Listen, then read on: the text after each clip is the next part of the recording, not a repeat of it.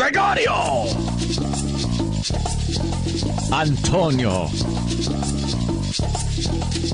But enough of this palaver. Let's get the show on the road. Off and running. Hey. I want to start. Here we are. I want to start. Yes. We got to save Kareem Abdul-Jabbar. Oh, my God. We have to. I grew up watching Kareem Abdul-Jabbar. He's one of the greatest athletes of our time, certainly. Oh, boy. He's one of the greatest, if not the greatest NBA player of all time. Yeah. He needs to be saved. What the fuck is he doing? Well, Opie, Who are the people around him saying this is a good idea to look like a complete fool on national TV? he's on the ABC hit show Splash, which is another reality show where they do things and you get votes for how well you do, and there's judges and experts, and, and then they vote people off. But it's all based on diving into a pool. Are we try to stay young, right?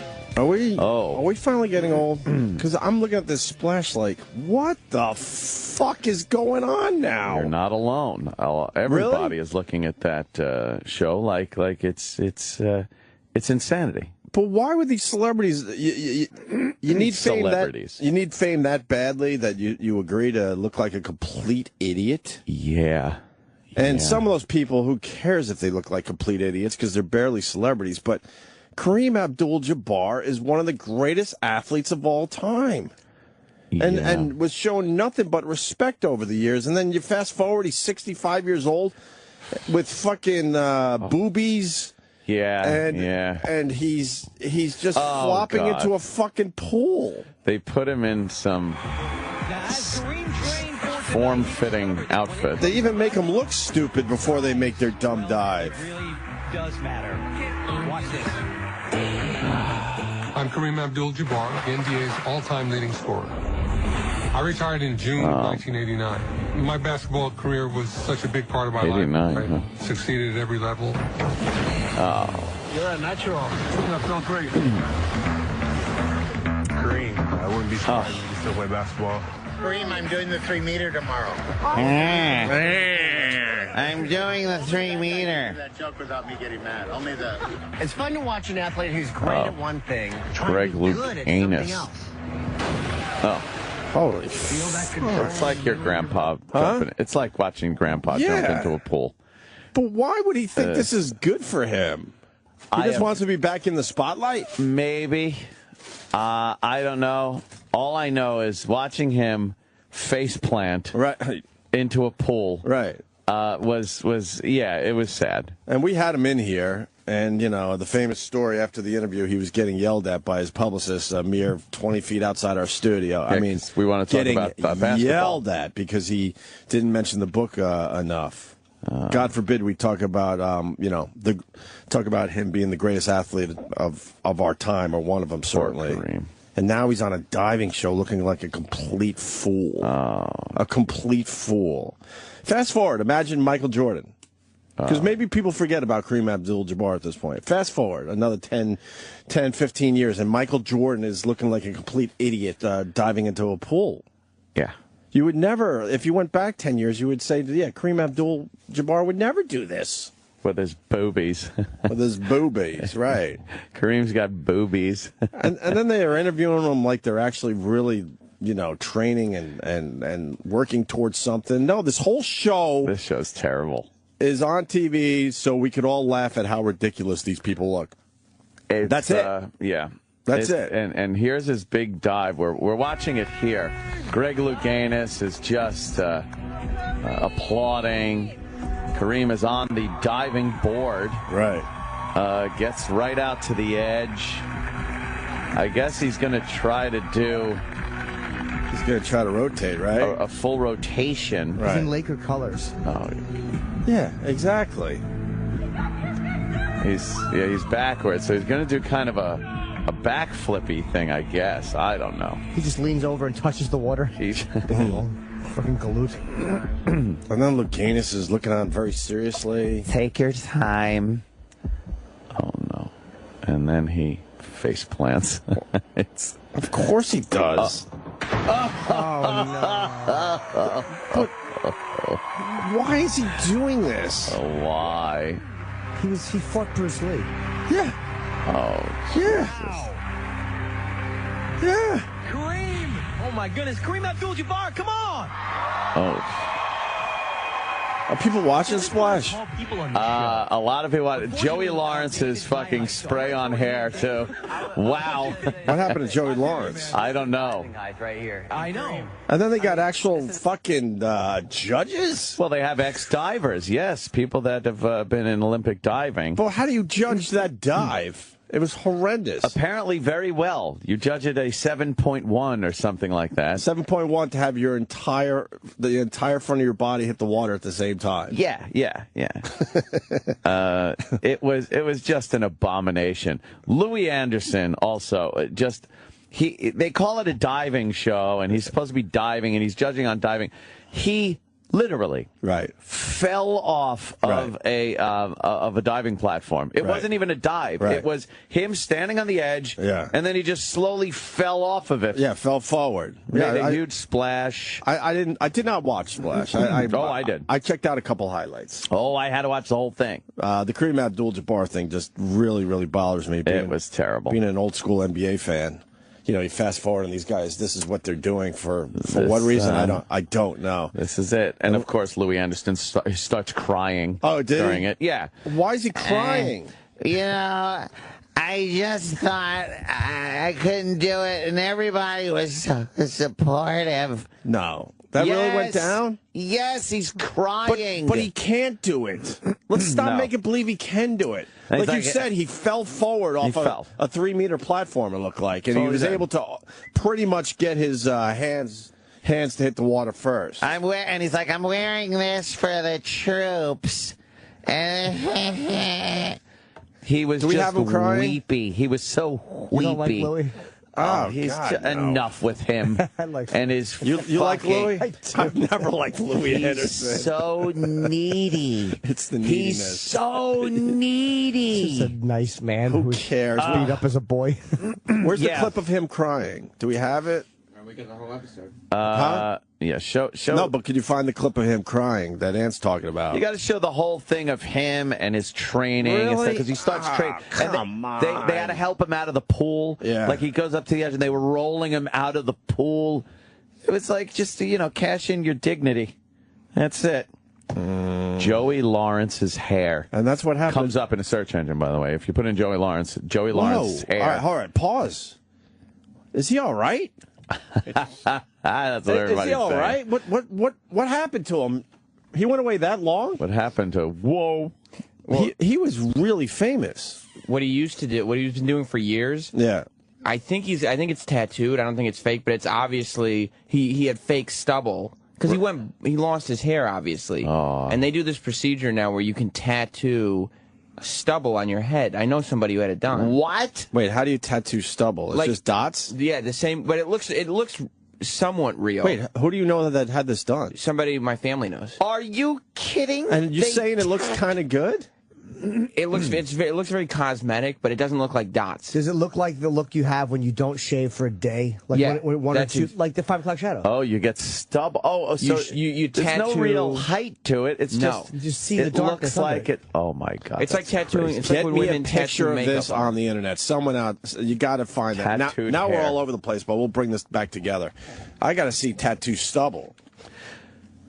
That's what Joey Lawrence used to have. Joey Lawrence also had. That's tattoo stubble? Is that it? That looks. The bottom one doesn't look That good looks too even. But that looks amazing. Right. I'm not even going to fucking You're make not gonna fun front? of it. No, that absolutely looks amazing. That it looks like. Is there a close up of that? Come on! What the fuck? No, that's his actual hair, right? That's tattoos. Yeah, no, that's the tattoo needle right there. Dude. No, is See, he just? I mean, because everybody's got at least some kind of stubble on their head, so they Right. fill it in. So like that's what it looked like before the tattoo, and then Holy they fill it in and make it fuck. dark and stuff. So it looks like you have a full head of hair. That's crazy. A full head of stubble hair. Exactly. Right. But you can never grow your hair out because. Well, you could grow it out, but yeah. Have you seen this in person? Yeah. And it looks pretty real? Yeah, if I didn't know that he had. Well, if I didn't know that he was But if wearing you touch wigs it, for years. if you touch it, it's smooth. Right. Oh, that would be weird for the ladies. They might not think though that, like, if, again, they may think it's a one-day. That is Holy so fuck, up. is that I've weird. never heard of this procedure. But like you can, the ways you can tell is number one, if you see them, you know, over the course of days or weeks or whatever, their hair length never changes. Right. And like, look at this guy. The hairline is just perfect. It's a perfect line, Well, yes. yeah, they got to figure out that part line. of all the hair procedures. But is that what line Joey in front. Lawrence has, or did he have I think so. follicles? No. Wait, give me Joey Lawrence over the years. Because, man, I mean, he had quite the mane of hair. and the back daytime then. talk shows used to have him on all the time, and they would just melt when he came on stage. So you go to the top picture. That's what he's looked like for years. That's tattooed on. That's not Yeah? real. I know. Go back. come on. Go back and go to the top picture. Yeah, no, over one. There. See, that looks like, what, like that's his head? Is that Joey Lawrence's head? I don't know. don't know if They're that's- trying to say that Yeah. that's his That's head. what it would look like But on this right, close-up TV. this right here, that's tattooed on. That's tattooed This on. is tattooed. You could see a different color from the front Right. area to the back. Look, see? That's weird. Yeah. And you that's can see weird. where it's perfect and faded and it's tattooed on. That's wild. That's Joey why Lawrence tattoo hair. That's why last night it looked like his hair was stuck on with tape. Who is Because Joey it was Lawrence? stuck on with tape. Who is he? He was on Blossom.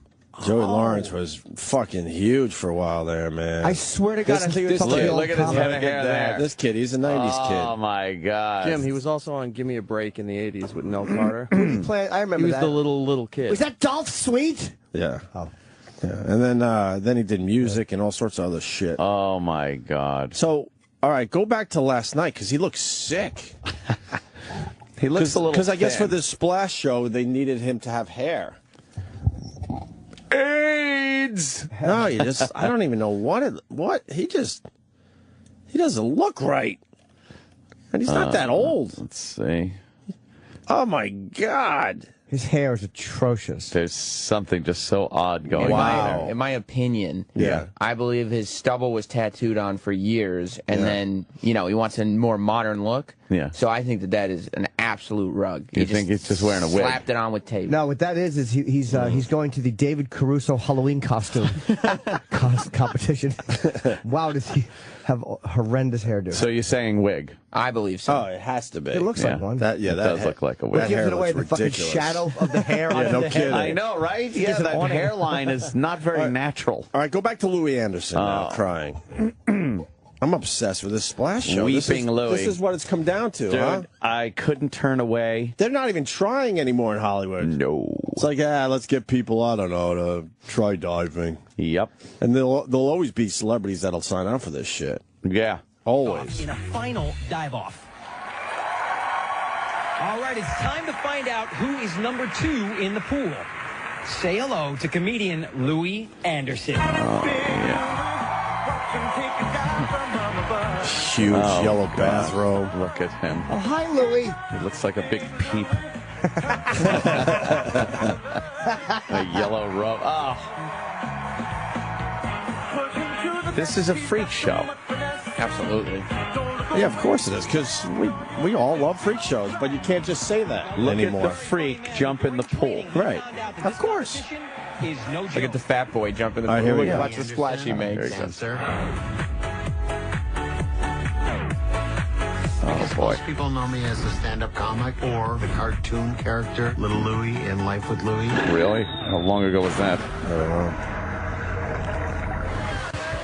400 pounds going in the water, it's a lot easier than getting 400 pounds out of the water. Uh-oh. Oh, look. Oh, my God, he can't even get out of a pool by himself. Is he that big? He's 400 400 pounds? pounds. Embarrassing. Oh, Oh, my He God. can't even get out of it. Why not use the stepladder? I played professional football in the NFL, and it was still taxing for me to pull Louis out of the pool. Someone should get in the water. I've had problems getting people in the pool. Getting him out of the pool was scary. Really? Long road ahead of him. Look at that.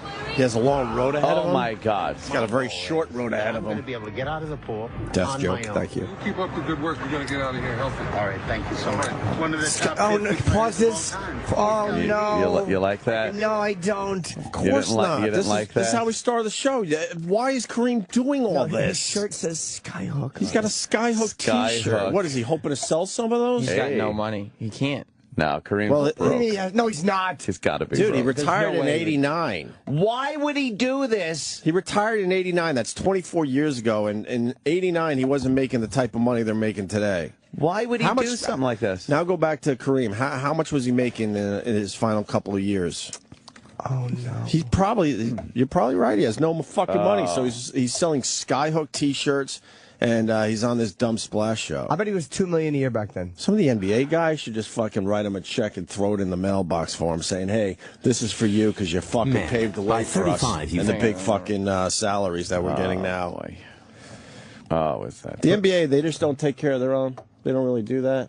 So they have a program where they have Who some kind of does? money that No. filters down to some of these guys that came before him. His highest year was $3 million, and that was the high. That was the most money he made in a year. How many years did he make that?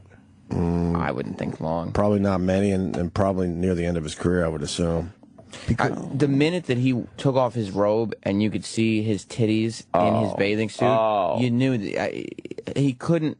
He can't have money because he looked at himself in the mirror. He knows what he looks like. Why would he wouldn't do that? If you have money, you don't have to do that. You're fucking Kareem. You know.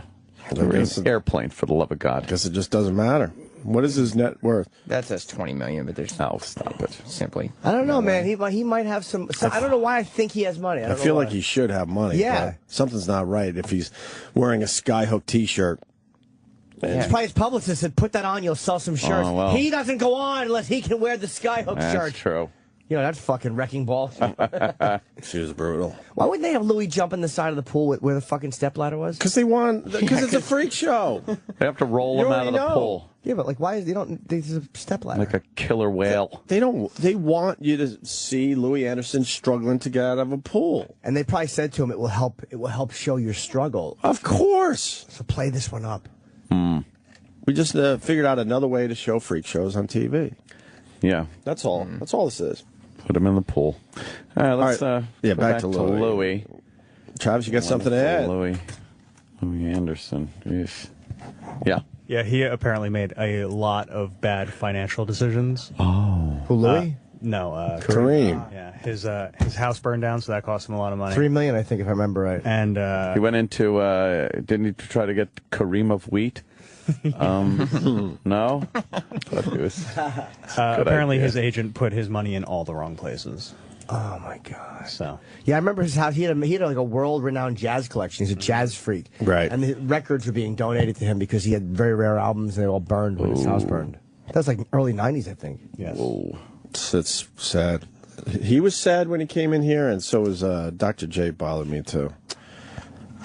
Remember his shirt was a little off and a little wrinkly and like a little old. And you know that was like he broke out one of his better shirts for his trip to New York. I'm like, you're Dr. J. Are you kidding me?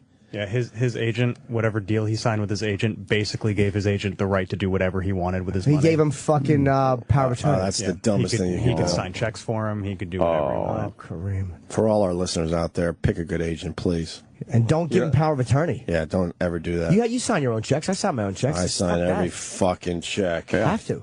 He wasn't receiving monthly statements, so he didn't know what was Yeah, going on. the guy ripped him off. Yeah. Oh, yeah. The guy obviously ripped him off. It's a Billy Joel situation. And now he's fucking. Billy Joel got ripped off badly by a family member. Now He's he's a what, brother-in-law, right? 65? Brother-in-law. 65? 65, trying to Jumping- make some kind of weird comeback on a strange fucking Jumping TV show. face first into a pool. And he looked pathetic. Oh, yeah. It was pathetic. That was My very wife sad. was watching, like, why would they do this to this poor old man? The poor old guy. And he was not a likable enough guy. Like Kareem was a really weird guy, so he didn't. He probably should have been NBA. That should have taken care of him. Like Bird is coaching, just not likable enough, and I don't think he got along with enough. He people. tried to coach, I think, for a little He while did, right? there. Yeah, I believe so. In that She felt bad fire, for him? Oh my God, he doesn't have much of a personality, Kareem. He never really did. She was watching him stand on the diving board, worried that he was going to die when he hit the water. Like she completely. And then I told her, break something. You got to tell her he's not going to die. They already filmed this. I told her that would have been a big news story. Kareem Abdul-Jabbar dies hitting pool water. I told her about the publicist that yelled at him, and she was like, "Why would anybody yell at that sweet old man?" He looked at us too during the yelling, like almost like help me. Could we rescue him? What could we do? Can you imagine being Kareem Abdul-Jabbar in 1989, right, and then having to be Kareem Abdul-Jabbar now? He was untouchable. He was a massive fucking. Do you remember? star. I remember the last time we walked off the court was against the Pistons. They were getting swept 4-0, and it was fucking. It was emotional. The Pistons gave him a standing ovation. It was in Detroit, I think. Right. It was fucking very good. 4-0 whipping. That was it. Were you a Mad Dog? No, but I remember I was a Lakers. I liked the Lakers because of highlight. Kareem, and that's the only reason I liked the Lakers. The Lakers-Celtics series over the years. Yeah. Wow. Yeah, Fuck. They beat Detroit the year before in Game 7. Abdul-Jabbar had to sink 2 fucking free throws in with 30 seconds left or whatever, and it was like, this motherfucker can handle pressure. I'll never forget that. He sunk 2 free throws. Now we have to see the clip of him walking off the field. Off the court, off the court, I mean, excuse me. I guess, I didn't realize it that long ago. Yeah, so that's 24 years ago. So what about the fire? What is it? Lost everything. In the fire, he had like a bunch of rugs that were uninsured that were worth hundreds of thousands of dollars. Oh, he loved his rugs. That's right. The one on Joey Lawrence's head. You have that one. His house was insured, but he overspent by $2 million rebuilding it. Oh, wow! But his agent just Straight took took that all of option his away. money. Lance goes into Why can't we have better clips from '89? Foul on Rick Mahorn. Oh, this is in New York. I'm sorry. And the camera went down, and Mahorn gingerly. This is '89. I mean, in L.A. Jesus, TV sucked in '89. Kareem Abdul-Jabbar. 47 seconds left in this game, and his team trailing. Mahorn has fouled out of the game, and Laimbeer will replace him. And there's the hand.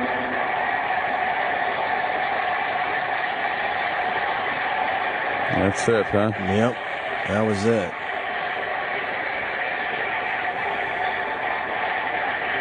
How long did he play? 20 years. Yeah, he made about 20 years. Yeah, he was about 40, 41 when he retired. That's it. Now he just sits there, and that's his career. And I remember the. I remember the.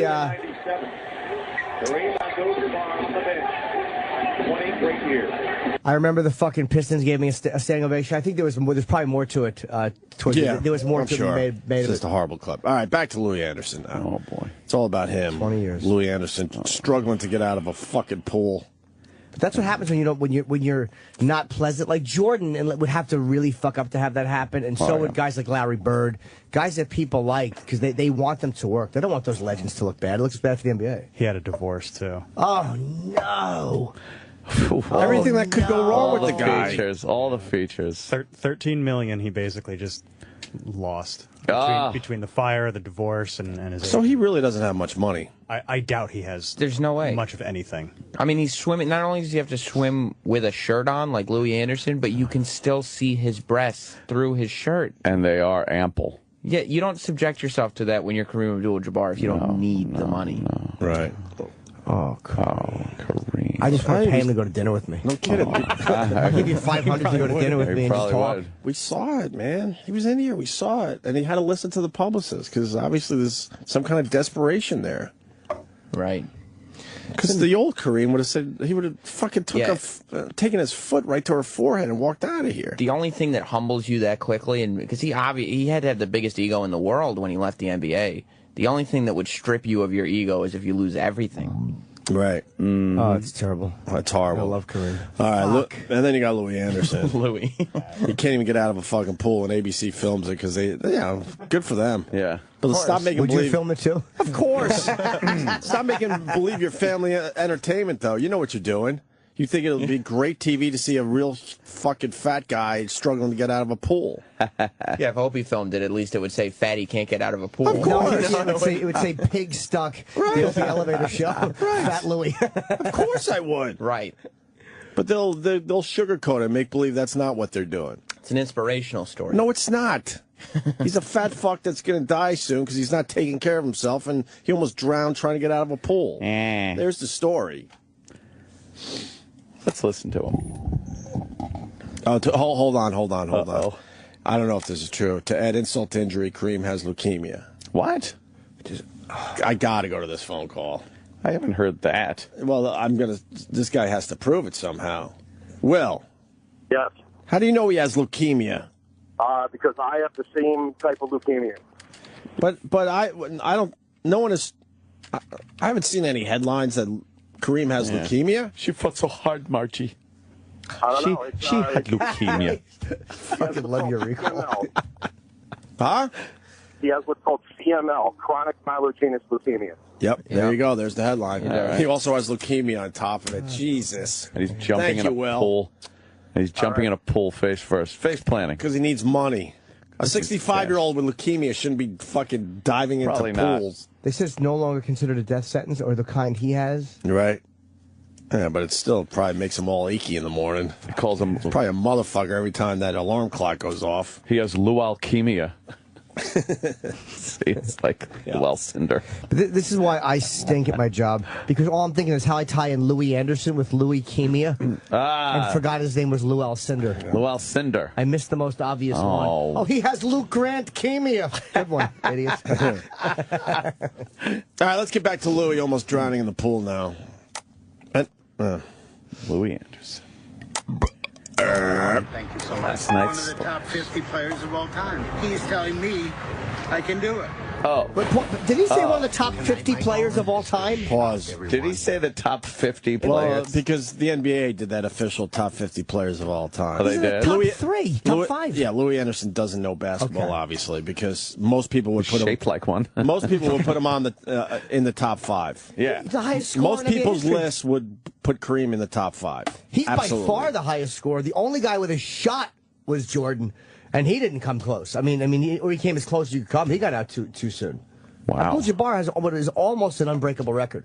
Do you think LeBron can break that? Karl Malone gave it a pretty good shot too. Yeah, I think Malone did okay, but these are fucking 20-year vets. Did pretty well.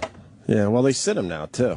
They sit a lot of these guys, so they can't they don't run up their personal scores as much as they used to. You know, those blowout games when you could get another 10, 15, 20 points in, they always sit the guys. Why am I And that mad adds up after a while. that Louis didn't know? Why do I care that Louis didn't know Kareem's ranking? Because he doesn't know a salad bar either. I'm a fool. One of the top 50 baseball players. Louis Anderson bothers me. Louis is uncomfortable. It's a goof show, and he's sitting there crying, going, Kareem told me I could do it. Do what?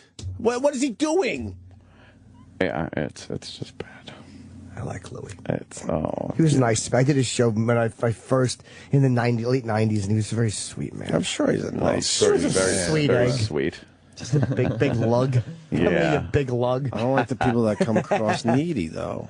He's so needy. I don't like those You type see of him people. almost cry. He came really close to crying there. Just talking about, He said that I can do it. He's telling me I can do it. I can do it. Did you get choked up when he said that? No! I get mad. Years. I get mad. Exactly. All right, let's go back to choked up. It's a goof show.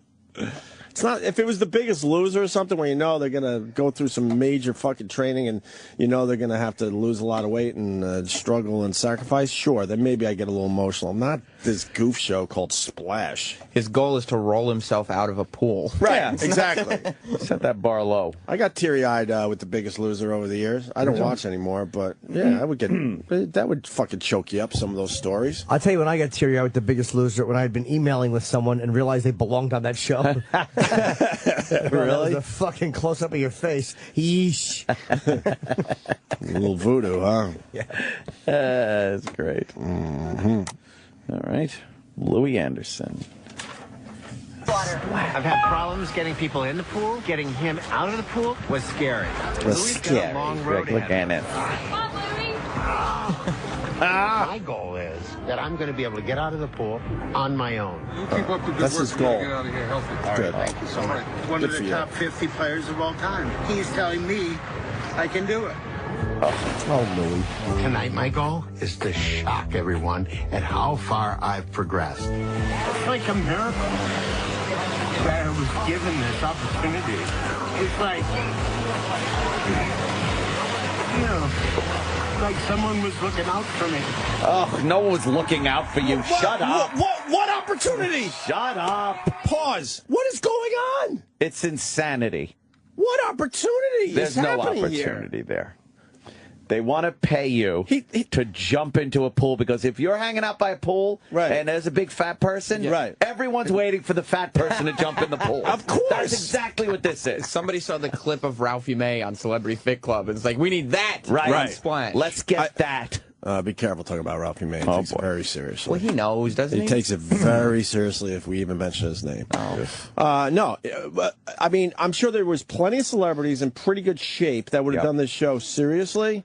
They didn't want that. They wanted the 400-pound slob and the ancient giant. The ancient giant, right? They hired the midget from Chelsea Handler's show. Oh, they did. Yeah. Chewy on there? Yeah. They got the midget, and then they got the hot fucking girlfriend of the quarterback. That's The Alabama? What? Kendra. No. Remember the Alabama The girl. Alabama. Yeah. Oh, really? She's on this? it. Fucking. They put her in this hot? swimsuit. It wasn't very flattering. Mm-hmm. She looked great, but like it could have been so much better with a hotter swimsuit. Right. But she fucking had such camel toe. Really? I was just watching Jimmy. Big fat pussy on her. No, Well, can we take a look see at a that. photo, Sam? I want to see her. Does Big she have fat a pussy. big She's fat- tall. Her legs and ass looked great up on the board. She looked How pretty tall do you goddamn think good. she is?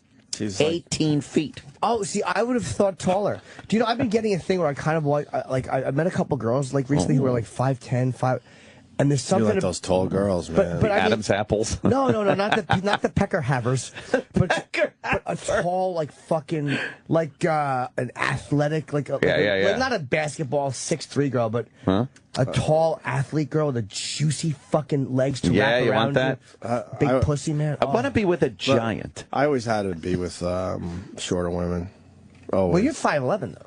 Huh? You're 5'11", right? 5'10". 6 foot with shoes. They're trying to squeeze an inch on me somewhere. 6 foot with shoes on. Okay. That's what I tell people. Well, yeah, it's hard to find girls who are 6'3". I was never this height though. You know why? I just never wanted. Whatever. Well, do you know why I need women who are taller than me? Why? Because I'm a little sprout. Aw. Wow. Why would they put her in a shitty bathing suit? Let me see, Sammy. Show me the puss. Well, I it's can't not really see it, highlighting Sam. it very well, Sam, but- show her vagina. Stop hiding it. I want to see her cunt, Sam. That smile looks terrible. She's retarded. It's not a good picture of her You see the at smile. all. Well, she's squinting because it's sunny out. Oh. I can see a little depth to the pussy right there. I can't. Around the thigh area, you can see it sticking out. No, that's just the sundial. That's called the sundial twat effect.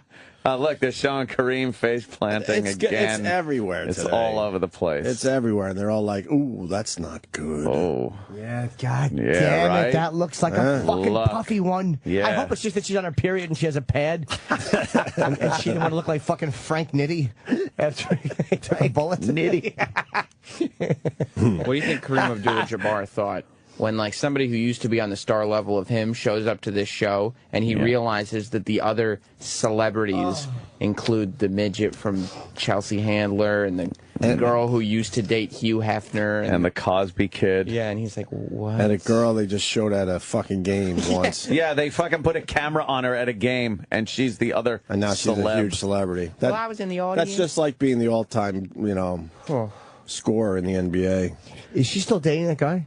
I don't know. I think they've had problems ever since that shit. Because it's like that guy who is he. I'd date her. Oh, yeah, right. Hello. Really, you would? What a surprise there. She's Take her very, out for a multi. very statuesque up on know. the diving All platform. right, back to Louis, who couldn't can't believe he's getting this opportunity and this chance to look like a fucking fool To on look network like a fucking TV. buffoon. It's like a miracle, he said. Oh, he did say it's a miracle. Huh? Go ahead. You made it. You made it, Louis. Thank you. I Chris. I mean, you know, there are no elevators on these. there are no elevators. That's what I'm told. God. So 2 people carried me up.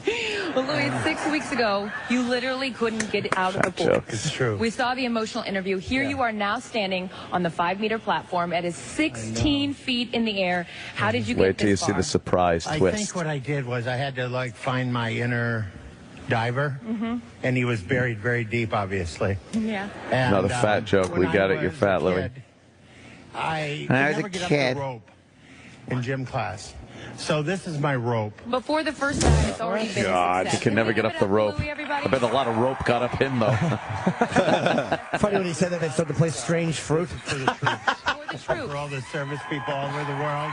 All the veterans out there, I'm diving for you. Are you? All right, Louis, nice man. Louis got a Fez smile. You got it. Well, He does. They got similar smiles. Here he goes. He's out on the platform, working his way to the edge, overlooking the pool. Louis Anderson at the 16-foot mark. Got it, Louis. What? Where's Greg? Greg? Greg Louganis? I gotta go up one more level. Whoa! That's the twist. Yeah. See, he goes to the next platform higher. It'd be fun if the whole thing just collapsed. Pancakes. He's not done this. And Greg Louganis goes, he has not done this. Oh, shut not up. true. They would have him, practicing quite a few times from the 23-foot level. That would scare me. Of course it would. I would do a cannonball. Yeah. Oh, Jesus, Louis. And he just fought like he was shot.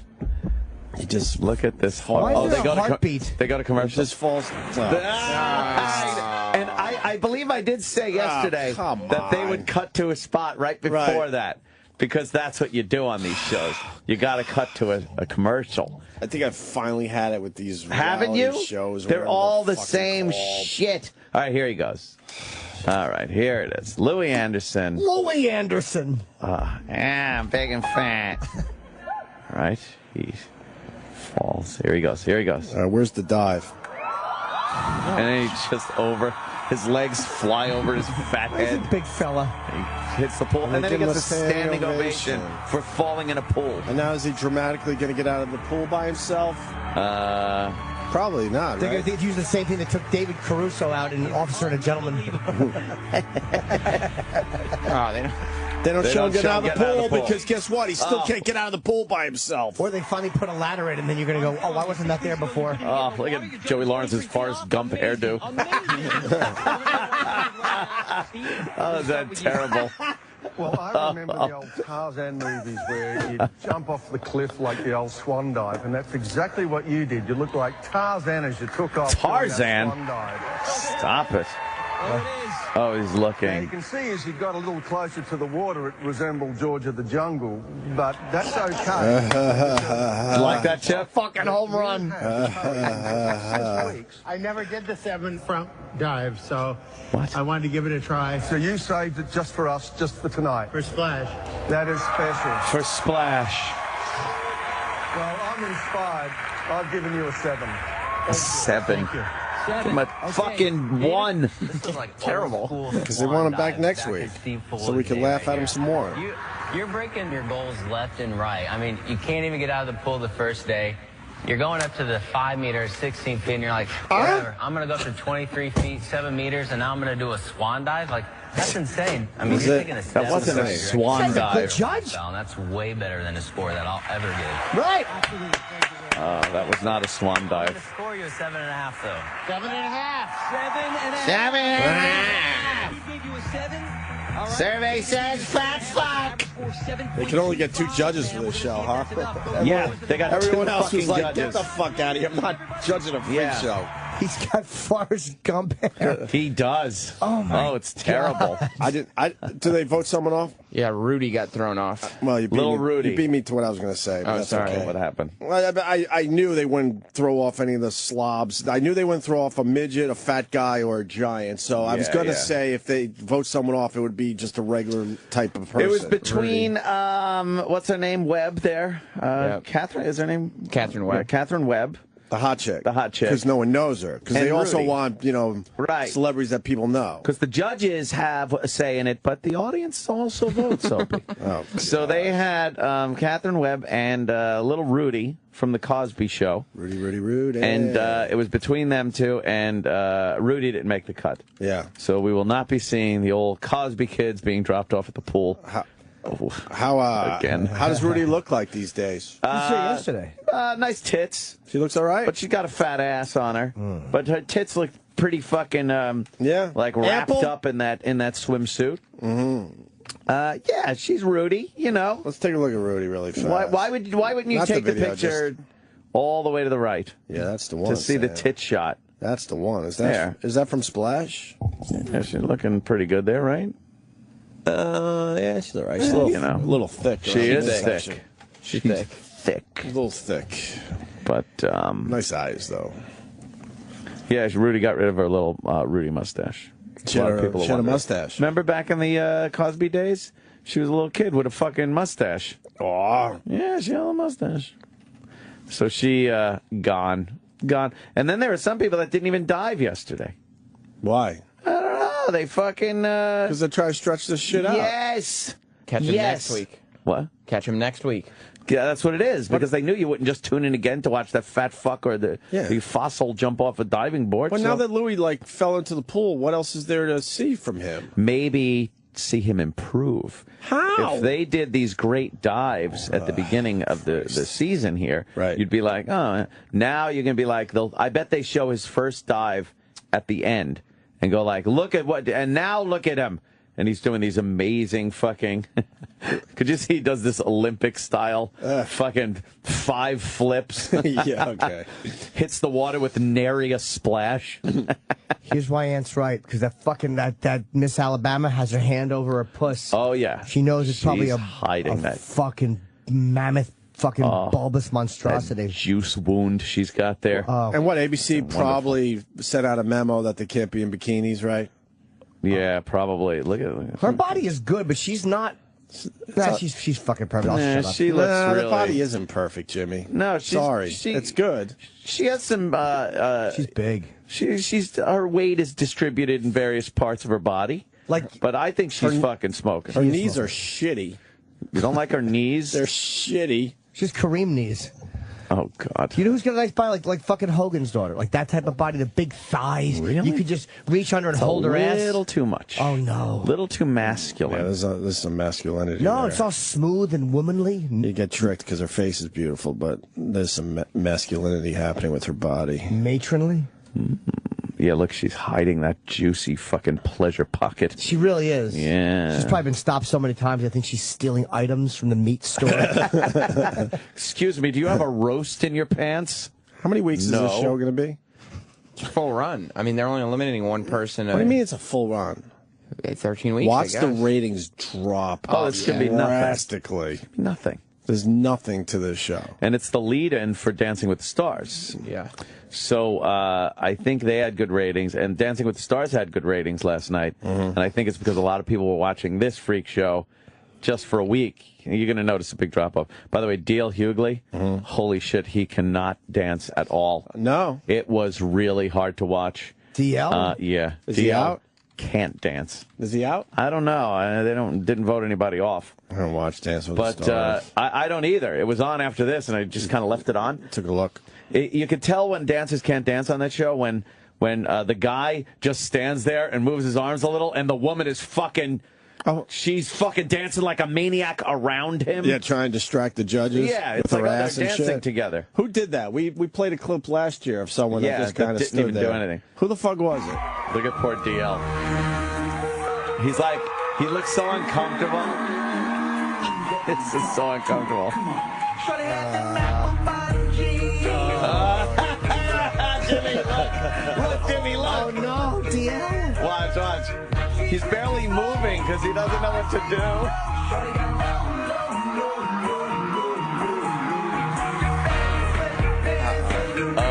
Wow, he hasn't done anything yet. No.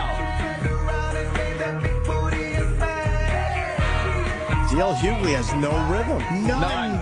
He's terrible. And I don't know dancing, but I can tell this was bad. Wow, he has nothing. Nothing. He's terrible. Oh, look, he's... Oh, my God, DL. Is this hard to watch, Jimmy? Oh, my God. Look, he's barely moving. And his feet, he doesn't know where to put them. And then he does that move again. With the arms, He's doing this move again. And she's dancing her ass off. Yeah. And then it kind of... What kind of marks did he get? DL. We don't know. How does this show work? They vote someone off But tonight? I don't know what a good score is or a bad score. Do they vote him off? How does this work? They vote Tonight, I him. think. They vote off people. Is it tonight? Yeah, they usually do the. But didn't he get his so bad. scores? Oh, Yeah. then it's down to the last two or something? Right. Yeah. And then what happens? And then they just kick someone off. That explains everything. Does it? That explains because he's a great comic. Yes. That's why. Because when he was younger, nobody was going to fuck him dancing like that. So he better be funny. You best be a funny oh, my motherfucker. God. Distract him by making him laugh. Like, he'd probably do that arm thing and be funny on the dance floor. Everybody else was dancing like a motherfucker around him. And he's like, I can't get any pussy like this. He'd make girls laugh Yes. and they'd fuck him. That's unbelievable. Very good observation, That's Jimmy. exactly why he's a great comic. You're right. If you ever said, why is DL great, show this clip and you go, I get it. It's so bad. I can't believe he had nothing. Nothing. As far as rhythm goes. I want to call him and make fun of him. Nothing. You know who looked Let's good? get him on the phone. You know who looked good and did a good job dancing is that fucking Kelly Pickler.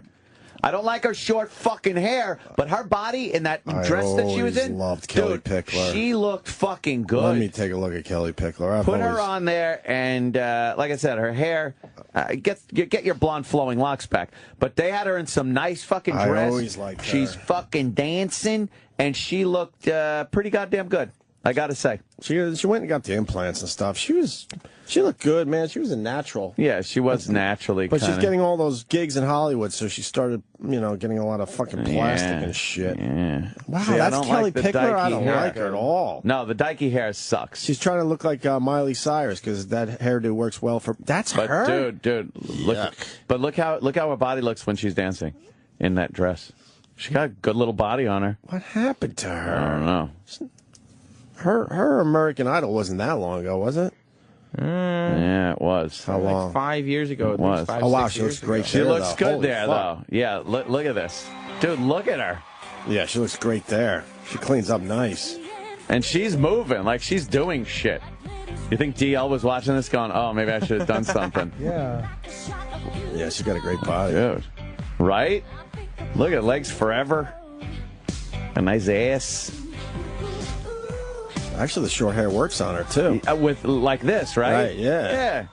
That's why I was surprised, because I was looking at first going, eh. And then when they had her come out, it's like, okay. Right. She looks good.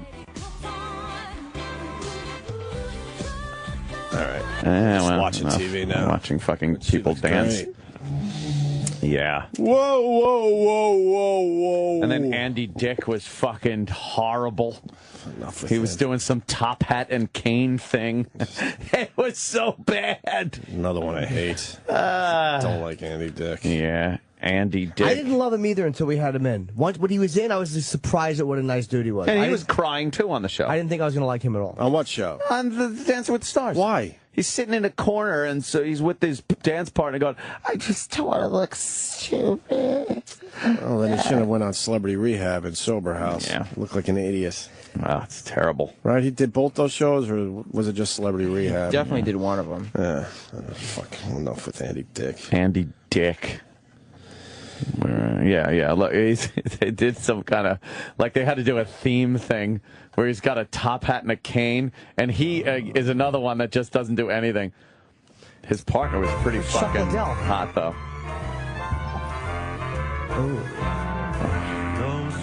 Chuck Liddell. Remember when Chuck Liddell danced? That made me laugh so hard. It was so bad. He's trying to smile. Just looks like a fucking an angry bull out on the dance floor. Putting on the Ritz, young Frankenstein. Looks like he was going to kill everybody. Holy fuck. He's a scary guy. Oh, God. The dancers just lead them around like puppets. Has this show jumped the shark yet there, Sam Roberts? I mean, the casts are just worse and worse every year. Really? There's Yeah. so many people you don't know who they are on this show this year. Like Yeah. who? Well, I know all these guys so far. Right. Some very young girl that I have no idea who she is. Andy Dick, D.L. Hughley, Kelly Pickler, and Winona Judd. Those are the big names? Those are the big names. Winona Judd looked like she ate Louis Anderson. She's huge. She fucking, and they had her in some dress, and she's trying to look all sexy dancing. No. She's fucking giant. Just giant. Don't they usually lose a lot of weight? You'd think. Maybe they don't have to work as hard as they used to in past seasons. Because a lot of these celebrities, they all talk about how much weight they lost training for Dancing with the Stars. No, there's no. Oh, they have some gospel-y singer. And her partner, Tony Devolani. Look at she is so fucking heinous. Look at her big fucking... Look at her! Ugh, Christ. She looks like Divine. Yeah, very good. She's trying to be sassy. Like, oh, look, I'm light on my feet. Oh, boy. She looks like she has hemorrhoids. Oh, I bet there's a world of hurt in that crack. Just looks like it. Oh, God. Oh, God, what a mess. She's a disastrous fat woman. There's no... Stop trying to look sexy. Sorry, fatties.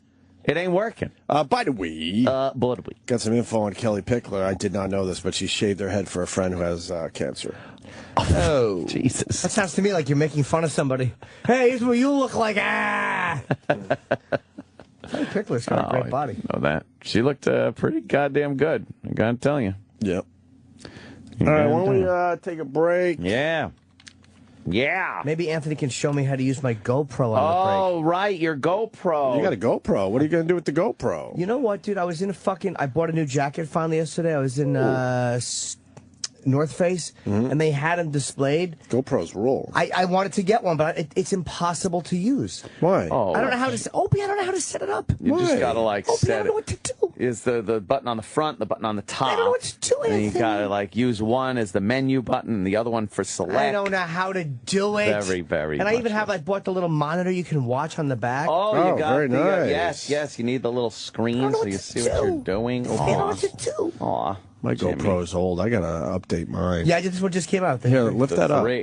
Yes. It's not this big. This is the piece on the back that Yeah, no, I know. Wow, that's... Oh, man, yeah.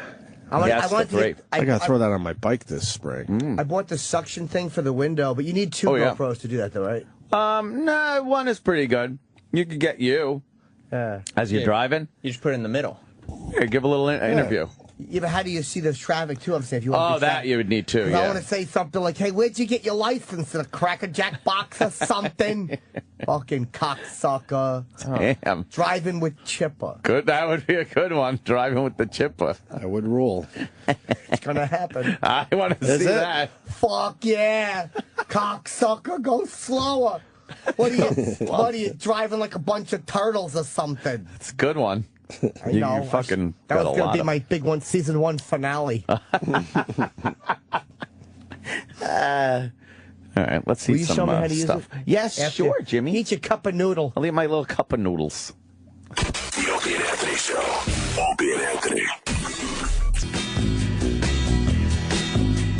Standing in the dockets of Hampton, trying to get to Holland or France. Uh-oh. We're celebrating this? You've gotta go back. Give us a chance. Right, you know it ain't easy. What is this about, Mr. Rock? You got the marriage 44 years ago. Oh, yeah? The John and Yoko marriage. Wow. 44 years ago today. Fucked up the Beatles, that woman. Some say. I'm one of them. Some say that shit. She's terrible. He did start dragging her around to everything, so I'm sure that didn't help. Yeah, they couldn't do anything. Even the Super Jams. Dragged her to that fucking thing. That fucking circus documentary that Jay Moore turned me on to. I love it. There's one thing where they're playing with Chuck Berry or something, and she fucking starts chortling like that. She did that a few times. Chuck Berry makes a face at John Lennon, like real quick. He turns like, "What the fuck is that?" His face speaks volumes. Of course it does. You know his brother Marvin, or his cousin Marvin Berry. told him all about rock and roll, how to play it. It's amazing. Rock and Roll Circus is a great documentary. Everyone's fucking tripped out on all sorts of shit. And then near the end, is this the Chuck Berry one or the Rock and Roll Circus one? Rock and Roll Circus. Oh. Yeah, Rock and Roll Circus. This is a super jam going on. I forget exactly who's playing. Clapton's on stage. You got everybody. And then fucking John Lennon gets Yoko to do these weird vocals.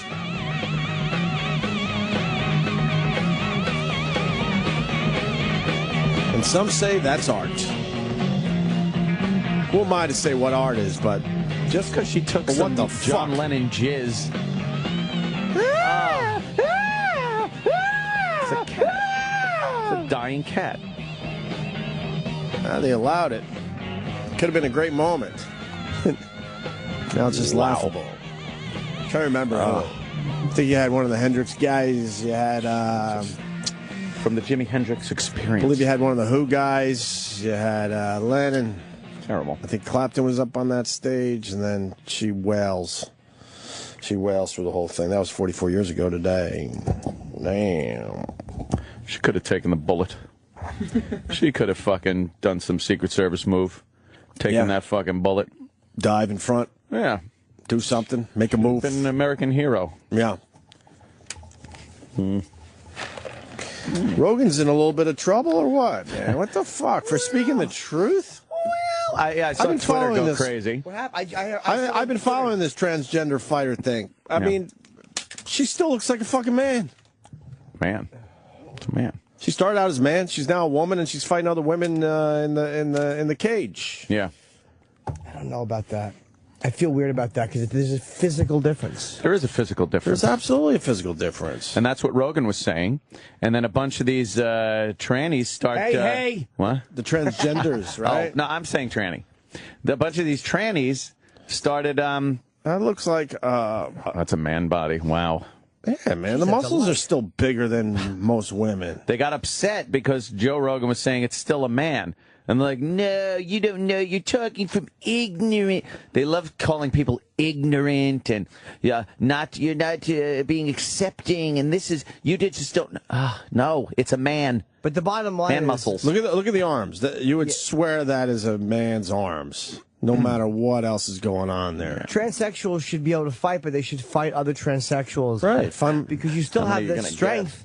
Yeah. It's not about being a man. It's about having that. A transsexual has much more the physical strength of a man than the physical strength of a woman. And we don't know shit, but it just seems that way, right? Trust me. Is that a pure? Is that a pure transsexual? Like balls removed, dick turned inside out, made a vagina? What? Or is it like? Or is it just a? They do that? To my knowledge, he's post-op transgender. Post-op. All right. Well, why don't we go to the Joe Rogan podcast, the Joe Rogan Experience, because this is where they got the clip from. TMZ got the clip. Joe, what do you think about that tranny that's trying to fight in the MMA? I was going to bring that up. There's she calls herself a woman. Diamond Dave? Diamond Dave is part of this clip, and TMZ doesn't even acknowledge that he's part of the clip. David Lee Roth is in on the conversation. Our pal Diamond, David Lee Roth. Was he announcing more tour dates? Looks like, what's his name from the Fresh Prince of Bel-Air? Oh, right on. Yeah, Carlton. That's the pre-op and post-op, huh? I don't know. That's a guy. There's Come on, still some manly things going on. Yeah. Who do we to say? I mean, Rogan's an expert on some of this shit, so let's see what he has to say. Transgender? But I tend to disagree. And she used to be a man, but now she's a transgender, which is an official term that means you've gone through it, right? And she wants to be able to fight women in MMA. I say no fucking way. I say if you had a dick at one point in time, you also have all the bone structure that comes with having a dick. You have bigger hands, you have bigger shoulder joints. You're a fucking man, and that's her right there. That's a man. Okay, you can't have.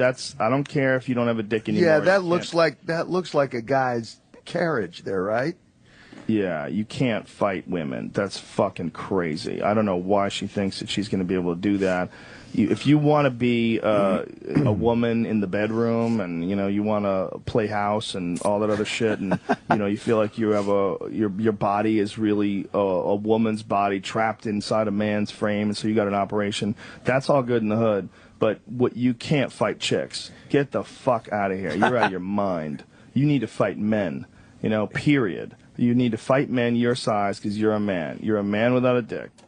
That's why they're pissed at him, because the point he's making about the fighting are correct. He broke it down perfectly, though. Yeah, but he really did. He's saying you're a man without a dick, and they look at themselves like the transsexuals don't look at themselves as men without dicks. But he was looking at it in purely the physical way. But he's making some great points. The hands are bigger, the fucking shoulder joints are bigger. Right. No matter what. And he was saying like they're the bone structure in general is bigger. And he's right. You're a man without a dick. Just because you don't have a dick doesn't mean that you. That was a great point about your shoulder joints and all these things. But then he's like, would you want to? You can't change all that. They're mad at him. Go ahead. I said because he said like play house and in the bedroom, and they would look at it like that's not just what it is, and that's why I'm just saying that's probably why they're giving him shit. I like it, but his points about fighting are 100% right. And then he continues. She looks like she's really in shape there. Yeah, look, she's huge.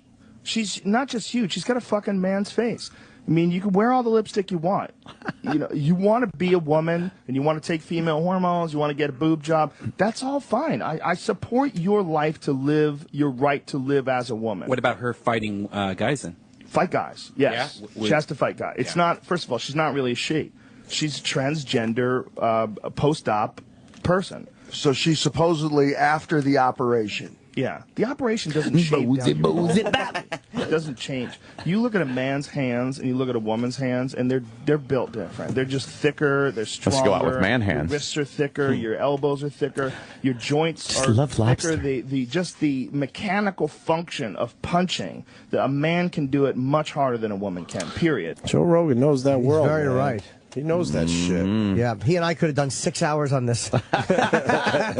But he's correct. I mean, that's... He knows all that shit. That's not why he's... I guarantee that's not what their beef is. Because that's right. Their beef is misplaced. Yeah. I think their beef is misplaced. You got to really listen and put in context, again, what Joe is saying. Yeah. He's not bashing them for not being a woman after the fact, mentally, perhaps. Whatever your ambition is to be a woman, he's not saying that. He's saying your body was still born male, and there are differences between a male body and a female body that won't go away no matter what you cut off. And again, Joe's an alpha male guy, and this is he's in that fight world. Like what bothers me about this is they're annoyed at him because he didn't speak with enough sensitivity. Right. And it's like he's not trying to be harsh or a jerk. He's just trying to break it down. Like, I love it. Here's how they're looking at it, and I'm guessing, but they're looking at it like they're black. And he said, "Hey, you can put on your suit and walk into a white world and try to get a job, but you're still black." Like that's how they're seeing it. That's like my broadcast. Well, you know what? Tough shit. But I'm just telling you. No, I know, but that's how they're seeing it. But that's what I would say to those people. Tough shit. He's also trying to entertain people. They're looking at it like it's an entertainment program. He's not on CNN, even though I think all those fucking shows are a joke as well. But it's entertaining. It's a comic. They can't have an argument. Oh, they're making it about this, but they can't have an argument. Because what he said about fighting was correct. And the fact that he said the other stuff wasn't mean, it wasn't intended to be mean, it's just the way he sees it. He knows the sport, and he's also a comic, and he's trying to entertain his podcast audience, and he did all three things very well there. Joe's never danced around issues like if he has an idea on his head, it just comes out. Right. It's beautiful. So where are we at with the controversy? Is it getting bad, or is it just kind of out there? That's more Twitter and TMZ. TMZ picked it up. Yeah, TMZ picked it up, but I haven't seen it gone past TMZ. All right, so he'll probably be all right. No one's really jumping on board with the transgender people. That's how you know that they're not. They're getting there, but they're not fucking there. And they're not there yet. No celebrities have transsexual girlfriends. Man, that looks like a guy. Oh, you know what I'm saying? Like, yeah. You get gay celebrities and lesbians, but you don't have any. You're right. That have a transsexual girlfriend. The one fight where the guy who's now a chick. They're showing this one fight he had or she had with the other person. Yeah. That other person looks pretty manly, too, man. Yeah. Yeah. Like when they first did the story and they showed the two fighters, I wasn't really sure which one was the, used to be the guy. That's insulting, Opie. That's insensitive. Is that the other one? Yeah. Wow. That looks like a guy, That looks like a fucking dude. Okay. Wow. Like if it's just post-op or transsexuals fight, I have no issue with that. But I think he's right. You can't fight women because your arms are big. It's an unfair advantage. Of course it don't is. You think? Yeah. Wait, they can't even do. They don't even. They still have men and women's champion for chess. Like why? That you don't need. There's a men and women's champion for tennis. Mm-hmm. Which all right, maybe. Well, tennis, of course, there should but be. I'm saying, what do you mean? That's not hand-to-hand combat. That's just it, yeah, for tennis. I mean, There's a reason. There's a difference physically between. Oh yeah. That looks like a dude. And we're not talking about the one that used to be a dude. Wasn't there That's a tranny tennis player? Yeah, Renee Richards. Richards? Right? Did Renee Richards play male or female? I think he, whatever, went male for a while. Male tournaments, yeah. Did they allow it? I don't know. I mean, they didn't have the surgery figured out back then. She kind of looked like Herman Munster out there. Just a roll of duct tape. In a tennis outfit. She looked horrendous. They've come a long way with that surgery. What's the story of Renee Richards? I think that's like late 70s, early 80s, right? Yeah, she underwent in 75. She underwent sex reassignment surgery. Would you want to go through that surgery in 75? They didn't know anything. It's like the Middle Ages. Like driving Ford Pintos in 75. Oh my God! Wow. So then she was denied entry into the 76 U.S. Open by the Tennis Association, citing an unprecedented women-born women policy that she disputed, and the New York Supreme Court ruled in her favor in 1977. So she did continue. Wait. So then she got to go back in. She Against started women? Wait, yeah, did she start as a She started as a man. Dude. A dude. And then she was able to be reassigned as a woman, and then in 77, the Supreme Court said she could get back in. See, that's a fucking... I don't agree with that. Like, as much... Believe me, I'm pro-transsexual, but I don't believe in that because there is a physical difference. Even if you're not classified as a man anymore, and legally you're not, and even maybe morally, you see yourself as this, and you've had hormones, and it's much... You still have bone structure. That's a great point. Yeah, Rogan made a great point there. Bone structure and Bone things. structure. Her surgery was so horrendous, I forgot if she was born a woman or a man during this conversation. I have to go on record and say that. Wait, she was born a man. She was born a man. She still looked like a man after the surgery. She was born Richard Raskin. Yeah, okay. And she became Renee Richards. And then she was allowed to compete with other women. Correct. But she never really won anything. No, you could be strong, but you might be shitty that. at tennis. Wow. Looks like the redhead from Sex and the City. That fucking hairdo. Oh, that is really horrendous. She has almost male pattern baldness. Yes. Who does she have hair like?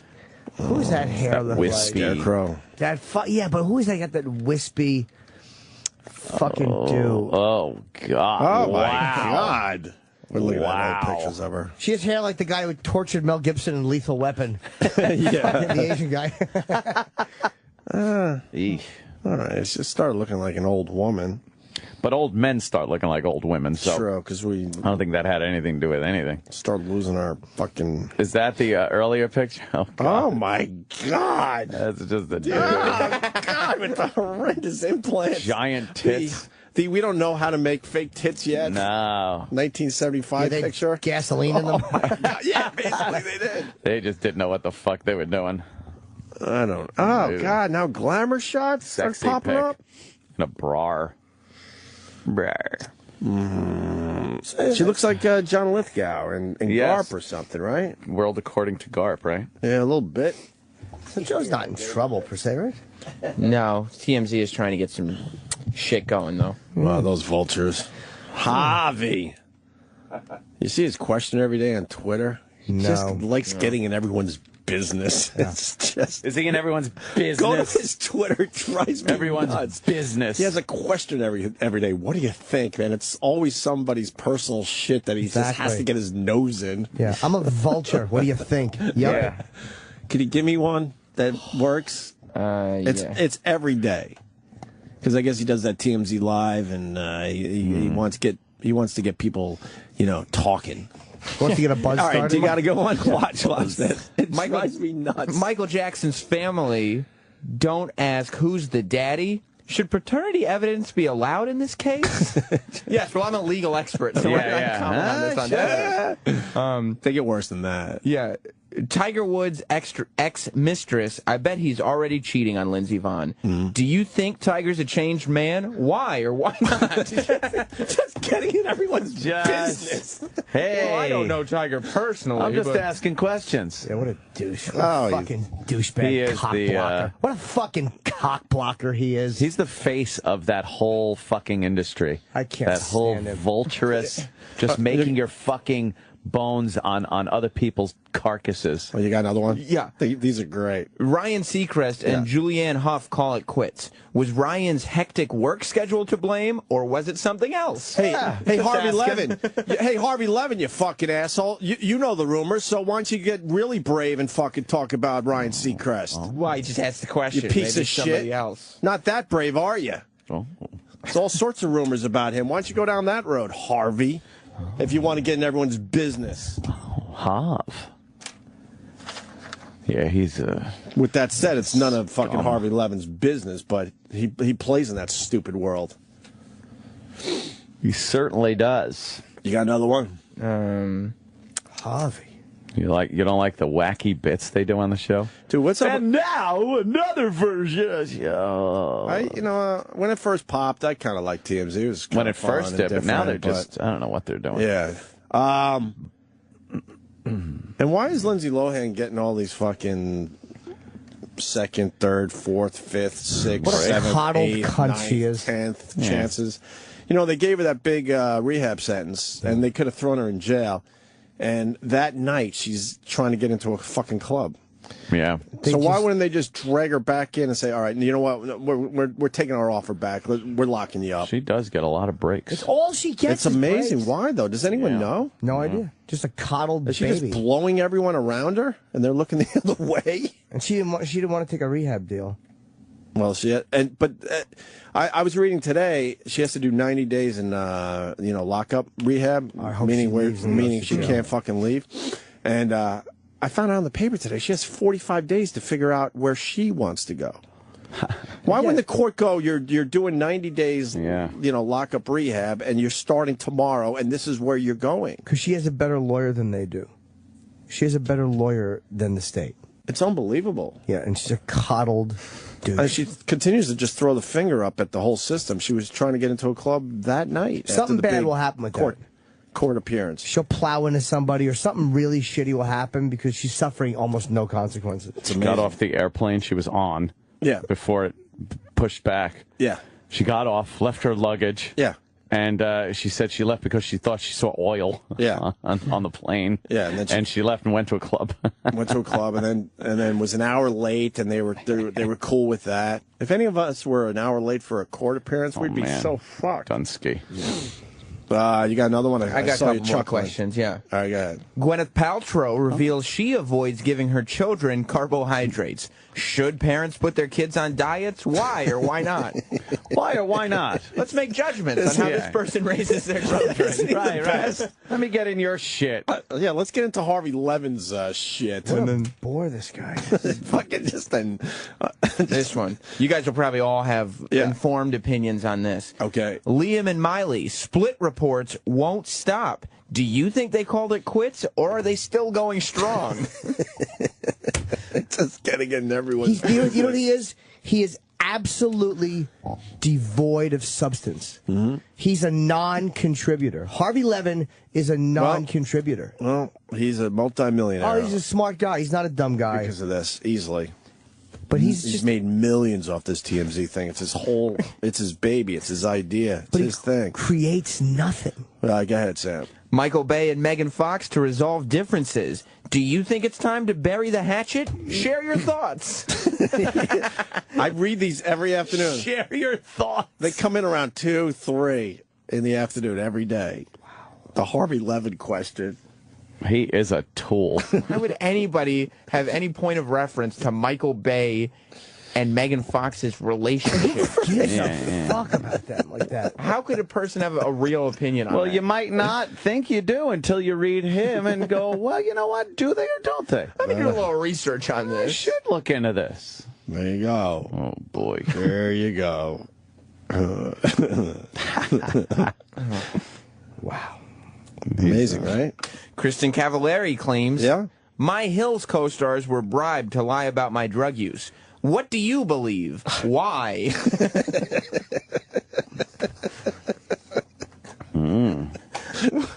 I believe that. No idea, because I wasn't there. I believe it's none of your goddamn business. That's what I believe. I think that's what I believe, Harvey. Boy, he sure pumps these things out, though, huh? Every day there's a couple. Justin Bieber's rep Scooter Braun says there's nothing wrong with him. Do you agree? Or has Biebs gone off the rails?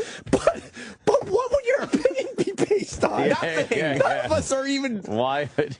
Nobody's even remotely close to the Not situation. even close. If somebody in the situation says everything's fine, all right, everything's fine Everything's then. fine. Yeah, who are you to know more? Do you think they're lying? He just figures he'll poke his nose in their business. Yeah, let me... and bring the rest of us along. Hey, everybody. What do you What's going on think? with him? What do you think? And then when that person says what they think, I would go, well, what is that based on? Yeah. By the way, pay no attention to what I do in my life. Just look at them. Look at them over there. What do you think? Oh, my God. Why? Show your work. Show your work, yes. Do you think so or not? Yeah, Please answering explain. It's every day. I've been on this trip for a long time now. Write a paragraph about You got one more? He only accepts tweets that rephrase the question in the Sure. answer. One more, maybe? No. Let's see. God, am I stupid? Jim. He does? Oh, Matt Lauer. Today, NBC handled Ann Curry crisis badly. Do you agree with Matt? Tell us why or why not. Because we were all back there in the NBC boardrooms figuring out. Exactly. Well, you know what? I think Blotto98 on Twitter has a terrific Twitter bit today. Oh. He just tweeted Harvey Levin, TMZ. To take one in the ass or not? What do you think? Do you think people should maybe ask Harvey one of these questions? Goofy questions today? Philadelphia Eagles cheerleaders say, we want Paris Jackson. Does Paris have what it takes? Does she? Well, the public is informed. You know, I'm going to say no. All right, Based on nothing. My pal Pretty Plus More on the Twitter. Now I'm enraged again. And Sam would know. She writes, just try Opie Radio. Thank you. To listen to the TMZ show on Sirius XM. Oh, yeah? They gave him a show, too? Yeah, of course they did. And she writes, dare you. I bet you could take 2 minutes tops. 9 people speak simultaneously. They have a fucking show here as well? Well, I think what they did was they do the TMZ live show on their website. Right. And Sirius was like, if we give you some money, can we have that gold that you guys put on the internet every day on our service? Because we have so much time to give out to people. We have time slots. We have nobody to put in these shows. And we figure you don't do radio. You'd be great for a show. Why don't we know about any of these shows? Because nobody listens to them. Well, that's... Nobody. True. It was a loaded question, Sam. Right. You should have played along a little bit. It was a loaded question. Of course that's the answer. We don't know about any of these shows because no one gives a fuck. No one. So why do we continue giving out these dumb little shows to everybody? Not one person has subscribed to listen to Harvey Levin ask questions about other people's lives. You know, instead of giving this show a podcast, they're obsessed with content control and being territorial. I'm going to start laughing again. Sorry, Jimmy. But they're not worried about being territorial about something like that because it's really a bizarre. It makes no sense. No. But he asks like the important questions. Chris Brown. Yeah. I don't really own Rihanna's Lady Parts. It was just a song lyric. Oh. Do you think Chris was only joking? No, he really owns her lady parts. Why? Talk amongst yourselves. And this is why Harvey Levin stinks. Because he's not brave enough to say things. He just asks them. He doesn't want to say it himself because he Say wants them. to be able to hang out with these people in Hollywood. Yeah. That's why. Yeah. Yeah, here's the perfect example of what Jim was just talking about. Yeah. Instead of going on and saying Justin Bieber is obviously on a downward spiral, Out of he's fucked control. up, he's Sure. a publicity stunt like you said, his tweet was, Justin Bieber, 2 hours late to his show, collapses on stage, flips out on a photog. What do you think of his latest behavior? Yeah. It's your Twitter. What do you think of his behavior? Yeah, your Twitter's your dumb opinions, like them or not. Give your opinions. Some people will agree, some people will disagree. Yep. How many He followers knows do you what have? that's about. Justin Bieber's an asshole. Figured he could get away with going on stage 2 hours late. Realized he got horrendous negative publicity. So the next day or 2 days later, he collapses on stage to try to turn the publicity around. And then he makes believe he's a tough guy going into his car. I bet he's having panic attacks or something. Something's happening with him where he's gotten sick twice on stage. I'll bet you he's going through some kind of fear or panic. Did he actually get sick on stage? Did we actually see throw up? Yeah, he puked. he We did see the throw up. And there's another time where he's gotten sick. I bet you something's maybe he's happening where partying he's too much. freaking out. What are you guys doing? Present the question. That's right. Don't give an opinion. Do you guys I'm out there sorry. think that he's just having some panic attacks? Yeah. Or not. Or not. Could be either way. 588,000 I think followers. I think he discovered the dope. Yeah. I think the Biebs discovered the weed. Do you think Justin Bieber may have discovered drugs? Well, that's Why? right.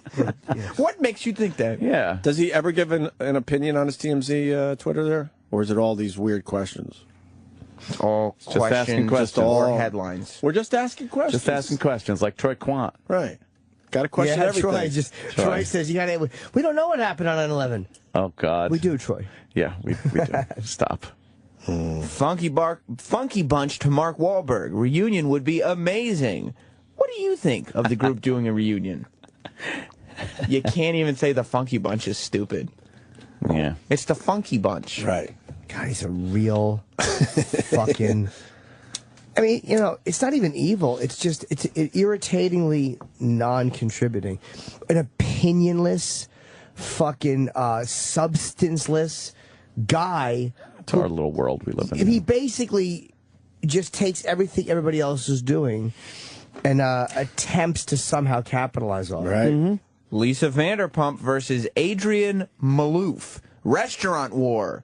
Whose side are you on? Why? Whose side am I Wait, on? what? Exactly. There's a restaurant war with who? Don't know these people. Who knew? Lisa Vanderpump. Well, of course, from Vanderpump Rules. Yeah, I know that. But I don't know who Adrian Malouf is. She's from Beverly Hills Housewives. Oh, Real look Housewives. out. Look out. Yes. I wouldn't have known But that. she's leaving the show. I wouldn't know. No, of course I just not. read something. Terrence Howard says, Oprah's sex scene was a dream come true, those tig old biddies. Were his comments appropriate? Why? Oh, pity. What? Wait, Terrence Howard had a love scene with Oprah? Yeah, did you hear about this? We call them big old titties and tig old biddies. Yeah. Well, He speaks backwards. That's more of his backward shit, those tig old biddies. Yeah, it was. Went all over the place last week or a week and a half ago. But no, you can check out Harvey and his buddies on The Daily here on Sirius XM. On The Daily. What channel are they on? I have no clue. I'll look it up. Oh, the Daily's a good channel. Yeah. Daily's a good channel. Is that the name of the channel? No, Who I knows? meant I made that up. Oh. Oh, Jimmy. Where are all these shows? My acting's getting better, guys. Huh? My acting's getting Oh, it certainly is. That's good. Yeah. Stars, it looks like. Yeah, Stars. Weekdays at 10 p.m. Eastern. Supposedly we're going to finally get an hour on one of the Sirius channels. I was told yesterday. Because you know why? You know why we're going to finally get it? Because we did bitch. So some of the bitching does get things done. Does it? Yeah, because they were. Or doesn't it? Well, that's a very good question. What do you guys think? What do you Management think? or Opie I think and we would Anthony? have continued What side are you on? in the talk stage, but I think our bitching yesterday pushed something forward. Supposedly we're going to get an hour on the weekends. I don't know when it on starts. the weekends. That's what I said, but then he said, "No, man, a lot of people listen on the weekends." Didn't I? Just put an hour on the fucking. It's an hour everything a has to day. be just a fucking. It's a fucking It little can't just be taste. the thing, and it always has to be A little dog shit overthought. variation of everything. It's a dog shit variation of everything. Dog shit variation. Because Hey, I'm like, guys- oh, that's good news. It's always good news followed with, but why that or why the weekends? It's close to good news. I think he said It's always so Sundays, Sunday morning at 11 a.m. That fucking. Is that a good time? No, it's not. No, it's not a good says time. it is. For our demo. He no. says it is. I know he does. Sunday morning at 11? I believe that's what That he is said. not a good time. It's a great time for the Pope's show. Yes. I couldn't look him in the eye yesterday as we were walking, but and I was walking really fast. So It's like they're doing us a favor. he said, I think it's Sunday mornings at 11, and I think he said an hour. He might have said 2. I'm not really sure. They treat us like they're doing us this favor. Like, hey, we'll get you something. Yeah, we got you Sundays at 11. On some new channel, too, I think. Oh, sure, that's the best place for it. Why go somewhere established? Why put a little bit on the Comedy Channel? Yeah, I don't know Across why the we're not board. connected with the Comedy Channel. We sort of have all the guys in here, and we've never had a connection with the Comedy Channel. I mean, the promotion department could start there. That's a no-brainer, but it's not going to happen. I don't know. I don't know what I'm talking about anymore. I used to know what I was talking about. I used to really understand shit, but I don't anymore. I'll be honest. I don't have a fucking clue. The Indie Channel is where we're going to be on, I think. Oh. Maybe we're not even supposed to announce it. The Indie Channel? I don't think you are. Why? Was that the one where Dr. Jones just talks about his exploits? Imagine. That's all it is. How great. So there I was. I wouldn't be surprised. And I tried to make a counterweight with sand in a bag, and I grabbed the golden... And I grabbed the gold head there, and then I threw it to fucking... the guy from Boogie Nights. That's the channel they're trying to reinvent, I think. Yeah. Yeah, That used to be Stars 2 or something? Yeah, Cavino and Rich and Jay Thomas are still on. Then they added Pete Dominic and gave it a horrible name, and so it's Indie. Why? Indie is pretty hip and now. What? Indie. What? Indie's pretty hip and now, Sam. Are we having this conversation in '92? No, I'm telling you, it's pretty hip and now. It is? Yeah, indie. You're gonna start hearing that word a lot. Is that? Yeah. It's on the come up? Yeah, you're gonna start hearing like bands use it. Indie. and nightclubs and stuff. Indie. And comedy shows. They're gonna really fucking jump on this word. Yeah, not to be confused with the Indie Rock channel, correct? Or is that what this is? What's Indie Rock channel? Sirius XMU. We're going to Sirius XMU? Oh, my God. Indie. I would think indie would be, they would play like old indie rock from the 90s or something. Which is now considered classic rock. Classic rock. Anything over, I think, 20 years in radio is not indie. is classic rock. So we're going to be on the classic rock channel. So, like, everything from 93 at this point is, believe it or not, considered classic rock. Mm-hmm. And indie, that term that's only been around a couple of years, I guess. So what? A couple of decades would be the no, answer. No. Are you sure? Yeah, no. I really don't think it said. No, I think REM started using that term at the end of their careers. End? Yeah, I think so, yeah. Once they were famous. Because before that, it was just called college radio, I think. Yeah. Oh. Yeah, no, indies no. Because they figured, college radio is getting kind of old. So once That's an old term. So they went, you know what, let's make college radio now indie. And they did this after REM was famous. Yeah. Yeah, late in their careers, before the band kind of called it quits. I think indie's been around maybe 5 years. Maybe. I think it tops. means independent.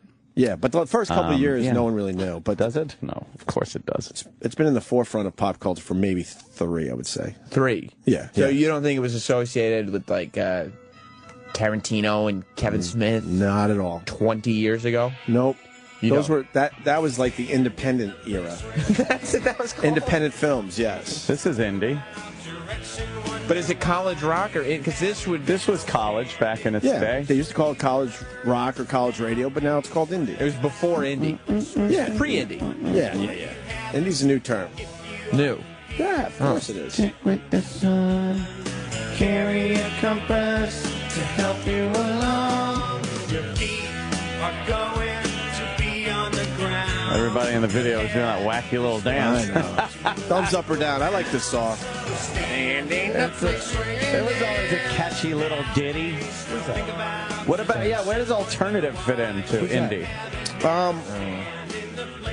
Alternative is a relatively new term as well. Yes, alt. Yeah, alt. Alt rock. Oh, that's a good idea. That's what they should do with that. Yeah. It's pretty new. Holy fuck. All the kids are saying it. Yeah.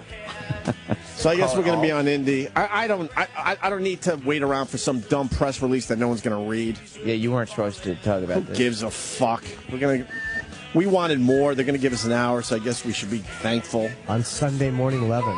Yeah, because that's a... Well, Sunday morning at 8 a.m. in L.A., because you want L.A. drive time. Oh, but since you can't have L.A. drive time, Sunday morning at 8 a.m., that's a prime spot in L.A. Yeah, people wake up... All the movers and shakers are out. They wake up early in L.A. They're going to church. Yeah. Yeah. Head to church, listen to the O&A show. Very God-fearing people in Los Angeles. Man, they so don't wake up early. No. In After LA, that parties. San Francisco and San Diego. Oh, my God. Oh, they so don't wake up early. They've been rolling on the Molly. That's right. On the zero. They're on the Molly. And the zero. Yeah, I mean, I don't even know if all the... We weren't supposed to announce that? Why? I think some of the staff affected by it on Indy have not. Really? We're Beat it, not stupid. informed. We're taking your hour. Okay. Cares. Who's that? Huh? She's some actress. Oh, I thought she was a host on Indy. Mm-mm. She's very Are you happy with our hour? Yeah, it's terrific. It's a really terrific, Yeah, it's terrific. thing. I think it's good. I asked for 4. Yeah. And I asked for a few different channels. We get an hour Sunday mornings. And on, maybe not Sunday morning. On Indy. Yeah, it's a great time. No, I disagree. I think that's the perfect opportunity to get those people really excited about the show. Oh, yeah. Podcasts are very old news. The Indie label. Yeah. Because who wants to do a podcast? Why would you give away content? Stop. Well, You can't give away content. Now you're just talking crazy. Plus, podcasts seem so dependent. Yes. You know what I mean? Please. We all Yeah, know that's that. just such a silly... Because You the want podcast... independent. Exactly. Podcast is stupid because that would expose you to all these people for, say, an hour a week, and then they might actually get the service for it. Why would you do that when you could have an hour in the morning? All kidding aside, I had that meeting too. Which morning? We need to be in the iTunes world because everyone's going on iTunes and checking out podcasts every single day. Fad. I go, give us just let us put an hour on iTunes. It could be material that we know we're not going to play anytime soon because we have a huge catalog. At this You point. can't be making knee-jerk decisions, Opie, based on a medium that's probably just a fad. Let's see how long it lasts. That was early December. I had that meeting. Oh, and what's happened? It's 3.5 months later. Has Bob jumped on it? No one jumps on it. Oh. They're in the we're talking about it stage. Everything is in a talking about it stage. Everything. How many things are being talked about? There's so many things that are being talked about. Is the wall officially not being talked about anymore? That's off the table now. Off the table. Okay. Wall is off the Okay, table. all right. Let's not talk about it anymore. If I didn't have a family, I'd go home and cry every day. You wouldn't you? I don't care. You don't want to upset the family either. I don't care. Imagine if Daddy came home crying every day. I'd be so frustrated. Oh, it'd be terrible. I got other things to do with my time now. Thank God. Yeah. Because I try every once in a while. I got some little ideas for the show, and they just fucking sit there. They sit there. And they're not even talking about cameras in the studio. That's not even in the talking stage. That's not being the talked podcast thing that has been in the talking stage for officially 3.5 months. Right. Yeah. Sure. Officially, That's gonna happen. the bus tour has officially It's being been in the talked about. talking stage for close to a year. Talking about it. The wall was talked about for a month. That was a quick talk about. Yeah. And the talking about getting some material on Sirius. For the people that don't know, we're part of the Best of XM package, which that's so antiquated as well. Opie, it's an honor. No, it's not. It's it sucks for us because Is it an honor? Because they could open us up to so many more listeners. Yeah. But they're being greedy and they're squeezing us to get just a little more money from our fan base instead of just offering it to everybody. I think that would be there'd be value in just putting us out there for everybody. Good news. They don't see it that way. Yes. I believe it is 2 hours. We're getting 2. I believe it's 2 hours. Sundays? And is it Sundays at 11? No update on the time slot. I believe I heard 11. 11 to 1, so that's good. Heading right into Sunday lunchtime, brunch time. That's right. Yes. Well, or late breakfast. And honestly, Sundays, Seattle. especially when football season hits, Sundays 11 a.m. to 1 p.m. is a fucking perfect time slot for us. Perfect. Yep. Because no one really starts checking out their football shit at 11. They want to tune the game in right at 1 o'clock, right when that kickoff starts. They don't want to be bothered with pregame shows and their fantasy football. So man, that's perfect for us. Trust me, I know. I come in here and do a show on Sundays. You want an audience? Yes. This weekday stuff is for the birds. You want to be right Sundays. when you want to be right in there with the football people. Oh yeah, I love it. I mean, Because you know what? I got to tell you, the people we talk to, I've learned over the years they don't really like football that much. a Sunday afternoon is when you want to be They don't like football broadcasting. that much. And this asshole tells me yesterday that it's a really good time slot. I didn't even know what to say, so I just nodded and walked into an elevator. Who said it? Fucking radio wizard. Do you know what the most underrated thing in entertainment is? Surrounding yourself with the right people. Oh. Like honestly, we talk about it. I tried. They don't want to listen to that. No, but I go, mean, we have the wrong people. Agent, publicist, it's a whole thing. Yeah, I tried. I said we have the wrong people overseeing this channel. They But don't it's not want to just hear the that channel. either. It's agent and shit like that. Like, you know why my gigs don't get fucked up? Honestly, like my Because of Kenny. Because I've never had a gig where the money wasn't what I thought, or where my travel got fucked up. Because Kenny's very competent with that. Kenny doesn't do the money, but I mean with the travel at least, and the hotels, right? Right. He never fucks up because he's good at his job. That aspect of my career does not get fucked up. But human contact. He's terrible. Yeah, that's different. It's like having the thing from Alien who got cut in half. But it's surrounding yourself with the right people. And I guess the best of XM, I've heard this. I'm a little confused by this, but I've heard, and thank you, Matt in Virginia, best of XM is only for old Sirius radios, too. If you got a new, Sirius radio, you can't really get best of XM. And most people don't, up fucking grade their cars or their People want equipment. more, I say. Right, Sam? No one does that. No one gets a new car. That's stupid. Don't give it all out at once, I say. You have a car. It's called trickle-down radio. Yeah. You give them it all at once, people get tired of things. We gotta roll out slow. Right. We're just rolling the show out slow across the platform. So not only, this is how hard it is. If you're a Sirius subscriber, and you want to listen to Opie and Anthony, you have to first go and get an old car with old Sirius equipment. All right. That's what you got to do first. Car. But they don't make them like they used to. And then buy old car. And then somehow you got to stumble across the Best of XM promo or commercial. And then you got to call and sign up for that. But at least we have notoriously good customer service when you call. We sure do. Yeah. We didn't make any lists, right? I don't think there's a list. Any lists? Yeah, we made. Maybe you weren't here for that one. We love a good list. Sirius XM considered one of the worst. I remember that. Yeah, customer service. Yes, I do remember that. It made a top 10 list. Yep. That was a good day too. Yeah, it's terrible. So I mean, the Sirius subscribers, it's almost impossible. Is my point to hear us. So that's why it's good that we're going to be on Sunday mornings at 11 a.m. Like instead of doing the Comedy Channel thing, we just crossed the entire board. Like the Comedy Channel's just on both platforms. Well, we're not really funny. So we don't belong there. Oh. We're not a funny show, so we don't belong in the comedy. No, I mean on the channel, but I mean the same as that way kind of cross. Just everyone listens to Comedy Channel, or everyone listens to Boneyard, or you know. Yeah, but we got to be funny first to be associated with the Comedy Channel. Do Opie and Anthony belong on the Comedy Channel? Your thoughts? Yeah. What do you think? Apparently everybody from Sirius is checking in. No, we don't think so. And the agent's checking in. Who are those guys?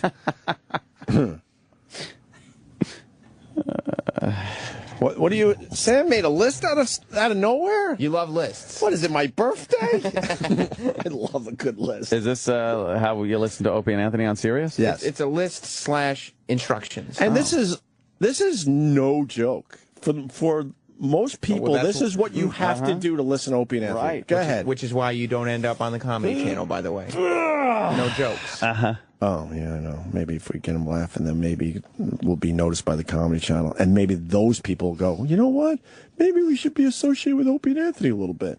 I've only been here 4 years. That's it? Maybe it's time to have that conversation. Like I said, the slow rollout. Listening to Opie and Anthony on Sirius, number 1, buy a very old car. Right. 2, wait for a Best of XM promo. Right. 3, call customer service. Right. 4, beg for the show and give them more money. Right. And 5, enjoy it. There you go. I like it. Yeah. It's like a couple of noodles. It's simple. Who would go through all those steps, even if we were the greatest radio show ever? 5 simple Who steps. would go, you know what? I enjoy my new car, but I gotta get Opie and Anthony, so I gotta trade this in for a clunker. Right. Who would do that? Clunker. Do you have a vehicle like this in an older model? Dude, I don't want the new one. Do you have an 08? I don't know if you know this. I work for the company, but I have a Sirius radio in my car, and I am not going through the steps to get our channel in my car. No. Oh, it's such a good show, though. I know, but it just feels like too much work. Yeah, there's a lot of work. I mean, there's 5 simple steps. I think we've made it very clear for everybody. Right 3 there. simple steps. That's all you need. Maybe we should put this on the website. Yeah. And that way, if there's any questions... No, we'll probably get in trouble for that. Or you guys do. Oh, yeah. They might you guys not always take get it in seriously. trouble for They might shit think we we're say. mocking them or joking. Right. But we're serious. We just want to attract listeners. Yeah. But 11 a.m. to 1 p.m. on the Indie Channel coming soon. Looking forward When, to though? Well, you're not, yeah, that was the thing. You weren't supposed to make the announcement today. Well, why can't they just do it starting Sunday? I mean, I don't know. But Oh, there's things. There's always things. Could someone ask the radio wizard, but he's on to us now. I hate when he's on to us. I like, hitting him cold. Yeah. Why can't we start Sunday? I need to know the answer. You want me to? Because there's going to be an answer. Well, because the programming has to be switched, and we were going to ramp it up and roll it out because we wanted to promote it and make it a special event. We wanted to roll it out after a little bit of a campaign. Get people excited, run some ads, and I want to know why it can't start Sunday, and then I want to know when it will start, Sam Roberts. Yes. Can we get that answer, please, as we go to break? We got Brandon Steiner coming in today. Remember Very him? cool shit to give away. He has very cool shit to give away. Do we have any idea? Like, are we going to make people do anything for stuff, or just call in? It's a really good question. We should have set this up better. Yeah, of course we should have. Yeah, he's got some stuff in the office. I know, that's what I'm saying. What did he bring in there, Travis? Brandon Steiner is obviously the memorabilia guy. Yeah. We had a great time with him last time. And he's here, and he's got stuff to give away. And I asked for a couple little things, and man, he fucking gave them to me. Jim, too. I got a Dan Marino autograph from my father-in-law, who loves it. And I got a Derek Jeter ball from my my little nephew, who's a big baseball kid. Loves his baseball. I wanted the boxing thing, which didn't come, but I don't know if they sell them anymore because I didn't see them on the website. So they might have sold out of them. Like the fucking display for your boxing glove that's UV friendly. Did he remember that I'm a huge Pete Maravich fan, and did he bring something for me? That's all I need to know right now. I don't know. Fuck. I do have a canceled check by Pete Maravich. But we do have some stuff to give away. And really good stuff. And I got my own autographs from Pete Maravich when he was still alive. When I was collecting autographs. You don't do that anymore? What happened to it? He gave Went to the up. bathroom, I think. Yeah, he gave up. You show me more of my Sam? GoPro. He's not participating. Oh, he's not. He won't get on the. Oh, he doesn't want to participate. He's not participating. Why? Yes. What did he say? I'm not participating. Oh, really? Dude, it's a fucking radio show. You fucking baby. You're not going to participate, are you? Did he actually say that? Yes. And do people understand why the outrage and the frustration? Radio show. It's a fucking radio We do show. audio for a living. This is a dumb profession. It's a dumb job. People work real fucking jobs, and you don't want to participate, do you? Did he look mad? He just said he wasn't participating.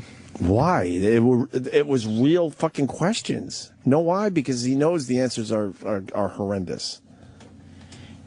I think you weren't supposed to announce that today. Who gives a shit? Jimmy, help me out.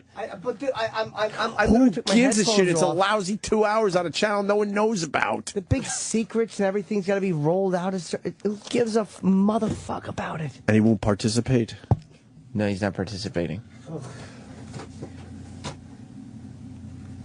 You have no idea how utterly disgusted I am. It's like, look, they pay me good money, and I love this gig. I genuinely mean that. And I really love this. I love doing my dumb 1 hour. I love the boneyard shit. Like, the actual performance part of it is fun. Right. But the stuff around it is, and I'm not even shitting on Gary. I'm just saying in general, it's just handled terribly. And then it's not going to change. And then he doesn't want to participate. It's not going to change. No, I'm already talking to people. I'm not waiting around anymore. I've decided a while ago I'm not waiting around anymore. I think actually there's some cool people out there right now. I mean, we're under contract, so it just has to be talks. But I ain't fucking waiting around anymore. Because a few of the listeners are right. Instead of bitching, you got to do something about it. Yeah, they're absolutely right, and that's exactly what have begun doing. He won't participate. No. No. Because he knows he's going to look stupid. Because he knows that it's not happening Sunday, and it's not going to happen anytime soon. How about we wait for football season to start? Because that would be perfect. There weren't any. I didn't have any follow-up questions. Because, I mean, just asking a follow-up question would be disregarding the not participating thing. Did Ant say he was leaving? No, I came back and he was gone. I think Anthony had to take a watery shit. He left pretty fast. Yeah. Yeah. You know, this guy, Steven in Charlotte's right. I like being the best kept secret after all these years. I love it. I think it's a good place to be. What, Kenny? Kenny whispers into a microphone. He's the best. Anthony did say, I'm going to the crapper. I know, we heard when you whispered. That's the best part of that. And in fairness to Gary, he did apologize for not replying to my email that was mentioned yesterday. All right, that's a good start. I mean, he's a courteous guy. I'm not He's saying a nice he's a rude guy. He is but a why nice wasn't guy. there a response? I have no respect for him in this business, but he's a nice guy. It's not about he's not a courteous man, but why wasn't there a response? It's like the work part wasn't done. I just don't understand. Look under. Because it's I literally can't describe the absolute disgust I have. Because, like, again, I had something fall through, it bugged me, and I'm like, you know what, I want to do this, and I want to, and all of a sudden you put the wheels in motion and you get it done, and it's so fucking simple. It's just basic shit that should be done, and we're not trying to reinvent anything here. It's just basic promotional shit. Utter disgust. Just basic, what they used to call housekeeping in the business. You got to continually housekeep, be on top of things, try to figure out other ways to make the show better or other ways to promote the show. That's why I came up with the podcast for iTunes. To be in the podcast world, I think is really important for Opie and Anthony and the brand. Absolutely. I've been saying for way more than a year that we should be on Sirius in some form, even if it's an hour of our old material, but promoting the fact that we're on daily. Yeah. That would lead to people actually subscribing to our daily show. But we're in talks with that. And then that finally happens, but the guy who has the answers to that doesn't want to participate, whatever the fuck that means. We absolutely should have a real, visual element, because that leads to people subscribing. We got to stay on people a certain way too. I find that the reason, like, my manager has been doing things better recently is because he knows that I'm a hair from firing him, and I really, it's the first time I've ever really considered it in 10 years, and people kind of sense that, and that's how the radio agent, who I love our radio agent. I love him. Yeah, I like him as a guy. But he's a bore. He should be fired. Yeah, he absolutely should be. And we should do it. The funny thing is, I need a crown. The tooth where a chunk of it just fell out eating hummus. I got to get a crown next week. So I wrote him a simple question: do I have dental? I don't know if I do, because there's been mergers and shit. And he goes, I'll get back to you. And it's been almost 2 weeks. I never heard from him again. Yeah. Simple question: do I have dental insurance? I don't even know. Would you like me to follow up with him, GH? Yeah, that'd be good. Because I don't even like calling him anymore. He knows that. I don't call him anymore because I know nothing. He has nothing to say to me that's going to advance my career. I had something recently, absolutely nothing to go over with him, and I stayed on it every day. I called him every other day. I'm like, "What's going on with this?" Right. And he got it. The information. Right. But I hate having to pester a guy I'm paying. Yeah, it had nothing to do with the little TV thing I'm doing for TBS. He has nothing to do with that, but I'm sure he'll take his cut because the check will go through him. Oh, boy, do I fucking section them off on commissions. I'm sure he'll fucking take his little taste, even though he had nothing to do with that. I didn't go through him at all. Then you shouldn't commission him. Yeah, I'm going to tell him. Tell him not to touch my TBS money. I can't wait to see that show, GH. It's on in June. Who gets the last laugh? I didn't look like a fool. That's all I cared about. No, you look very good in that blue shirt. Thank you, Kenny. The promotional shot? Yeah. Oh, it's my Twitter. Yeah. That's why I changed my Twitter. That was the TBS picture. All right. And you were asking about these pants before? Yeah. Was I? No, I just wanted to segue to the fact that I've lost a lot of weight. I haven't been all the way. My wife saw you walking the streets yesterday. Tell her that was just somebody I bumped into that had a wig on. She said you were very preoccupied, and you were Where? like across the street. It wasn't a situation where she could easily say hi to you. Was I in the neighborhood? Okay. And she goes, "Man, he looks good. Lost a lot of weight." And she said you're dressing differently. I bought a new jacket yesterday. My fucking garbage bag old jacket. The only reason I can't throw it out is because I want to give it to a homeless guy. Like it's warm. I got a homeless guy for you. Okay. What, our jacket? Yeah, it's done. That's why I bought Why this. you want to give a homeless guy a jacket as spring hits? That's very charitable of you. That's very nice. I have a lot of pockets on my old jacket. Yeah, they would I would walk in and they would just go, "This motherfucker got pockets." Can we do this razor thing now? Sure. Like right now, or do we have to do the? You can do it now. Do it now. I'm actually a member of DollarShaveClub.com. I need more razors, though. How do I get that? I can get them for you. For real? Sure. Because I really like them. Yeah. It's one of the... I'll put in a request. There's only a couple advertisers I actually like, and DollarShaveClub.com is one of them. We got started off on the wrong foot, but I brought it right back around, and I really do like these guys a lot. The whole thing now makes sense to me. Your razor doesn't need a vibrating handle, a back scratcher, and 10 blades. Seriously, have you noticed the price you pay for the new razor blades? It's outrageous. I'm not doing the pesos line, Sam. Sorry. That's just not me. And you're doing this every month. Oh, then I can't read that line if I don't do the other thing. Basically, what they're trying to tell the people out there is it's ridiculous how much razors cost. This is your Dollar Shave Club moment, and it's time to join all the Opie and Anthony listeners who've discovered DollarShaveClub.com. Listen, here's what all the buzz is about. It's like found money. All us guys want is a great shave without shelling out $20 month after month. Dollar Shave Club is genius. You'd be crazy not to do this. You send them a couple bucks a month, and they deliver amazing quality razor blades right to your front door. You save a fortune, plus you always have fresh blades on hand. And the razor they give you, like, it feels good in your hand. It's heavy. It's nice. No more zombieing your face with old blades because you can't afford it or you forget to buy new ones. Join the rest of the Opie and Anthony listeners and get a great shave and keep your cash at DollarShaveClub.com. DollarShaveClub.com. Go there right now. DollarShaveClub.com. The Opie and Anthony Show.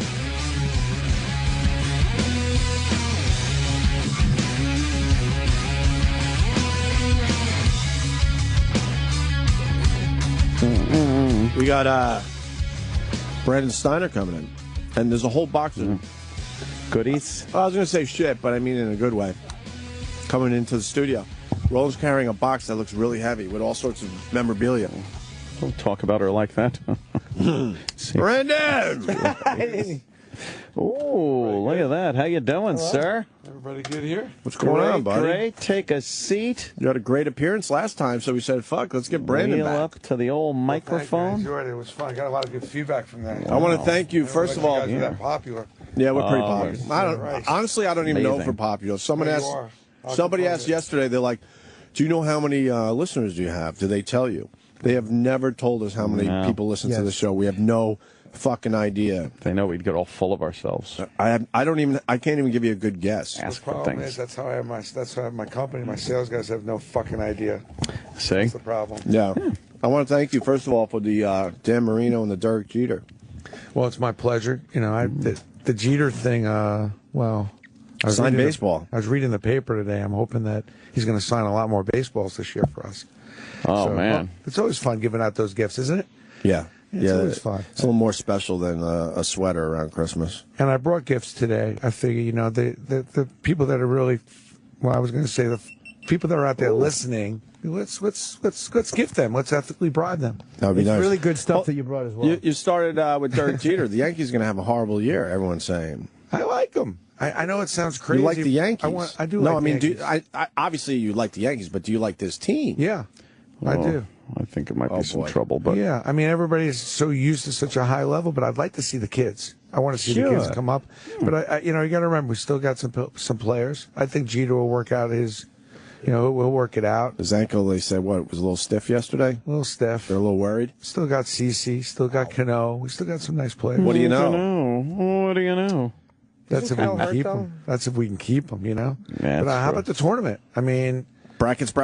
how about the high school, the geez. extended high school league, the NCAA basketball tournament? Yeah. Well, our own Sam Roberts was filling out his brackets over there on the corner. Yeah, it's full of brackets. That's a good So one. Chip. happy to see Kentucky lose. I just want to say, I'm just Kentucky's so not happy. even in the tournament. So happy How to see them amazing lose is last that? night. It's great. It's great. You know. Oh, were they supposed to go all the way?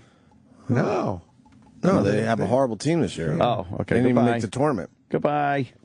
So we're happy about But then that. again, they lost all their Ecstatic. players from last year. So. Ecstatic about I'm mad that. all year round, so I just don't save it for just March. Very angry man. You should Like that. You should take a break in March. Jimmy just stares at me. I was trying to see which one of these pieces of memorabilia I could throw at you. But Brandon wouldn't get too upset, right? That it's ruined. I see Derek Jeter drink coaster set. Yeah. Well, you know what I brought is I was thinking while we're talking Yankees, I was sending Brian Cashman a gift. So I said to my guys, make me a map of all the different ballparks. Parachute. And then put a little dirt. Yeah, you could have used a better parachute. Yeah. A little dirt next to each photo. And I was cool because all the dirt's a little different from each ballpark. But then I said, now you have a little dirt from every team in your office. So I left one of those for you guys to have in your office. really nice. Oh man, that's really cool. Yeah. Cool. But we all know you're not taking the time to get dirt from every ballpark. No, we really are. And authenticated. What do you go up in Yeah. the Catskills and find a couple different dirts? No, we really don't. That's We got the authentic. we got the MLB authenticator. He kind of sneaks onto the field, grabs Yeah, a bucket, seals the pail, Yeah. Oh, puts wow. a hologram on the pail. We can't Wow. open up the pail, so the authenticator comes to our office to open. It's crazy. Wow, Dirt's really? gotten that important, huh? Could be a dirt conspiracy. You one never day. know. You do never want know. the right dirt, the yeah, real because dirt. if stuff comes up phony, it ruins you. So it's smart. Kill- yeah, It's smart. Got to play by the rules. Before we You gotta talk about stick what you with it. brought in today, I do Yeah. have a question. We were looking at Kareem Abdul-Jabbar. That show splashes on ABC. And it got us wondering. Some of these really famous older athletes did not make the money like these guys are making today.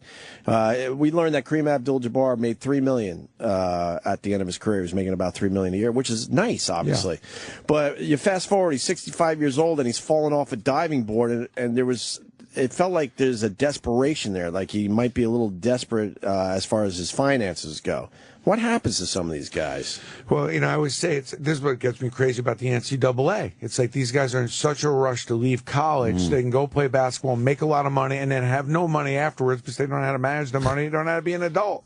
Yeah. And it kills me. And I just see it more and more now that I'm getting a little older. 25 years at Steiner Sports, you just see so many guys that don't have their money, and they've made more than the cream, and they don't have the money. So they have no idea how to control it. Yeah. So you see a lot of players now. Two things. They're a little broke, and then also they're a little bored because they haven't set themselves up to do something outside of playing basketball. And it's not a lot of these guys are not meant to coach or do that kind of thing. And you do the autograph signings and stuff. So you're helping out some of these old athletes. You sign a little contract with them, and they sign a bunch of things, and they could get a payday. Well, have you been surprised by some of the athletes that have come your way, going, "Wow, you don't have any money left"? Yeah, I think sometimes I'm a little surprised at their predicaments. Remember, we do a lot of the corporate marketing, so we'll get them marketing stuff too.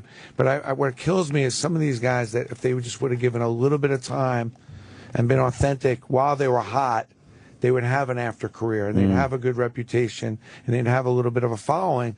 And instead, the microphones are in the locker room. They think that'll carry them afterwards.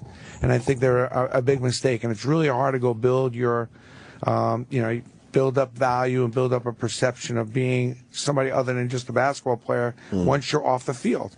And I think a lot of players don't put the time aside because they just think the money's going to keep rolling. We were talking about Kareem before, and I love Abdul-Jabbar, but he didn't have a great reputation of being, it's like Eddie Murray from the Orioles.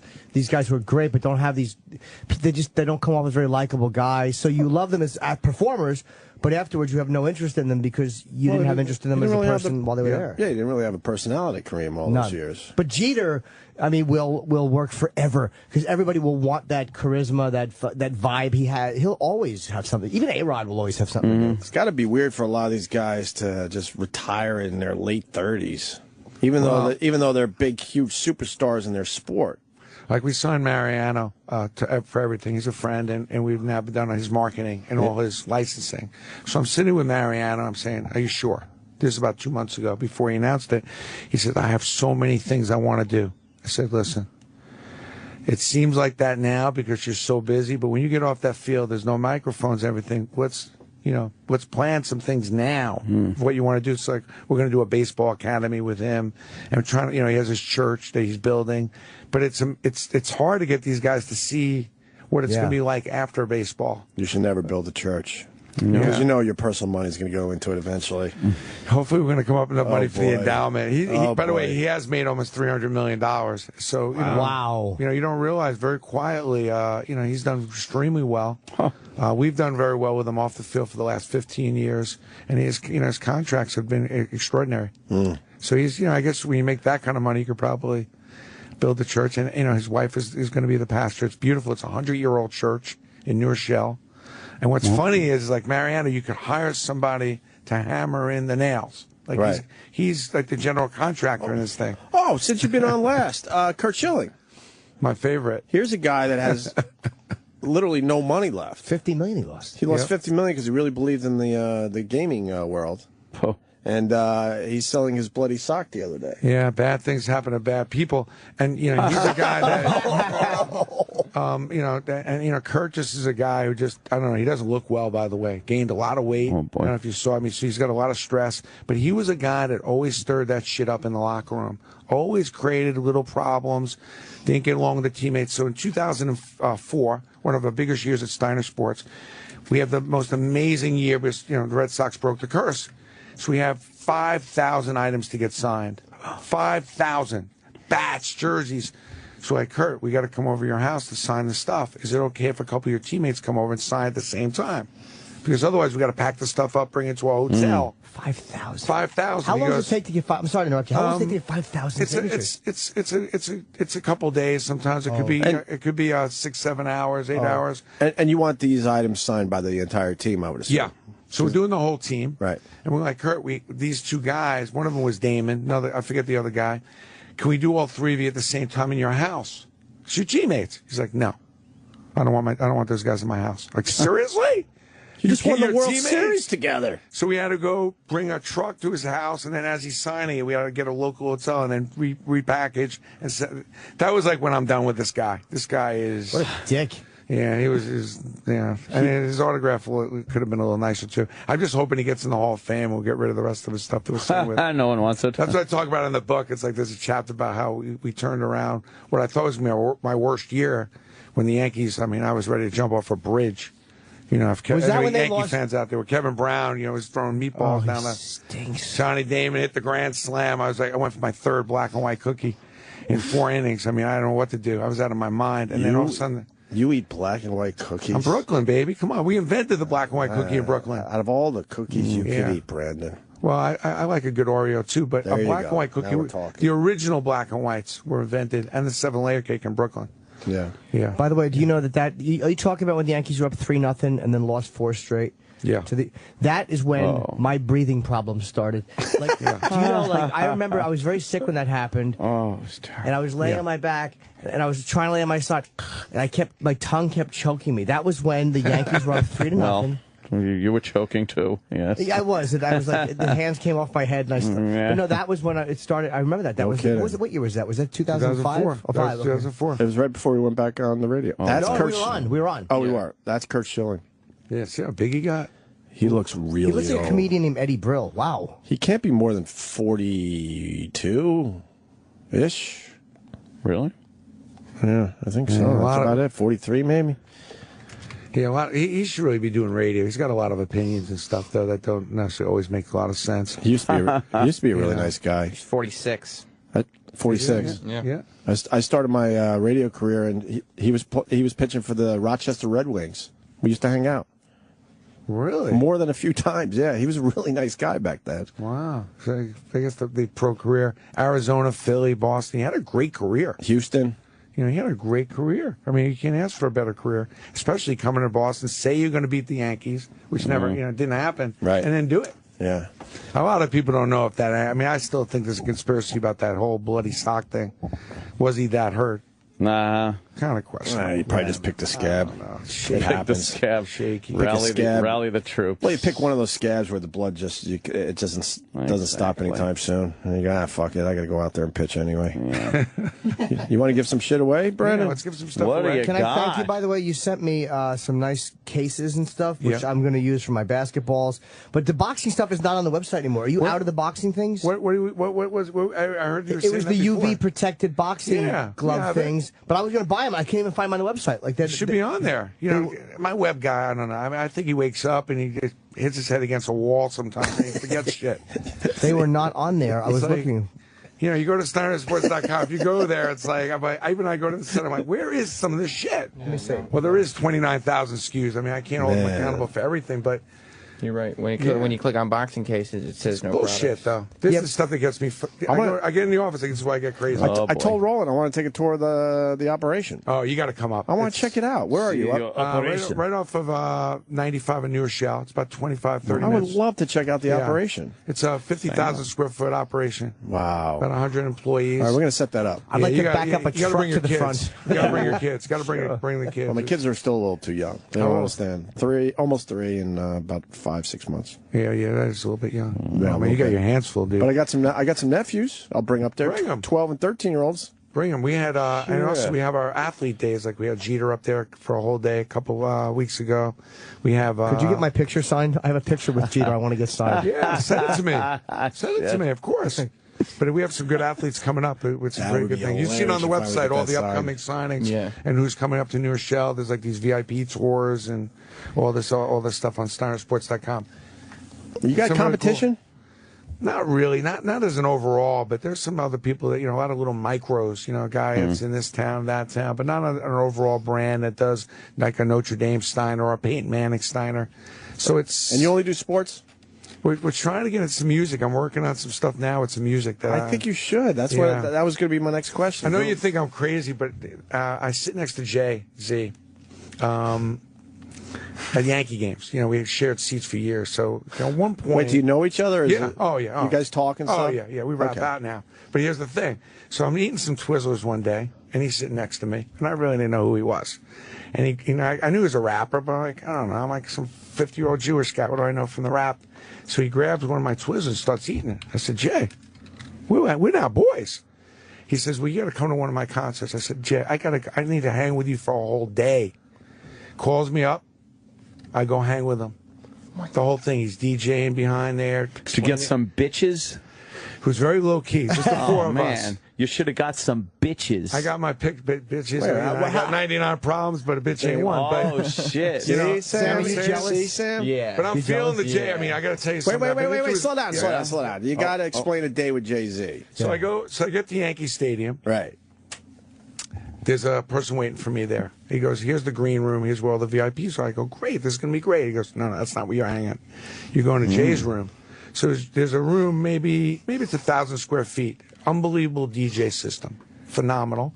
And the TV. So Jay comes in about 7 o'clock.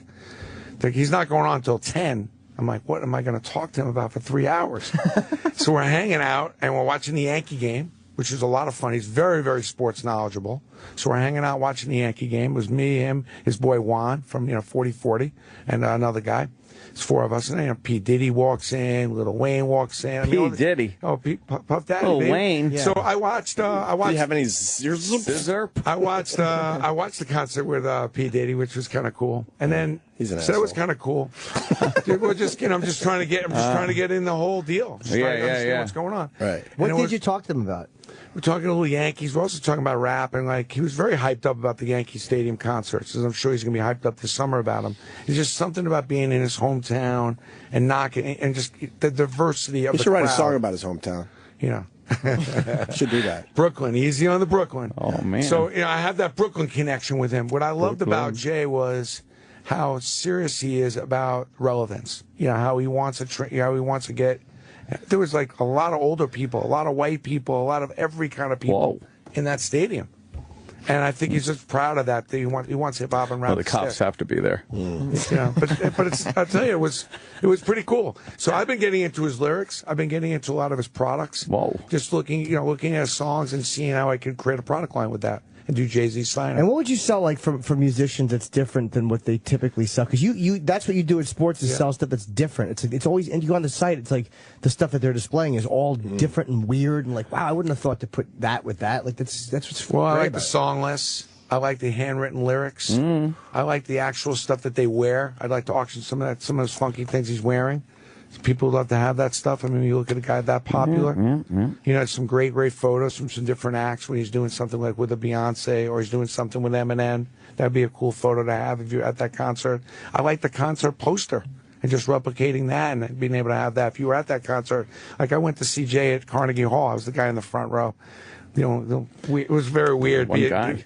Carnegie Hall, black tie. But, you know, that's a cool concert, Jay-Z at Carnegie Hall. That was That would cool. be wild. I have an idea to talk to Brandon about. Now we got a money-making session going on here. Off the air. I like it. For O&A? No, for charity. You gotta make serious radio some money here while we're here. You got a good idea. We're not company men, trust me. I do. Good luck to those people. That poor guy outside of me. I was going to ask him to come in with me, but I guess that wouldn't be a good idea. Who? The guy that won't participate. I mean, some coaching lessons, right? I could work it out. So we're going to give some stuff away. Yeah. But anyway, Jay-Z, though, we do have a couple of Jay-Z signed stuff on our website. But you do? Yeah, we do. We did a couple signings with him, but I really want to put a product line together with him. I think he's cool. I'd love something signed by Jay. Like I try to keep putting him on. Sam won't listen to it, but I'm like, it's fun. Yeah, Sam's really not into Jay-Z. They're lying to you. Surprisingly. They're not telling the truth. You want to do like trivia or something? Make it fun? You got any good sports questions? Yeah, I think so. You do? Do a little Man, trivia here. sure. Can't just give it away. Brandon's book, by the way, is called "You Gotta Have Balls," and we plugged it last time he was on. But it's really, really good and it's informative. And you're like a self-made guy, man. It's very interesting. Well, thank you. This book's done unbelievably well. So very. I read blessed. it. Oh, did you? No. Oh, okay. Well, you read the first 40 pages, well, you know, about my poor childhood and everything else, which we won't go back in time. But you remember that? But the book's doing well. They're doing some speaking around the country. It's doing very well, and people should read. I have 2 kids. That's why I'm not reading right now. That's okay. We got it. I'm going to start reading again. The book's on tape. Oh, really? Yeah. I just need to get in the car. Just getting in the car. Signed it by Barry Larkin. I heard. I want to have something for the Midwest audience in this show. Who signed your book? Barry Larkin. How great! That's Hall of Famer. That's pretty cool. So I'm going to sign it as well. We'll send it out to a listener. So how about we just take phone calls and we maybe get some questions? Yeah, just to make it kind of interesting for everybody. Interaction. I'm going to start from the top there. Strawberries. You got a for question, Jim. Brandon?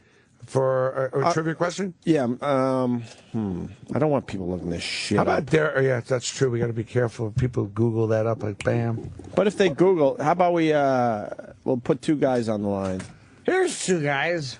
and then the first person answer it. Yeah. So, that's a good one. if they're Googling, then you got to be good at Googling. All right, that's fair. We got Barry in New Jersey, who's trying to win something from Brandon Steiner. Barack. And we got Joker from L.A. Joker. What's up, guys? Opie, I'm driving. This is Barry. I'm driving, so I can't Google anything. All right, good luck to you, because Brandon's got a question, and whoever comes up with the answer first, Barry or Joker, is going to win what? What we don't do is You Got Balls book signed by Barry Larkin. Wow. Okay. Who won the Super Bowl in 1985, and who was the MVP? Jesus Christ. I know that one. Cincinnati Bengals. Even I know that. Yeah, Cincinnati Bengals.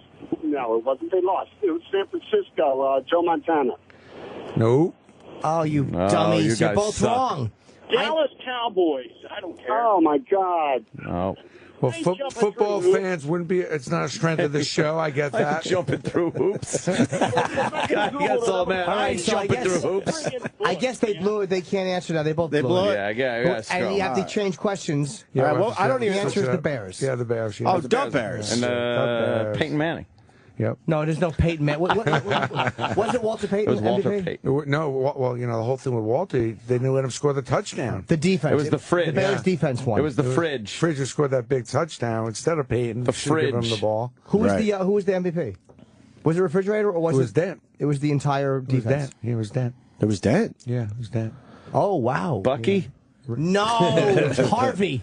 Harvey Dent. All right, you want to try this with, let's go to Nick in Minnesota. What's up, Nick? Nicky.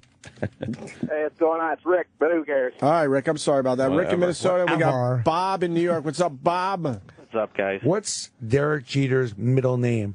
Sanderson. All right, we got a winner. Wow. Bullshit, he Googled it. That was quick. Wait, who said that? Bob. All right, Bob in New York. Sorry, Rick in Minnesota. Rick said it. I said it. He's trying to cheat. All right, Bob, you got a signed book by Barry Larkin. Hold on the line, cool. all right? Is someone going to take this call there, E-Rock? Better. Yeah, we got it. All right, you got it? Okay. You want to do another one there? Yeah, we'll do another one. We have Peyton Manning. Ooh. Oh. Love Peyton. A signed Broncos mini helmet. Just kind of a nice little gift. It's a great gift. Yeah, nice. Small little player. It's a nice little season, huh? He had a nice little comeback. Yeah, Holy I like fuck. him. He's the real deal. And his family's the real deal. Yeah. So here's we have a listener. Sure, hold on there, Brandon. Let me go to Wade in South Carolina. I like Wade. the phones are lit up here. I like that. This show is hot. This show is hot. I got it. If you guys are a little insecure about your listening base, Not at all. Yeah, okay. Those are all calls I just coming want from to the back reassure office. you. I just want to reconfirm you got a lot of people listening to this show. Right. It's amazing. It's my mini helmet, Wade. We got Wade in South Carolina. So Peyton Manning. Hold on. And we got Oscar in Boston. Oscar, say hi. Hey, what's going on, boys? All right, listen to Brandon Steiner. Oscar, all kidding aside, are you from Brooklyn? No, I'm from Boston. all right. Hey, how about this? Let's remember Bucky Dent hitting that home run. Fucking Aaron Boone hitting that home run. And old phones, the best thing I ever heard in my life. The best thing I ever saw in my life. Yeah, it was pretty good. Well, here's a question for you. That was pretty good. You're right. But 2004 was pretty good for the Red Sox, too. You can't say the Bucky Dent homer was just pretty good, Brandon. That's not fair. That was an amazing fucking home run. Hey, Brandon, 2003, that was the worst thing. I was crying. Yeah, I hear you. Me too. Home run. Especially off of Wakefield. Here's the question for you, though, if you want to win the Peyton Manning helmet. If we can move off the Yankee thing for a second. Yeah. Eli Manning, his brother. Yep. Right. His dad's name, and what team did he play for? Oh, that's easy. It's Archie Manning, and he played for the Saints. Saints. Correct, Amanda. All right, we got a winner. If you want another one, he went to Ole Miss, too, in college. Tiebreaker. But where did Peyton go to college? Yeah, Where did Peyton go to college? He went to University of Tennessee Volunteers. All right, that's good. Jesus, I'm just hearing like... There's a tie. We can only get to do one guy at a time. You can't do two. There's kind of a tie there. Yeah. We have to have a tiebreaker. All right, we have to have a tiebreaker. Hold on, and it's got to be the first person. Yeah. Okay. Ready we for the all agree that was a tiebreaker? tie because the lawyers will get involved with our stupid contesting. All right, Brandon has the tiebreaker. Okay, the tiebreaker is, in 1969, who was the defensive end for the Baltimore Colts when they played the Jets and lost? The Baltimore Colts. Google. I don't know it. I'm not Googling anything. He won a Super Bowl for the Oakland Raiders, Oakland Raiders. and he was in a bunch of movies. Oh. What's his name? Was it Deacon? Deacon Jones? Absolutely not. Nope. I think I know it. No. Wait. You might have to go on another question on that one, Brandon. Wow, you got a lifeline there, a friend, or no? I don't have a lifeline. No, I'm next to my sister. I don't think she's going to know any football questions. Yo, was it Bubba Smith? On the road. Bubba Smith. Oh, wow. I wouldn't have known. I It was thought that was Bubba. Zato. Bubba Smith. Police Academy. I mean, rest his soul. All right, another. Yeah, I remember him. Yep. Another tiebreaker. Okay. This is for the Peyton Manning signed helmet. Ray Rice, who just won the Super Bowl. Right now, what high school did Ray Rice go to that recently they had this crazy shot with only like a second left on the buzzer to beat Mount Vernon? What high school did he play at? What, high school? I forgot the name. It's in New Jersey. It's, I think it's Scarlet Knights, something like that. Well, you need the name. That's the question. Yeah, the question is the name. I don't know his high school. It's not Jersey. We can tell you this much. It's not Jersey. Say something. Oh, New York. It was in New York. My bad. It was in... It's a city that's been mentioned on the show before. Oh, boy. By me. Barely mentioned. Here and there. Here and there it's mentioned. Westchester? Yes. What city in Westchester? I don't know the city of the West. Come on, you got to pay attention. Jeez. All right, another You missed that tiebreaker. shot. Holy Another- shit. It's not Jersey. It's New Rochelle, you bastards. Jeez. That was an amazing Huguenots. basketball shot. The Huguenots. That was amazing. That's New why you got to Rochelle. play the game. New Row. New Row. Row, New row. New row. That was the best. What high school did he go to? I can't remember the name of the school, but yeah. Hey, he's still working it. God bless him. All right, guys, you're still in it. Hold on. Wade in South Carolina, Oscar Boston, you're still in it. Here's another tiebreaker question coming at you. One more here. Who, the Super Bowl in Super Bowl 21, right? Yep. Who won the MVP in Super Bowl 21? 21. Now, I'll give you a little hint here. The Giants will play in the Broncos. Oh. Oh, damn, what's his name? What's that? Giants playing the Broncos. Oh. It was Phil Simms. Oh, there it is. There you go. There it is. All right, good one. All right, who said that? Tom Skerritt. Yes! Wait, who said it? Who said it? Oscar, man, kid from Boston. All right, Wade. Oscar. All right, thanks, Wade. Oh, boy. All right, Oscar, hold on the line. You got a signed little football helmet by Peyton Manning. It's pretty cool. Bunch of I got a friggin' Dan liars. Marino version of that, and it's really nice. One It's a more nice gift? display. All right, hold on, Oscar. All right, Oscar got that. One do you more. got? We got one more. We got Derek Jeter standing on the NY. Hand signed by Derek. It's a beautiful framed photo. Can I see it? Yeah. Very nice. Wow, that is nice. Can I? Oh, B. You don't want to do that. Even I have to say that. Oh, hey, that's nice. That's really I like nice. that. I like that. That's a very nice shot. We could hold on to this, and then we'll just give away the Derek. We could give away the dirt map one. Let's give away the dirt map one. Who has a dirt from every team? You just tease the Derek Jeter. People would want All right, that. let's do the Derek Jeter. People are going to want the Jeter. Yeah, Derek you tease Jeter. the Derek Jeter, man. That's He's at the end of his career. It's a big item right here. Hold on. Big Who item. knows? He's at the end of the career. He's got plenty of career left. Everybody's How old is throwing- he? Doesn't matter 24. these days. Oh, he's 24. Yeah, it doesn't matter. We've got plenty of time left. I mean, these guys are now going the distance, playing at 40, 50 years old. Crazy. It's crazy. By the way, Brandon's coming up with all these questions at top Out of of his the, I head. know. Oh, yeah. So we don't know if amazing. he's wrong, by the way. Yeah, I know. I don't know if the listeners know if we're wrong or not. I have a good trivia question All right, we're going to ya? go to Flint, Michigan. for Brandon. You do? Yes. Go ahead. Who dropped the pass in the end zone in Super Bowl 13? Oh, God. Is it Jackie Smith? Fuck. Jesus. Poor guy. Damn. You poor would guy. have won a handful of blueberries. That's a meeting. It's pretty good. You Very know this healthy. shit. Very Let's say healthy. hi to John in Flint, Michigan. John. Hello, gentlemen. And you're going to go against Nick in Niagara Falls. Got listeners all over the country there, Brandon Steiner. Hey, we need Niagara. We need Niagara to win. We need Niagara to win. We need them to beat Maryland. We need Niagara to beat Maryland. We need that to happen. Oh. NIT, baby. Really? So here's my question. Barry Bonds. Baseball. I know. What team? I'll tell you, the depth, today. the intelligence depth of the listeners of the show, phenomenal. He's just phenomenal. jumping. He's Just- jumping, trying to just really, really get ahead of the curve there. This shit is deep. We're really it's a deep thought here this Believe morning. me, that's probably not the first thought that came to his head. Barry Bonds, what team did he play for prior to playing for the Giants? Pittsburgh Pirates. Oh, first guy said it. All right. Who's the first guy to say it? I'm from Flint Town. John. Was John first? Yes, sir. All right. Yeah. Thanks, Nick. Hey, Sorry. the guy from Niagara. He's out. Oh, he's gone? Shit, he's Yeah, gone. we don't fuck around. He's out. Damn, we cut him out like a New York. But we got New York John in minute. Flint, Michigan. He's got the signed Derek Jeter picture. It's a Nice. really nice picture, Cool. John. All right, That's hold a on good the line, one. brother. Hold on the line, John. Thank you, guys. Thank you. Oh, you're what's welcome. up? We got some That's enthusiasm. excitement. Let's Look go. at him. He's psyched. It's about time we get a thank you. Oh, it's about time he had a good prize. I've only been at this almost 19 years. We We finally get a stink. thank you. Where's the Have guy? horrible Where's the things guy that that we we give want to away. participate? We need him in here to Oh, thank God. us.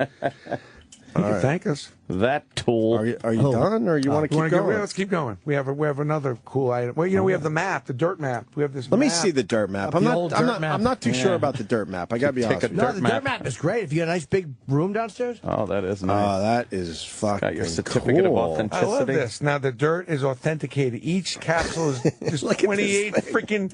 I mean, everything's authenticated independently. Was that a pain in the ass to put together? Yes, a complete pain in the ass. I mean, because we don't screw around with the dirt. yeah. How many you got?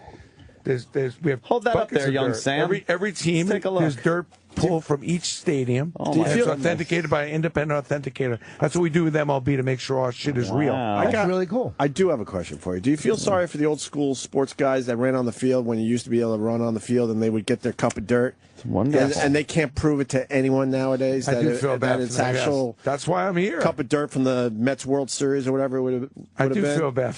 Yes, I do. There's some cool stuff that people used to grab. In those days, you used to be able to run on the field. Now they don't. I told you a story of when I was living in Buffalo with the Bills. They won the AFC Championship, and they ripped the goal post down. And I watched them carry it to the top of the stadium. This is a God's honest truth. I have people that will back me up, and they threw it over the top. And then on the other side, everyone grabbed hold of this thing and started walking down the road with it, and pieces were being broken off as they kept walking. And it was a matter of who could hold on the longest would get this damn thing. Those are the and days to when this the day, goalpost was wood. Was it wooden or? No, this was it metal? It was about early '90s, I guess. And to this day, they're in all the sports bars around the stadium. Pieces of that goalpost. Love that. But I was at that game. And What, did they have a hacksaw or something? I don't know, because by the end of it, the thing was it's still in pretty big pieces, but it was starting to get broken apart a bit. I think cool. from the sheer amount of people that were carrying this and pulling it different directions and stuff. Jeez. But I watched them. They said, "Well, how the fuck do we get this out of here?" And they decided to fucking move it to the top and drop it over the side. I love that. We get the goalpost from Texas Stadium. We chop that up. I want to Yeah. get the one from Notre Dame. You can get the goalpost from the Meadowlands when we moved that stadium across the street. We chop that up. That's on Steiner Sports. You can get that. I got a sports question. Teo, what do you think of him? Strange bird, huh? Yeah, it's strange. I think he's going to end up. I think he'll end up being a good player and everything. But it's just strange all that shit that happened, and it's unusual because Notre Dame, I think, out of all the teams I deal with at Steiner, it's the most buttoned up group of people I get to work with. They're phenomenal. So this is very odd for them. Because usually their players are extremely buttoned up, straight and narrow, but. They're kids, and kids do. Do you believe him? You think he fell for this whole thing? I don't know. I'm not sure. I can't tell. I think the pay per view would be the lie detector test. Right. I'm not sure anymore either. At first, I'm Yeah. like, this guy's full of shit, but he just seems like a real strange. I think he's just a little bit of a strange cat, and they're saying the skills aren't up to par for the NFL. Well, I mean, it's so His hard to numbers tell were a on little- paper. I'll little show you low. 100 guys where Low in a bad way. These numbers are. Huh? He's got the bad cholesterol, you mean? But I mean, I think you can never tell. I mean, with these numbers, on the field, we've seen a lot of players not show up well on those numbers and become stars. Got any Vice Penn versa. State stuff you can't get rid of? It's a little too Paterno controversial. would never sign for us. And No, we tried, and not the most loved guy, by the way. No, huh? So it doesn't By surprise who? me. By his peers. Okay, because he always thought he was bigger and better than everyone. I felt. But I tell you what's interesting is if Pennsylvania, who's suing the NCAA, which a lot of people are rooting for that to happen, is it fair that they take 112 wins away from the kids that had nothing to do with this? Like, I mean, but those kids know they won those games. Yeah, I guess. But they just overdid it, though. I just feel like the NCAA overdid it. Kind of Gestapo-like. I disagree. I there's think that tension. they were harsh. They should have been harsh, only because it was kid sex. Yeah. It was such an ugly scandal, and the university behaved so reprehensibly. I feel bad for the students, but the college itself behaved just repugnantly. Is that a word? It's a word. I agree. Be hard on the school, but I don't want to punish the other kids. That had nothing to do with it. I'd be hard on the school, rightfully Hard so. on. Yeah. But that's a messed up. There's a lot of tension right now in collegiate sports with the NCAA, with all the rules. I mean, do you know all the rules? Like, I can't follow all the rules, but I know everybody's on probation. What kind of rules? Just you can't do this, you can't do that. Right. I was having lunch with a basketball player for Division I, top kid, senior, probably going to go pro. And at the end of lunch, he's asking me if I have any yard work to do in my house. These kids have no money. That you can't give them a quarter. And the amount of money they're making for these universities, and a lot of these guys will never see the big paydays. There's a big law. There's at Supreme Court level. Ed O'Bannon. You see, all the licensing. See, apparently when these kids sign their rights away, they're minors. So he's gone up to the Supreme Court level, and there's a lot of people feel that the players are going to win, which is some big checks going to have to get written by all these companies that have used the likeness of all these college players. Oh boy, now, it'd be hard to go split that up between all the participants, but there's a feeling that may change in the next couple of years, where college players, if you use their likeness for jerseys, trading cards, video games, you're gonna have to pay them. I think that's a good thing. You should absolutely have to. You know, they're amazing college athletes, but a lot of them never make it on the pro level. I just want to warm up our audience there before everybody locks into a remote control and watches TV for the next 5 days. Oh man. Well, do you have anything for North Carolina State 30-year anniversary, the big Valvano thing? Yeah, I was with Coach Knight the other night. We did an event at Steiner, and we were talking about Coach V, and it's interesting, the 30 for 30 on ESPN too. I just watched it. That's why I'm bringing it up. It was amazing. But did you see how they killed him at the end, though? With the cheating. Spoiler. They killed him at the end. I think he lost. Well, he died of cancer, but what he's saying is, Spoiler. they show this amazing guy, and then the last, he's absolutely right. The last 6-7 minutes, they killed him because he was brought up on all sorts of violations. Jimmy Valvano. Jimmy V. Yeah. Really? Yeah. But what a great You pitch are man. absolutely right. I just felt bad that's how they ended it. But what a great salesman. What a great hypester. I always tell a lot of my friends that do coach, it's like you got to coach less and sell more these days. And that's what Jimmy V did, and he sold it in. He got that team to win. That was pretty cool. They beat Houston. I mean, that fucking coach in Houston. If I'm in Houston, I think they should ban that guy from walking in the state. You have Drexler, Hakeem Olajuwon. You don't win the championship. It was unbelievable. How do you lose to That was North the Carolina State? the biggest upset maybe Phi of all Slamma time. Jam or whatever. Yeah. That's the biggest upset of all time. Houston was crazy. So much better than NC State that year, and NC State pulled it off. That's why that whole year is amazing for Jimmy V. Yeah, you have Drexler and Olajuwon. Amazing. But you go back in these tournaments. And then you have the coach who's eating his tablecloth. It's too inside. Yeah. He used to chew on a fucking tablecloth. Meanwhile, the guy throws up an air ball. That Because even makes it worse. The guy at the end of the game, the guy throws an air ball up, and they end up winning. Yeah. On an air ball, because the guy gets catches it and dunks it in. Dunks it in for the win. I got a signed Babe Ruth iPad. What can I get for that? Hey, you know Mike Francesa? Yeah. I mean, I follow him a little bit. Oh, we got him on the line here. Francesa, say hi to Brandon Steiner. Brandon, Mike Francesa, how are you? How you doing? Brandon, as my audience knows, I never was into autographs, I had to get silly, I got 1 million autographs, I got more autographs than you, but I was thinking about something for my kids, when I'm not around anymore, So when I pass, I'm thinking about cutting up sections of my stomach, and autographs. Maybe an auction more for me, you want to talk about career longevity in New York, I'm here longer than Jeter, I'm here longer than LT, I'm here longer than Willis Reed, here longer than you, That's amazing. You call the fan, you let me know, Brandon, See you guys later, bye-bye. All right, What's Mike's birthday today? Huh? Is it really? It's Mike's birthday today, yeah. It's that is spot That's funny. on, man.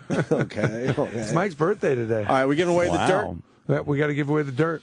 Now we got this map. It has every Major League Baseball team on there. Okay. And it's got a little capsule of dirt authenticated. It's very large piece. Yeah. We're going to ship it to you. Ooh. Let's go to Baltimore. Let's say hi to Jeff in Baltimore. Hey, Good morning, Jeff. gentlemen. Hey, Jeff, you on the wire or something? Yes, I am. What do you want to... Hey, Jeff, what do you want to take on, North Carolina or PA? I'll take on the North Carolina Redneck. All right, we got Dan in North Carolina. Dan, you're taking on Jeff in Baltimore. I'm actually from Buffalo originally, so I'm not really a redneck. All right. Oh, wow. You got out of Buffalo. Congratulations. Look where we went. North Carolina's cool. I do remember that game, Opie. I remember watching that on TV when the fans were cut off the field, too. It was unbelievable. But they just don't allow that to happen anymore, obviously. I used to love when you were able to run out on the field.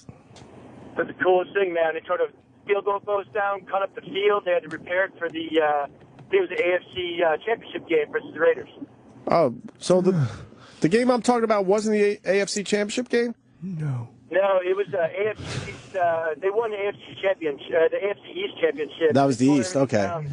All right, so long ago. I apologize. I thought it was the actual championship game. No, but it was still. Do you guys remember when Wade Boggs was on that horse backwards? Oh, the old days when you could fucking go out there and party with everybody. That was 96. He got in trouble for that, though. Did he really? Yeah, he did. He got fined for that. Oh. Yeah. Why? Because he rode a horse? I don't think you're allowed to get on police horses. All right. Gee. Was it Major League Baseball that fined him, or, I don't remember. or the state of New We have York? to Google that up. We have to Yeah. Google that up. Something happened, yeah. We love Yeah. Wade. Wade's a good guy. All right, He we're is, giving huh? away dirt, guys. It's Jeff in Baltimore and Dan in North Carolina. Dishing the dirt. Yeah, listen to Brandon Steiner. He's got a trivia question. I need you to name five 5 with two guys. 3,000 hit members. I'll make it easy. 5 3,000 hit members in the 3,000 hit club. Rod Carew, Wade Boggs, Derek Jeter, Jack Cobb, Pete Rose, Carew. They're just doing it together. Yeah, that's a bad question. You got to get one guy. It was a great We'll question. give you a better question. Scrap that question. And Paul Molitor. Same guy. You also forgot. Did anyone say fucking Tony Gwynn? Tony Gwynn. Good job. Well done. Hold on, that's a bad question. Yeah, we need a repeating question, something. one quick answer. So Let's scrap that question. Let's scrap that question. Let's move to another football question. In 1999. Ooh. Who was in the Super Bowl? Who won the MVP? 99. The Rams. The 49ers. And the Tennessee Titans. And as Kurt Warner. Huh? Oh. Rams and Kurt Warner. Yeah. Who said that? Jeff from Baltimore. Just liars. I love it. Fucking liars. They're always doing that. Who said it? Fucking assholes. Who said it? Jeff from Baltimore. I think it was Jeff. That's my guy. Yeah, he said Kurt Warner. All It was right. Jeff from Baltimore. Dan, I'm sorry. I think you're lying. Yeah, Dan, you're full of You're a malarkey, liar. Full of turkey. Can we give him something for lying? Because that's a good lie. Yeah, that's a good lie. Sure, Dan, job here. Hold on, Dan. We're giving you something for. Dan, Thank you very much. Dan, hold on. Hold on, Dan. we're giving you something. We're going to give you a lightning round here, Dan. You All ready? right. You ready? I'm ready. Okay. Tell me who won the World Series last year and who was the MVP. I don't even give a shit who won last year. It wasn't the Yankees. Oh, so I like that. I like your loyalty. She turned off the TV. It was pretty exciting, though. It was the Tigers and Miguel Cabrera. That's wrong. But they were in the World Series, though, so I'll give you half a credit for that. I don't know the answer to that. What is the answer to The that? Verlander. Hey, here's a better one. No, Here's- we're done with these kids. Yeah, we're done. We're done with you. Yeah. Next. Hold on. Do you want to give Dan something for being? Yeah, we're going to give you some Yankee coasters. All right. Because you can put your dirty martini Oh, on and these. Dan's a Some Yankees coasters with fan, some right? dirt in there. These are kind of fun. Dan gets the Yankees Can I see one? coasters, and Jeff in Baltimore, you get the dirt map. I don't need those. I have some Voss CDs. All right, hold on the line, Jeff. What is this?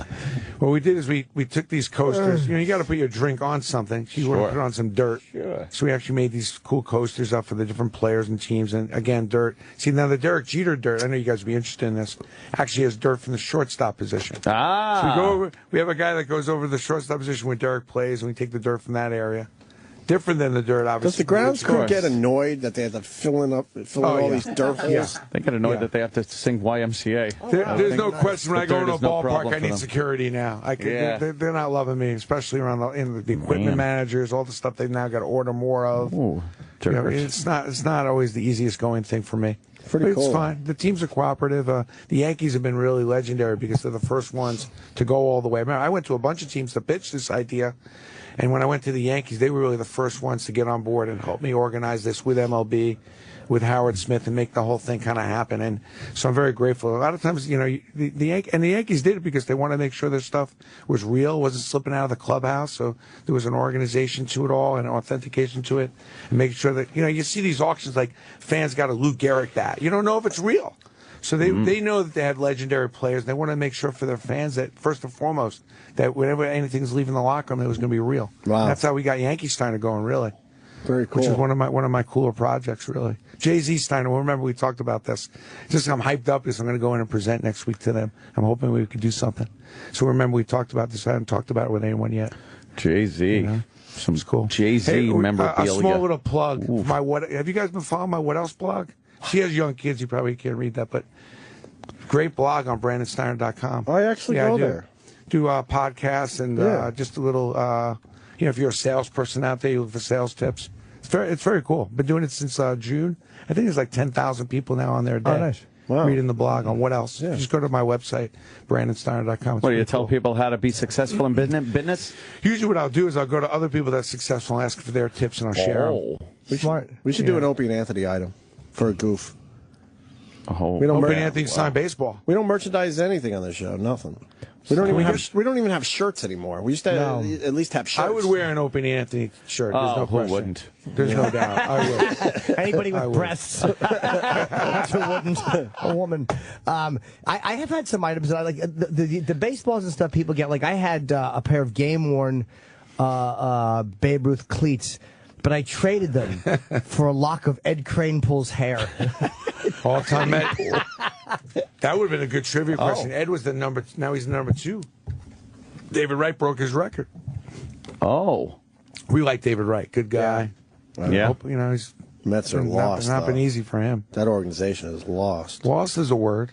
You know that show Lost? I can see that all of a sudden they show up and they're at Chase, at Citi Field. Yeah. And that show, that would have been a good episode. Oh, yeah. Run into Fred Wilpon. You run into Jeff Wilpon. Right on the show. It's like, the Mets, this has just been a figment of our imagination, this insanity and this losing. You don't have to go with it. All right, we want to thank Brandon for stopping by. It's always a pleasure. I'm going to go check out your organization. I want to go up there and get the tour. It's you won't be disappointed. Really? Yeah, it's pretty cool. I mean, it's a wild place. I just assume it's just a warehouse and everything's boxed up. It's Not at way all. more than that. It's like a museum, frankly, and we put a lot of energy and time into making that so when people come up there, it's a couple hours. And really, there's so many things to look at, and we want it to be fun and interactive. We go the whole history of autograph collecting to the history of Steiner. I do have one more question, because you're a collector yourself. Yeah. I think you said that last time. Do you have anything that you refuse to sell because it's just that it means that much to you? 100%. Like what? Well, first thing I have is my Thurman Munson autograph. I got when I was 15. When I went to the ballpark, I killed my mother. Oh, you got it. Wow. I said, Mom, I got to go to the game. She says, I have tickets for tomorrow night. We can't afford to go both nights. I said, I'll go. I'll get a ticket. I scalp a ticket. I'm in the third row, a single ticket. I'm yelling at Thurman Munson for 2 straight hours. I go back to the hotel, with the same hotel as the Yankees. I go in the elevator. Did you plan that? No. Okay. Put my arm through the elevator door. It's Thurman Munson's arm. He comes in the elevator with me. It's me and him. Wow. And he gets in my face and he goes, "What do you want? You've been screaming my name for 2 hours. You nuts?" Wow. I said, I'm like 14 years old. I just want your autograph, and I have that program from that night. I love that. That's amazing. Is that worth a lot? Yeah, that's actually worth a lot because he didn't sign a lot of autographs, and it's a nice autograph too. So I keep that. And then also another thing I love is I do a show on Yes Network, Memories of the Game. So I show up. I said, Mariano, you got to have your collectibles. We'll come and we'll shoot, and you talk about your favorite collectibles on the show. I get to his house. I wake his ass up. He goes, what do you want? I said, we're doing this interview. He goes, I don't have anything. I said, are you freaking kidding me? Nothing? So he takes the cameraman's box, which he has the videotapes in there, and cuts with a knife. And you can see it. It's right on camera. You can see it on YouTube, this little thing, by the way. So he cuts it in, and he shows his glove, what he used as a kid, out of the box. And it's amazing. Yes. And you see how he shows the process of him cutting the box up to his glove, and he folds it up, puts it in his pocket. And I just love that. I had him sign that. It's one of my favorite collectibles because of that moment, and then also just to remember to be humble and how grateful we are to have what we have. And he reminds me of that all the time. And I love that story. He would do that when he was so poor. He would make gloves out of a box. He'd go to the back of the stores, and all the kids would use boxes. That's why his hands, Mariano's a great pitcher, but incredible fielder. And that's why he used the box as a glove most of his childhood. So you love that. A glove. Once you're playing with a cardboard box, a baseball glove is probably easy. Insane. You gotta watch the video. It's on YouTube. Yeah, I remember you talking about this last time. And how old was he when he finally said "fuck it" and got a real mitt? You think? Probably, I think in high school. What happened was at the beginning of his career. If we have a second to tell this story, sure. So he's in right field, right? and he was always an outfielder. That's why he was shagging and everything. He loves the outfield. So they were getting rocked, and they were in this big game. So they finally said, Mariano, can you come in and pitch? He comes in, strikes out like the rest of the side. There was a scout there that day, and they invite him to go to get scouted. The next day, these guys are at his house inviting him. So he goes, he says, we want to see you pitch. He says, I only pitched like a couple times. So he goes to this tryout. He figures the other pitchers are going to pitch first. And he goes, we're going to see Mariano first. And he gets up there and he just started throwing bullets. He just had a moment of time. And he started throwing. The Yankees signed him up a week later. No. It's unbelievable. That's how it went down? Yeah. Was that 94? What year is it? No. This is before the minor leagues. He's just a kid in a fishing village. He's in a fishing village in Panama. And he's playing right field. All of a sudden, he goes in and pitches the last part of this game. Somebody sees it and says, something, we get invited to this tryout. The Yankees are coming down doing this tryout. They got 3 pitchers. You're going to be the 4th. He figures maybe he'll pitch at the end of the game an inning. The scout goes, we want to see Mariano first. He doesn't know why, still to this day. Gets on the mound, throws bullets. 2 innings, boom. And then he gets a contract That's to go. ridiculous luck. Do you remember when he was a starting pitcher, too? He started with the Yankees as a starting pitcher. Right, I forgot about that. I always thought Torre overused him. I always hate, because Wetland was a 9th inning guy, and I always hated that Rivera would come in 8th and 9th after Jeff Nelson and Mike Stanton left. It was so scary, though, because sometimes you were just like, oh, God, just put Mariano and get this over with. Could you blame him? No, I understand it, but he lost his lefty and his righty specialist, and and then Graham Lloyd, he wasn't quite getting done what Mike Stanton would, and I think he would bring in Rivera, and I always hated to see Rivera overused like that. So I'm like, you're cutting his career short. Torres is great, but I hated that. But he's got such, he's just got laser focus. Like, story he tells me, and I don't know if he's ever told this story before, but back in Arizona, everybody looks at that 2001 World Series, but it was very, they had to make a decision whether to close the dome or not. That retractable roof. So he gets the call in the 8th inning, and that's when he faced the better batters, the middle part of the order. And he says to me, he goes, I didn't realize how much energy it took. It was very hot out. And he wasted a lot of energy, and then they ran into the ruckus in the 9th inning. Wasn't there an error? He made Rivera threw the ball into center field. But the real play there in the 9th inning was the ball hit the Brocious. They were out at the mound, and he turns to Scotty. He goes, Scotty, I got it. Do not come and field the bunt. So the guy bunts. I forget his name. I think it was Mark Grace. He bunts, and they throw the ball to third. He's like off the mound like a cat. Throws the ball to third, and then you see him in the replay bending over because you think Broach is going to throw the ball to first for a double play. I mean, they didn't make that play. That a lot of people talk about that play as being a decisive part of the fact they didn't go get the double play, and Scotty just went for the safe out. Normally, Mariano's going to go get you those extra outs, but he was a little tired, I think. That was the worst loss ever because because of 2001 and because that hateable Randy Johnson, the big unit, the big unit, and Kurt. They were both together on that Kurt Schilling. Right, and that's when the Yankees won. I think they won. Each home team won all its home games. It was one of the great World Series, really, because that was when Jeter hit the home run at 12:01, and then Brocious and Tino hit the game winners. They were supposed to let us win for 9/11. Yeah, the Japanese pitcher threw out 2 outs. No, the Japanese pitcher for Arizona throws this home run. It was 9th inning, 2 outs, and he hits the home run to tie it. I'll never forget Sterling's calls on those, and it was really. And then Pettit came in Game 6 and got destroyed. I think 15. It was 15-1 or something. Some 15-2. It was some got killed. Kicking the shit out of your score, and you knew the series was done then. I go back to the big unit. That story still makes me laugh. He got denied by the big unit.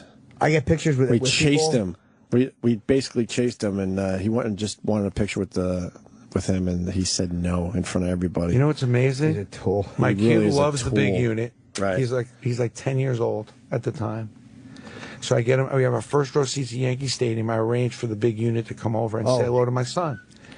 He comes over, says hello to him, and won't take a picture with him, and won't sign his autograph. My little kid was sitting up there like, what's wrong with him? What a jerk off to but, a 10-year-old. But then when he came and played for the Yankees, he was very nice. I don't know, maybe we just had a bad day that day. He said he was very nice. Oh, this one was at Seattle or Arizona? Seattle, yeah. So he comes across like he's with Arizona. So he said, "What your kids?" No, with Seattle. You said kids, he got a picture and autograph. He said no. Said no, yeah.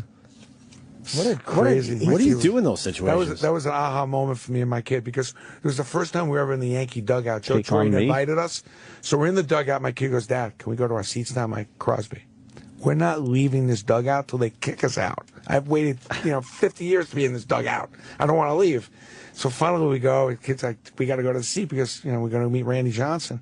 And, oh, my God, my kid's face was just, I don't know. I think that's going to be therapy. Be on a couch. Did he ever get his picture with Randy? No, he was done. He moved on. That was it. Yeah. He was done with Randy Johnson. Then you just, He's a hateable guy. Sucks. But when he came to the Yankees, he was nice. He was definitely a lot nicer to us. He But had to that day, be. They would have killed him. That was a bad day, man. That was a bad day for my son. Oh, God. Was Randy nice to talk to him or no? It was like 30 seconds. As soon as we asked for the picture, he walked away. Didn't even say goodbye. Oh, God. Weird. Well, how do you get to a But table? I heard he gets really weird on game days. That was his thing. He's very weird on game days. Enough already with these So- guys. I really, just an Enough. absolute asshole. You got a great life. Relax. Big, tall, lanky douche with stupid 1980 Foxworthy hair. He really irritates me. We ran out of the Brooklyn Diner. We saw a head just walk by the window. Because the windows are up pretty high, and obviously Randy Johnson pretty damn tall. We just saw his head. Yeah. And we're like, holy fuck, that's Randy Johnson. So we ran out because he wanted a picture.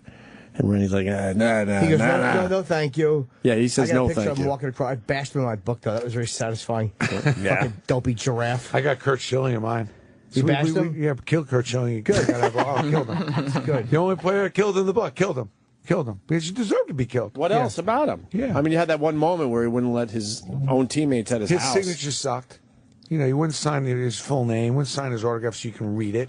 That's It was important always to you guys, impossible. too? Oh, it's critical. Right. And then it just, just the little things like when we'd be able to do the signing. Like one time, there's me now. I go to the hotel. We had to do the signing, and we had a little problem with UPS bringing the shit. So we delayed. We're calling UPS to find out where these items were that he was going to sign. And he's having a temper tantrum. I'm like, excuse me. The amount of money I'm paying you, you could wait 15 minutes. Really? Are you kidding me? And he was like, you wouldn't wait. He's like, I'm out of here. I'm leaving. Madonna. I'm like, this is me now. I'm not some signing guy over here. I'm here now. I'm like, are you kidding? And he was a Did dick. he stay? No. We wouldn't stay. So we ended up, all the stuff got shipped to the hotel, and he ended up having to reschedule it because he wouldn't wait 15, 20 minutes. Meanwhile, all his teammates are signing, and they're laughing at him. So, if you ask his teammates, they'll tell the better stories. I'm sure they hate him. The fact that, he's I don't know. He's a jerk off. But he's so religious and supposed to be such a nice person. I don't know what happened to him. But in our dealings, it was terrible. I remember him being a really nice guy, but that goes back.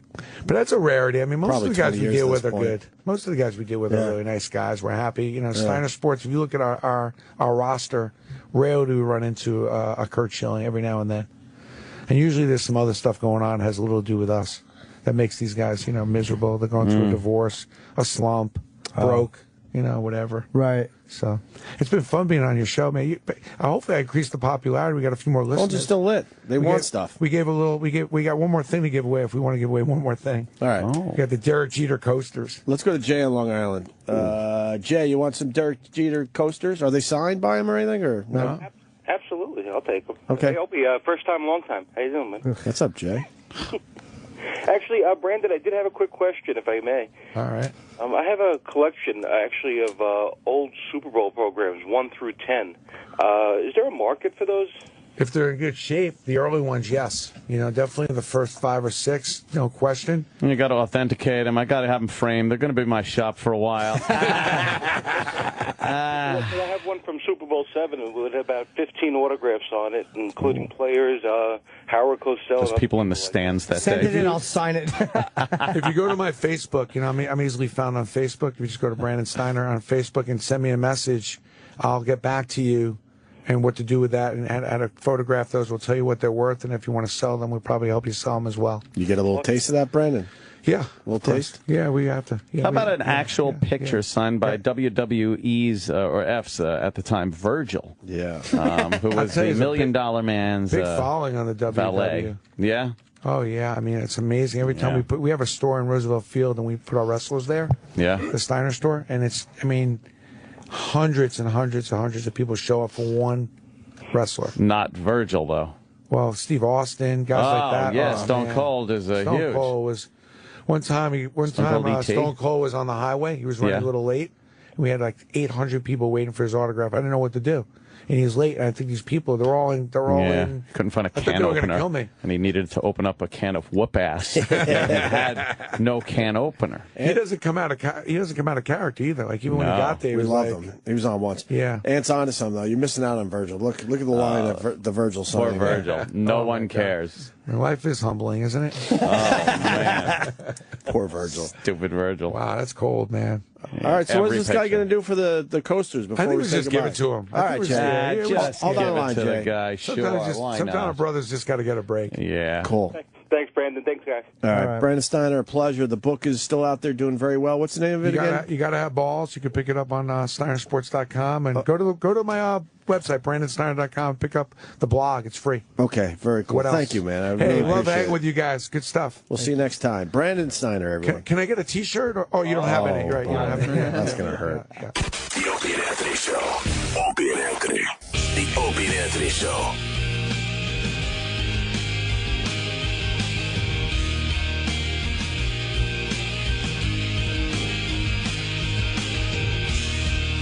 Today is the day.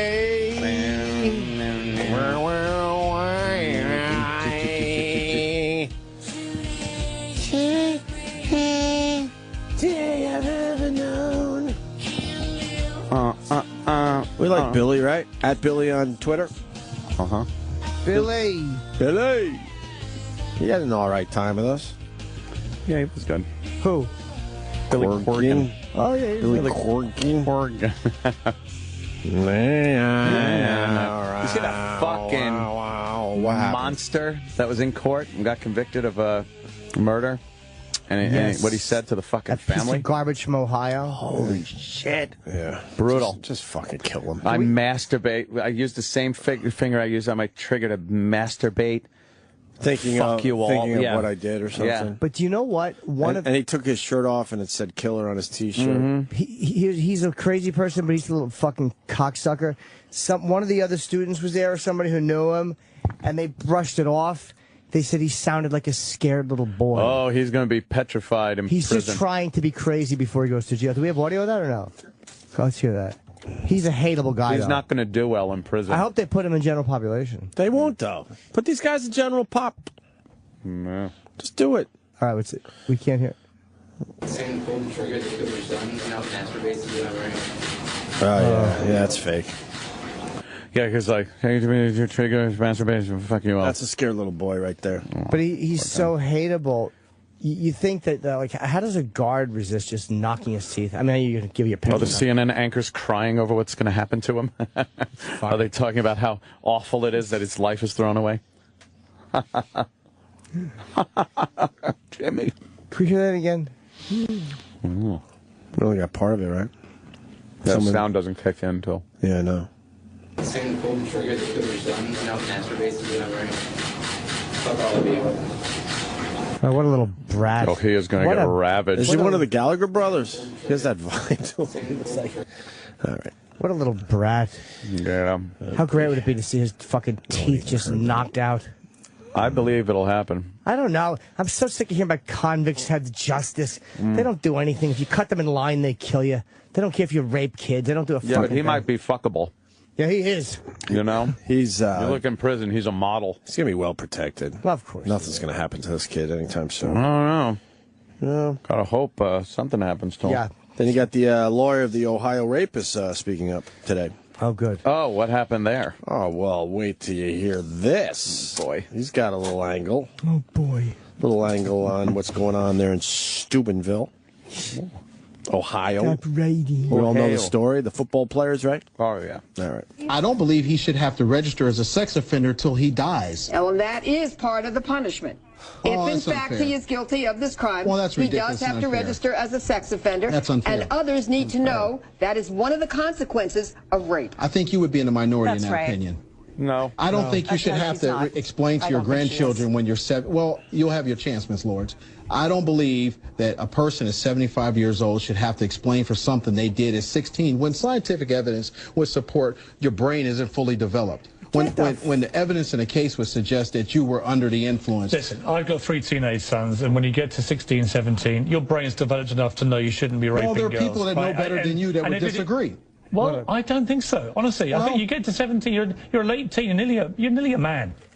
So this guy is saying that 1 year away from being military age, you don't know that doing that to a girl is wrong. And he's also saying that we trust you with the keys to a car at age 17, but you don't know that kind of raping a chick with your hand and jerking off on her is wrong. This lawyer is a fucking cunt. And how she has to explain to her grandchildren that video that is out there and those photos that are out there. What happened? Well, they were, they kind of took advantage of me and they were fingering me in the car and they were passing me around and they were fucking. So he should fuck him and fuck his grandchildren. Fuck his explanation. Yeah. I think I learned something, though. Ooh. When you register as a sex offender, it's for your life? Yes. Did not know that. Yeah, I thought it was more of a sentence where you have to, do that for a certain amount of years. You know what they think? The recidivism rate in sex offenders, and again, maybe not this guy, but the recidivism rate is so high. And people are just sick and tired of being victimized by these fucking pieces of garbage. I'm not saying I don't get it. And I'm not saying I shouldn't have registered 30 or 40 different times. You find it creepy when you do the sex offender map and see how many fucking dots there are? Exactly. No matter where you fucking live? Sure. Holy fuck. Especially when the beep is getting really loud. Like, the ping is coming from inside the house. Oh, it's me. Holy fuck, though. You think it's here and there, but, man, no matter where you live, there's a shitload of dots on that map. I'm doing something for Comedy Central. Can you tell us? Off the air, 'cause I don't know if I'm allowed to say it yet. I mean, again, it's nothing major, but I'm doing that. And because there's going to be some children around, they have to do a background check and all that. It's a Viacom thing. They want to make sure no fucking... And I get it. Children around. They don't want to get sued because some fucking creep... I think it's a smart move. Wow. Another story involving a child. You read about that guy?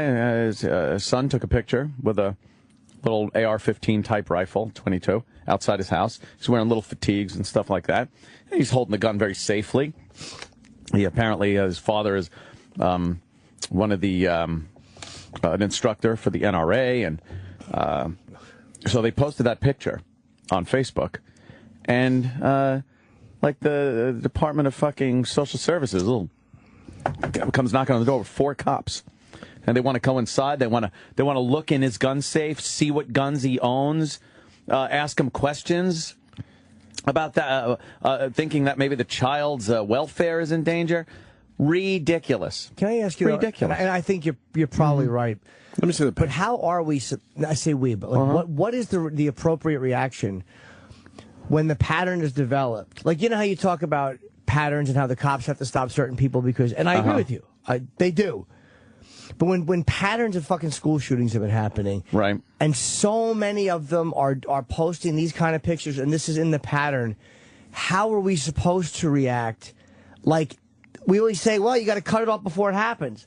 And when in the process of cutting it off before it happens, you're going to wind up talking to a lot of innocent people. It's like stop and frisk. You're going to wind up stopping and frisking a lot of innocent people. They were asking to, without a warrant, enter this guy's house and look at his weapons. That's out of the question. And did he say yes or no? But he said no. Okay. His wife was there. His wife called him up. He got on the phone and conferenced with his lawyer and started talking to these people and saying, no, you do not let them in the house. They don't have a warrant. They're not allowed in this house. Get the name of the woman that is with the Department of Social Services or whatever, this child welfare. And she wouldn't give her name. Wouldn't even give her fucking name. Why? The woman wouldn't give her name. And then she fucking left, and the cops, he said the cops were very cool about it. They were there because they were asked to come there with the person, and they all just left. But at first, they wanted to come in and without a warrant, search this guy's house. I know, and I understand him saying no. And I'm not saying that they should be allowed to do that. Yeah. But going there, it's like, what is the appropriate reaction? How about a little more research like this? Look, it's this guy's Facebook. His picture's there. There's other family pictures on there. Well, he's obviously a shooting enthusiast. That isn't a lunatic that's going to go and shoot up a school. And you can't just start infringing on people's rights because you think a picture might Yeah, and it was somebody on Facebook that ratted out saying, "Oh, that's terrible. They ought to." I agree, but it's almost like when you look at somebody in a thug outfit, like immediately you make a judgment on them. Sure. And it's the same thing with this now, because most people who are doing school shootings, they're young white guys. They dress in this. It's like I mean, people's toes are going to get stepped on when you're trying to do preventative measures. Kid's pretty young. How old is he? 10? He's a little kid, yeah. Maybe 10, 11 tops. Something like And that. I know I don't think that they should be able to go into this guy's house and take. I'm not saying any of Never. that. And it's The annoying that she second- wouldn't give her name. The second you give up that right, where they would need a warrant to come into your house, it's fucking really over at that point. It's just fucking done. That's not going to happen. But I told you they wouldn't take the they're gun. Trying so hard. Did he make the? Oh, because they didn't have the votes. They tried. Yeah. They're trying. They won't get it. The thing is, the American people love their guns. They had to pull the assault weapons ban off of Feinstein's bill. But it doesn't help New Yorkers. We already have a ban, so we're fucked. But believe me, their intent is to take the guns away. It's just a matter of they don't have enough votes right now. And like I said earlier, all they do now is they're posturing. Every politician you see, every decision that's made by the president, by Congress, they're posturing for 2014. They're campaigning. You're watching a campaign right now with this fucking sequester shit. Everything they do with this sequestering is campaigning for the midterm elections in 2014. So you're not getting honesty. You're not getting true representation. You're getting guys that want to keep their fucking job. But at least they'll start governing after 2014. Oh, yeah. Oh, wait, that's right. Then they got to start campaigning for president again. It's just a nothing never-ending gets done. cycle of not working. Nothing gets done. It's all they do now is try to hold on to their job. Right. And by doing and to do that, they have to not do a lot of things. And what they do, they want it to look like the other side is to blame. Sure. This sequester thing is going back and forth between the Republicans won't fucking give an inch, so it's their fault, and the other ones are, well, Obama signed the fucking thing. He's the one that signed it into law.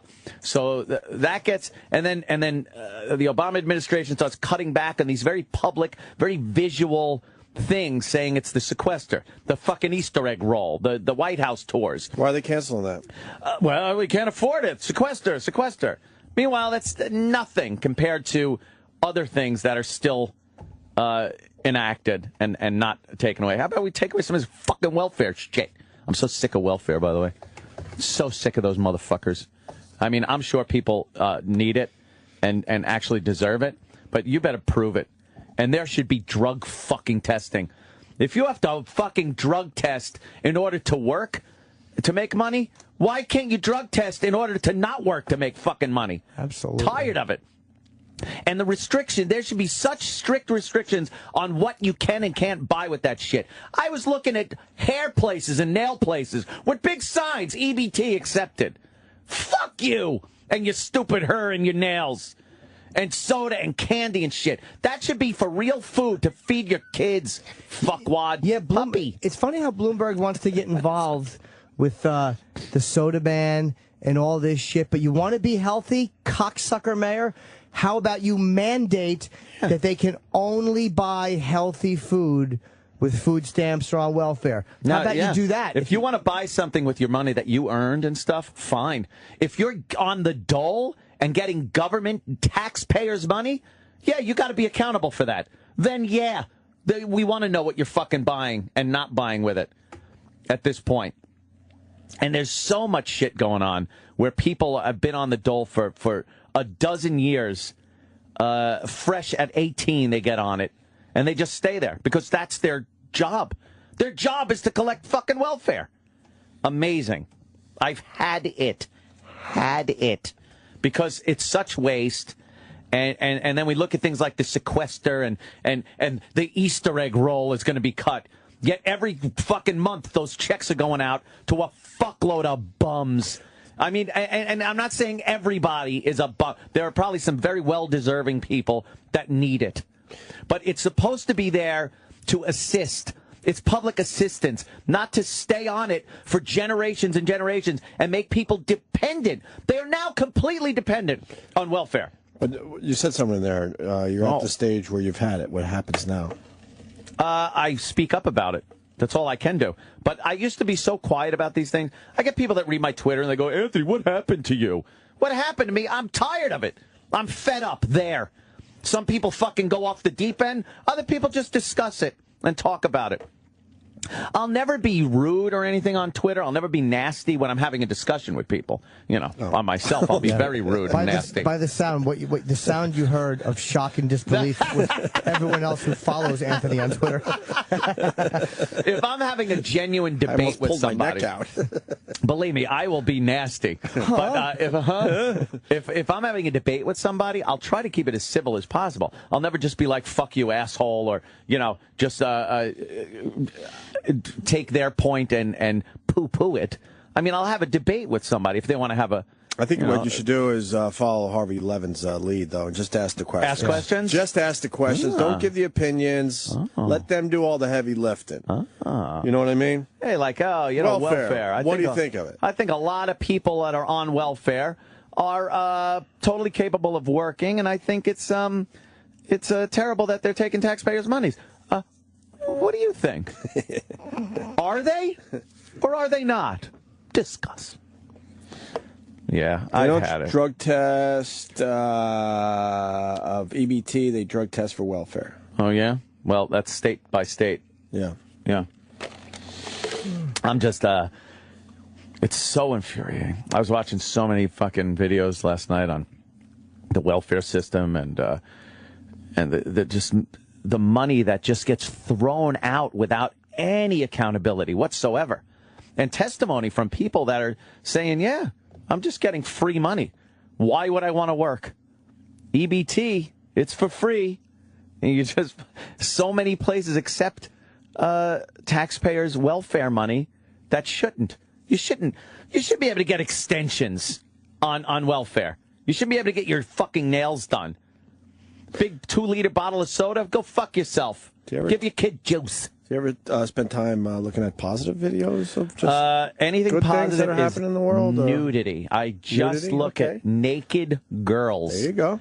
I look at horrible things that affect our nation, and if I want the positive side, naked girls. I love looking at totally nude girls online. They're beautiful. Yeah. I don't know what to do, though. You're right. I say I'm fed up and I'm tired of it, but there's nothing you can really do. And then I hear New York State, good old Cuomo, is raising the taxes on, of course, the wealthiest of New Yorkers, which in New York, especially the city, the line they made is middle class. You're missing the point. Mm-hmm. You really are. I heard this on the way in. Yeah. It was supposed to be a temporary tax. So it's another politician lying through their fucking teeth. Yes. Back in, what year did he say this was? 2006? I want to say, the 2006 or 2008, he put a tax in and said it's going to be temporary. Everyone relax. Everyone just calm the fuck down. It's just temporary. We need the money. And then, people forget, fast forward a bunch of years, and then that temporary tax, of course, is not temporary anymore. Another just lying piece of shit. And did you hear why they want to... are liars. You hear why they want to sign it now? Why? Because it's supposed to expire in the election year, in 2014. But they don't want a big argument about it and make it an election issue. I see. So, in other words, they don't want the American people to actually have an open discussion, let their politicians know how they feel about it, so they could vote on it during an election year where they're held accountable for what they're fucking doing. So now they'll slide it in now, so that by the time it's 2014 and the elections come around, who cares? I am truly amazed by anyone that believes in a politician. I'm just amazed. Cock-sucking pigs. So, and what, it affects everybody, or is it just the rich? It's a rich tax, right? Yeah, another one of the wealthiest of them. Even Bill Maher, holy shit, even fucking Bill Maher is coming around. That liberal piece of shit was on his show with Rachel Maddow and a couple of little lib fucking douchebags. And he goes, you liberals, you're going to lose me. Because you're going to lose me. The tax that he's paying in California, he said he can't take it. They're taking so much money, and even he said, and being told, you're not doing your fair share. It's the same rant I've been on for years. And you made your bed, you fucking asshole. You gave $1 million to the administration that wants to jack your fucking taxes up. You shithead. I think he's up to 55% he pays. Yeah. I think that's what he said. And you know what? So it's more than half now for him. You know what? It reaches a point where even fucking Bill Maher is like, hey, this might be enough. Should never be more than half. Crazy. Should never be more than 25%. Oh, yeah, of course. 25%. Of course. But then now you're talking like where you work your balls off and the government actually benefits more than you. That's crazy. And the worst part of it is paying that much and just having to day after day watch the news, read that you're not doing enough and be villainized still. Like, oh, you're the rich, the this, the banker, this, that. And you sit there and go, what the fuck? You'd love to just pull it and say, really? Really? How about I don't give you anything? And then you go to prison. Yep. But it would be lovely if all these wealthiest of Americans decided not to pay. And watch what happens when 75 to 80% of your revenue goes away. Ugh. They'd come after you. Oh, of course they would. You first. But yeah, me first. How about everybody? Just it's how we got to this point where we're paying this much. Our representatives do not represent us at all anymore. There's no recourse for you to do anything except pay.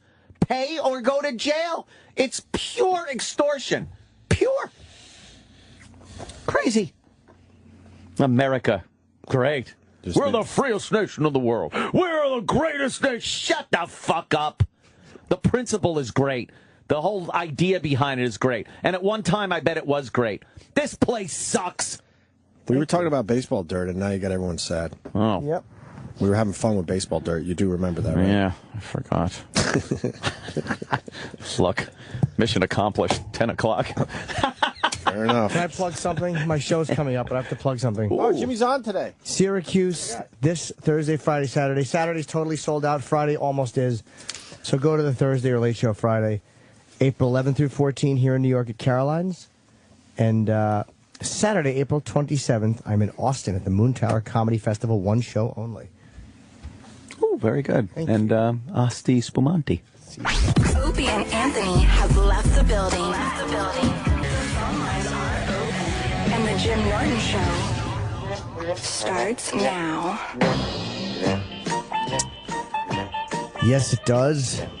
And yes, I am. Jim Norton, here doing my hour of mediocrity. I have auditions today. I have to put myself on tape for a movie. I'm trying out for 5 different parts. They're all very small. And, of course, most of the stuff is cast in L.A. But I'm hoping I can get one of them.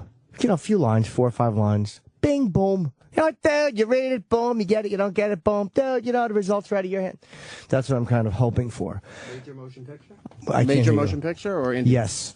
But small, it's a comedy, and you're putting yourself on tape. I bought a GoPro, and that was why I bought it, because I want to do some exciting things with it. And, of course, the touchscreen that I bought, in addition, stinks. It's fucking, I'm touching it, and it's shutting off. It's like, you cock. I have no luck with technology. I just don't. I don't have that gift. That thing that Anthony has, which enables him to just, almost reverse engineer things and put things together. I don't have the ability to do that. I wish I did. And we have a caller here. What kind of advice is this? Follow up on the welfare debate from O&A? I guess we'll talk to you for a second, but I don't know what you want to say about it. What's the name, Shawnee? Snowy in Michigan. Snowy in Michigan. Oh, well. Hey, how you doing, Jim? Hello. Big fan. First, I'd like to apologize for all the assholes who didn't show up to your show. No, it's okay. The people that came were great. I'm one of the people who would love to see, but I'm certainly not going to say, hey, come on by Detroit, so no one will show up. And so I'm a truck driver. It's kind of hard for me to get, so I got to go. So. Okay. The other thing I wanted to mention, you mentioned about people on welfare should only pay for healthy food, but sometimes that healthy food's more expensive than the cheap stuff. I agree. You shouldn't be buying, candy bars, getting hair extensions and everything else. That is absolutely ridiculous. But sometimes the unhealthy stuff's cheaper than the... That's a good point. I don't mean only organic, and thank you for the call. I appreciate it, Snowy. I don't mean only organic food. Like, only organically grown. I'm just talking about healthy stuff. Like, you can't buy chocolate bars with it. You can buy rice, and you can buy, tuna fish, and you can buy meat and hamburger meat, but you can't buy just absolute shit. That's what I mean. Okay, we have, no, and, let's try Tony. Tony in Cleveland, you're on. Hey, how's it going, Norton? Hi, buddy. Hey, your GoPro, I've got the same one. I've got the HD2 and the new HD3, and the little touchscreen that's on the back does blow dick, because first of all, it's way too small. Get the app for your iPad or your iPhone. Yeah. It works wonders. There's a little tiny, time delay in the Wi-Fi part of it, Yeah. but they're also supposed to be coming out where it'll be Bluetooth. It'll make it faster.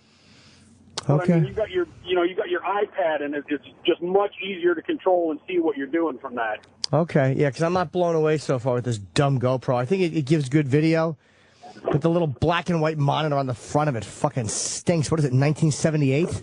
It's awful. Yeah, well, that's why on the GoPro, it's got on the app, it shows everything. It shows if you're recording, your time, anything you need to. It's like that screen but bigger. Plus, then it becomes your visual screen. I use it in my semi. As I'm driving on the road, I videotape in case somebody cuts me off or does something stupid. I got proof. Okay. And I've got my iPad sitting right there, and it's beautiful. Okay. Thank you very Have a much. good one, Norton. Take care. Yeah, the phones are not exactly lit, so maybe this show has run its course. What's the number? 866-969-1969. Yeah, so call in if you need advice. That will take 2 minutes to get out there. Because people are calling. We have phones, but they're not really advice. I want Jim to go to Austin, Texas, like Patrice. I'm not going to take that call. But thank you, Jack. That's nice of you to say. And I am doing Austin, as I promoted earlier. I'm doing the Moon Tower Comedy Festival April 27th. And no one was acknowledging me doing the Edgar voice. Thank you, Darren, from North Carolina. Nobody was. I didn't know where to go with that statement. So I guess it's just you and me, Rock, because nobody Jim. seems to want advice from me today. I'm going to have to get Bailey J back on this show, because Bailey, the phones were lit for. And people were still talking about that on Twitter and everything well after that show was done. Bailey is great. Bailey is fantastic, and I want to do something else with her. I mean, obviously, oh, wow, the phones are now lit. There you go. Jesus Takes Christ. a little bit. We had to give the number out. That was fucking fast. It's on the screen, but okay. I don't know, but people are busy. They don't look at their screens. They're driving responsibly. And maybe when I people, you know what it is? This show's so popular, people don't think they'll get through. That is true. People are afraid to call. All right, let's go for the last one. Mike. Mike, you're on. Hey, Jimmy, what's going on? Hey, buddy. Hey, I got married 3 weeks ago, and to my girlfriend, we were together for almost 2 years. Oh, cool. Hopefully you have a better honeymoon than Manny and Gina did in Scarface. Go ahead. It's because he killed him. not the same honeymoon. We still haven't slept together. What? Yeah, no sex. I've tried. Believe me, I have. Wait, how long did you date her for? 2 years. You never fucked her? We fucked all the time up until we got married. Oh, okay. And then on the honeymoon, and what's her reason? Wedding night, she was too drunk. Okay. And then every night after that, she's been too tired. Did you do anything that she's mad at you for? I don't know. Like, I've tried every angle. I've asked her if it's something I did. Is there something that I'm not doing to turn you on? Because up until that point, we were doing everything, getting dirty, eating ass, just fucking like nonstop. Right. As soon as the wedding happened, it just turned off. Well, maybe she's feeling, guys are always panicking about being married, but maybe this time she is. Maybe that's the problem. Maybe she's kind of freaking out. That could be the big issue. Maybe she's freaked out that she's married now, and you're not. So maybe she's just. Do you think it could be this is her second marriage and it's my first? Don't know, bro. That's weird. The first few weeks you're supposed to be fucking a lot. That's what I thought. And I've talked to a couple of my friends, guys and girls, and my guy friends laugh at me, and my girlfriend, my friends that are girls that are friends with both of us, they don't get it. Well, can you still divorce her? Yeah. Well, pull your dick out and say, look, if this thing doesn't stink in a couple of hours, well, you're history. That's kind of my next role. I was just going to start slapping her in the face with it until she fucking just takes it. All right, good luck, my friend. Hey, thank you, sir. Let's go to Rick in Pennsylvania. Fine. Hey, Rick, what's up, buddy? Hey, kind of a weird situation. I've been married for almost 11 years. Pretty much happy all the time. We've got 2 young kids that, have a house, both have jobs. Everything's good. But a few months back, my wife owns her own business, and this guy started working with her, and now I have this weird feeling. I don't have any kind of solid proof, but I just have this weird feeling that she might be cheating with him. Well, I mean, there's a lot. I don't know what to do. Well, when she comes home late one night, lick her pussy, and if it tastes delicious, she is. No, I'm kidding. I don't know. Sometimes we just get insecure and paranoid for no reason. Yeah. But there are other times where we have instincts, and because we're intellectual, we're taught to deny instinct. Like, you know how you just get a creepy feeling around somebody, you don't feel right, or you feel like they have a violent tendency? Sometimes you're wrong, but a lot of times you're right. We have these nature-given instincts. So you may very well know that somebody else is sniffing around and planting seed in what's yours. Like that's what may go to that basic chimp shit. What is it that makes you feel that way? What in her behavior? Because something changed. There's just little things that, like, after we had our second kid, she kind of went through a depression thing, and she didn't take real good care of herself. And, she's a good person, so I stuck by her, and she's a good wife and everything, good mom. But she didn't take real good care of herself, and now all of a sudden, out of nowhere, she's starting to take better care of herself. She, sounds weird, but she started trimming her pussy hair and, like, just all these little things. And, like, last night out of nowhere, she goes, hey, turn on the baseball game. Puerto Rico's playing. And I'm like, what the fuck are you talking about? You don't give a shit about Puerto Rico. She goes, no, I've been watching it. It's good. What nationality is the guy? He's Puerto Rican. Okay, so here's something that may be happening. That's why I think it's weird. Well, maybe one of two things. Maybe he makes her feel sexy, and you're not making her feel sexy. Like, you love her, but maybe you're not making her feel sexy, and then this guy might have flirted with her or looked at her a certain way, or, oh, mommy, that's a terrible stereotypical Puerto Rican accent. But maybe he said something that made her feel sexy, or maybe that's to get you to notice. Possibly. I mean, look, she could be fucking him. I don't, but maybe she's just trying to, because why else would she tell you to do, if she was fucking this guy, would she be stupid enough, knowing that he's Puerto Rican, to go, I've been watching Puerto Rican baseball, turn this on? I would hope not. Or maybe she's trying to get you to notice. So do I say something? Do I just confront her about it? And then I'm an asshole if she's not. No, you're not if you ask her. Confronting and asking or having a real talk are two different things. Does she have a lock on her phone? No. Okay, that's a good sign. Do you want to hire somebody to follow her? No. Then I guess asking or talking to her is the only thing. So, I mean, how should I approach that? Should I just be like, hey, I've noticed some things. Is there something going on? Yeah, tell her how you're feeling. I've been getting this uneasy feeling lately, which, you've been married 11 years. You know each other. So if she's doing something differently, you're picking up on it.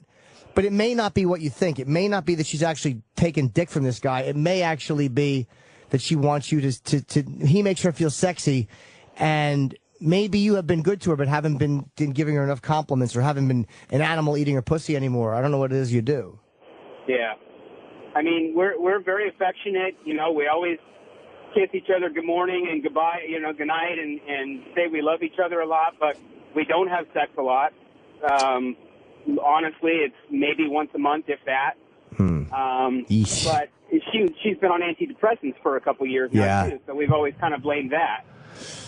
Well, talk to her. Man. Talk to her and ask her. If you don't, personally, I would say get somebody to follow her for 1 or 2 nights, and that could also alleviate your fear. Like, sometimes if you think someone's doing something, and you spy on them a little bit, or you get someone to spy on them, and you realize, oh God, I'm fucking a crazy person.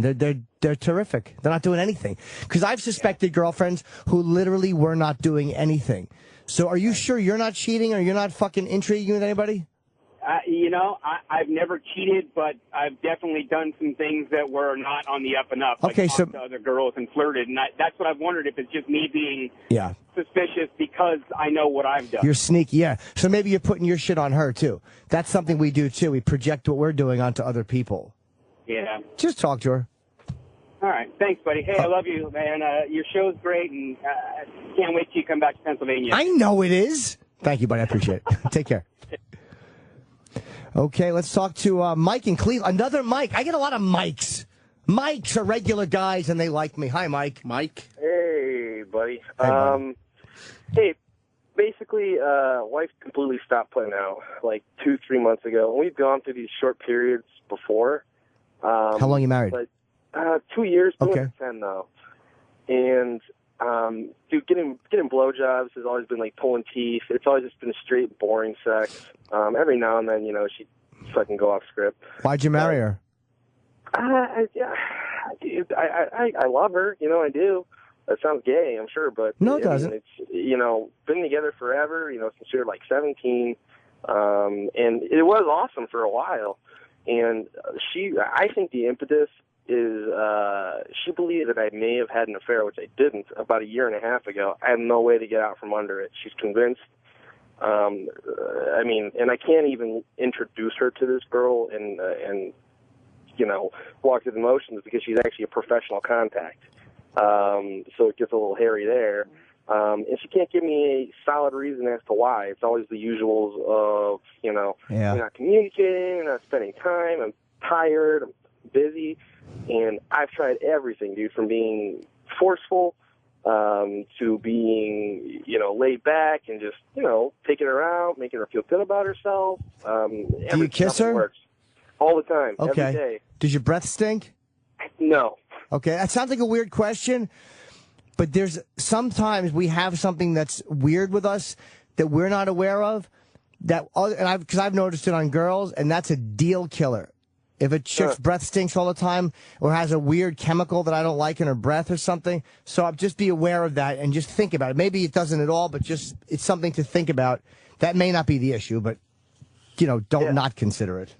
Yeah, I even lost like 100 pounds. I got fit. How much do you weigh? Down to 180. That's nice. It knocked it all off. Tried everything to position myself to, just be a little more healthy in that area, and just can't get over it, man. You've tried therapy with her to get her to talk about whatever's bugging her? Not yet. You should. Something might come out that you're doing or that she thinks you're doing, or she may have a guilty conscience about something, or maybe she's just one of those people that is not a great fuck, and you knew it going in, and you married her anyway. Yeah, that's what I'm fearing.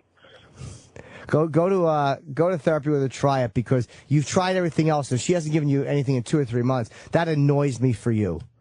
Yeah, it's rough, man. It's pretty rough. So, all right. Well, go to therapy. Give us a call back and tell me how it goes. Seriously. All right, I'll do that, Jimmy. Hey, thanks a lot, man. Appreciate it. Okay, buddy. Good luck to you. Talk to you. Who's the guy with the question about rehab? Let's talk to John in Texas. John. Hey, John. Hey, Jimmy. How you doing? I'm good, buddy. Thank you. Hey, I got my mom. She went to rehab 2 years ago for narcotics. She was taking Soma, and she was just blitzed out of her mind. Right. She went to rehab, got out.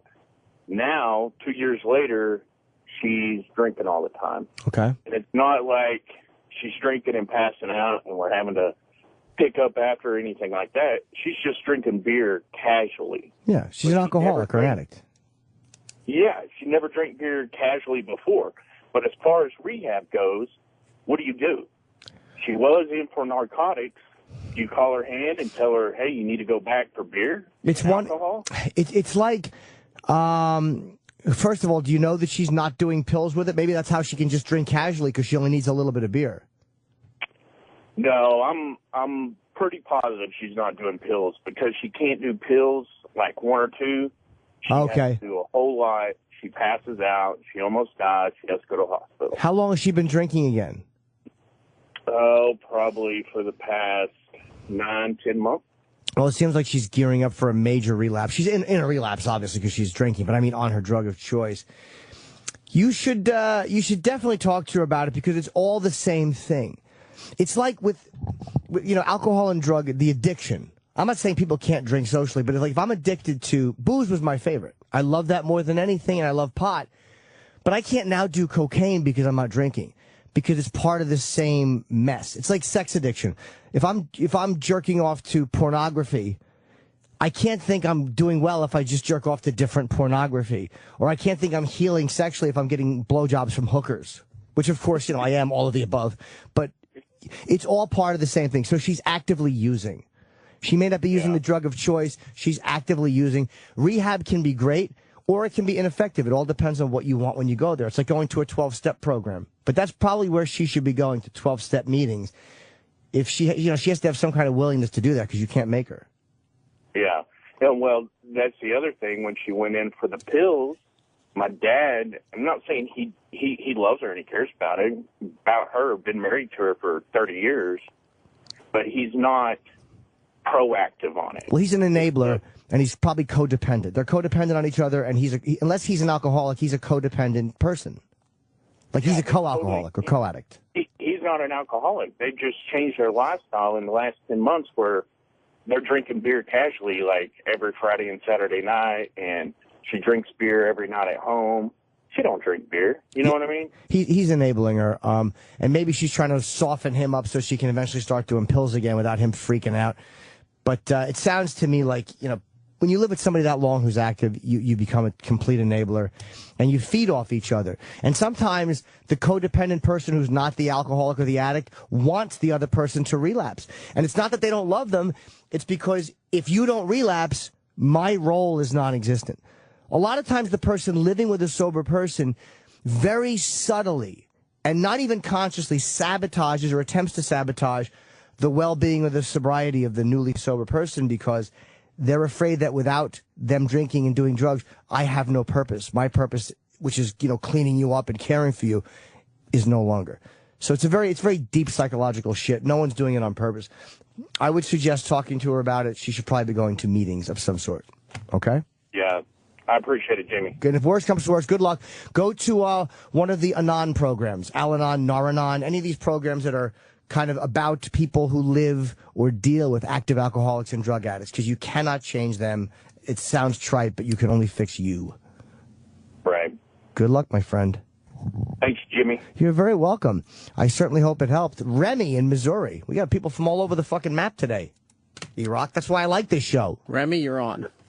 I'm with a girl. We just found out she's pregnant. I love her to death. I'm going to spend the rest of my life with her, but I can't stop thinking about fucking other girls. I was at the bar with a friend, and I actually had to make her find her own ride home because she was at the bar putting her hand on my chest and grabbing my hoodie. How do I keep myself away from that temptation? So hard. I mean, you just confirmed you're a male. It's really, really hard. How do you stop yourself from being tempted? You probably can't. But the way to stop ourselves, and I say this from, knowing it as opposed to practicing it, from doing things is you have to think it through.